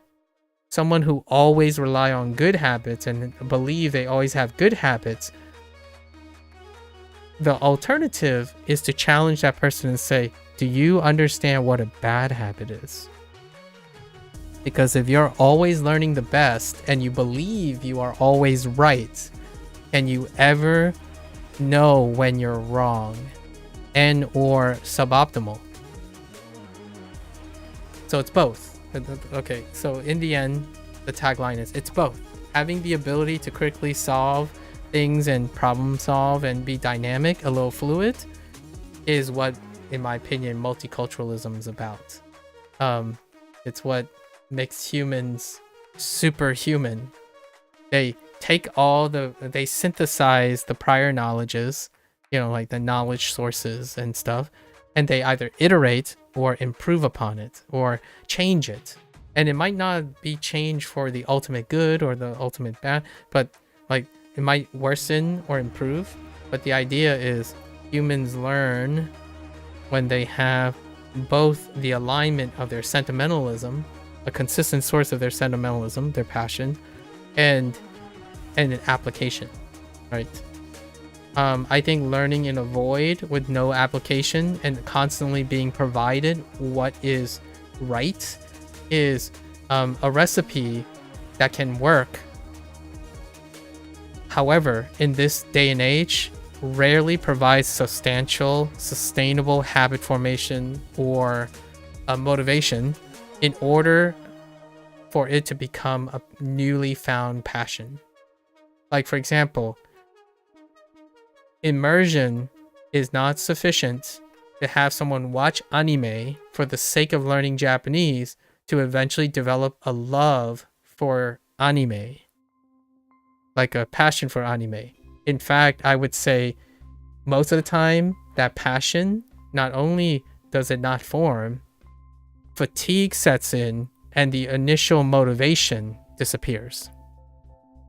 So then there is a very low chance that person will ever develop a passion. because their heart or like their commitments and their habit formation lifestyle wasn't in it in the first place. You will not it is unlikely to establish something. So like the first couple weeks I was like, graded readers are awesome, and then a week later it's gone, the enthusiasm's gone. It's like, but you can read different graded readers. That's what a creative person would say to themselves, not from a stranger. They would be like, you know what, this graded reader is not that great. How about I really like this, but you know, Japanese people don't recommend learning this stuff before, or like the immersion, that might be, but I really like it. So you're putting one and one together, right? Graded readers are great. Now, do you know what is it that interests you to apply it to graded reading? Because that's the two necessities, in my opinion. The effectors, the interaction hypotheses, right? The interaction hypotheses, the comprehensible inputs, like immersion stuff. Like it's a balance approach, right?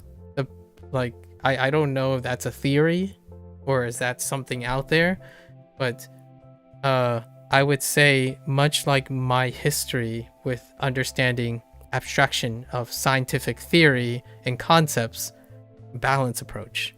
Humans are rarely ever sustainably homeostatic in a specific activity when you have imbalance, when you have purity. At least in my opinion. I think that runs at the face of intellectual pursuits.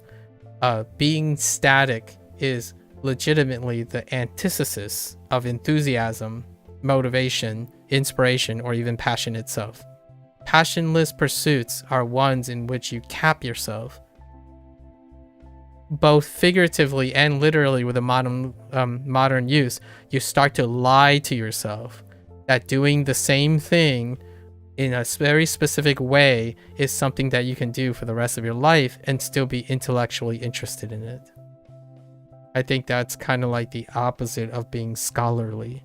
You literally want to learn less about the process. You want to learn as little as possible about the experience of engaging in an activity that you're trying to develop, right? So in my opinion, that's why I think by the time 3 or more years rolls around and I've been language learning, I don't think my perspective will change from the balance approach to language learning. Whatever that is. I'm not even sure if that's a thing right now.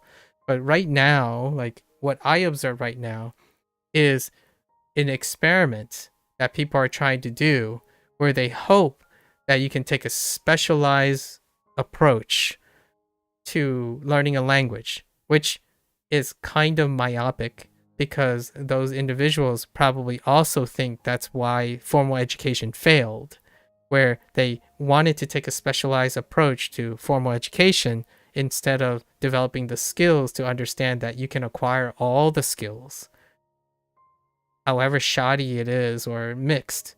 You can bend them to your advantage, provided that you are open-minded enough and creative enough to intellectually circumnavigate that stuff, right?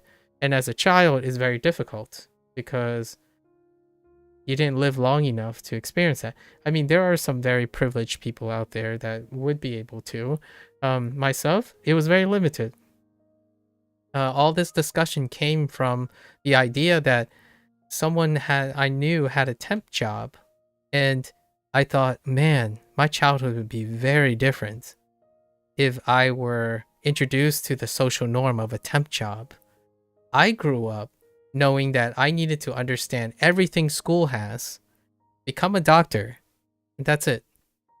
It didn't happen, obviously, because the moment I left the nest, I was inundated and challenged with all the other possibilities. That's like kind of logging on the internet for the first time in your life. But obviously the internet was not around when I was like in this capacity when I was growing up. But now it is. So how do you navigate that? The first thing I would say personally, humbly, is that losing agency is something definitely worth discussing, especially for a younger person, and then even an adult. When you start to lose agency, you stop thinking for yourself, right? And there's plenty of countries and cultures that prefer that. So I'm trying not to be ignorant of this. There are plenty of countries and cultures that like that and works really, really well. You got to ask yourself, do you live in one of those cultures? Do you live in an appropriate way, and in a way that is an adaptation, right? Do you live in a culture where if you don't get an A in high school, there's no other way to succeed? If you didn't become a doctor, you don't deserve respect of acclaim, right? But that's something that's very direct. It's very important. If you are incapable of having a relationship with someone, then the problem is you, right? Sorry about those like slightly more direct ways, but there is an ebb and flow for me. So feel free, come on by. I would love to exchange. I would ask all the questions. I mean, you can sit here and answer those questions. Like, I like to get to know people through questions. I think it's incredibly revealing on how people ask questions, what type of information they believe they're comfortable in sharing, and we go from there. If you think there's something that you like to do that is incredibly obscure, by golly, I'll try my best to find something that's analytic, like maybe a distant analog for it, and then we can start there, right? Sharing experiences, it's pretty goated when you share experiences, find sentimental investments into an intellectual pursuit. My applications for learning Chinese is how I can get other people to learn Chinese. And what I mean by that is not like gaslight them for any reason. How do I learn Chinese and get people excited to learn Chinese simply because I'm excited to learn Chinese? Japanese goes the same for Japanese. Video games, etc. If it's one person, it's sufficient for me. So feel free, come on by. Until next time, right? So, for the record, as always, if you're only interested in HanziHero, 大家下次见, right? See you guys next time. 感谢观看. Thanks for watching. I'll be back. Hopefully we get to Shogun Showdown tomorrow. Until then, stay safe, stay healthy. I'll catch you guys on the next one. Bye bye.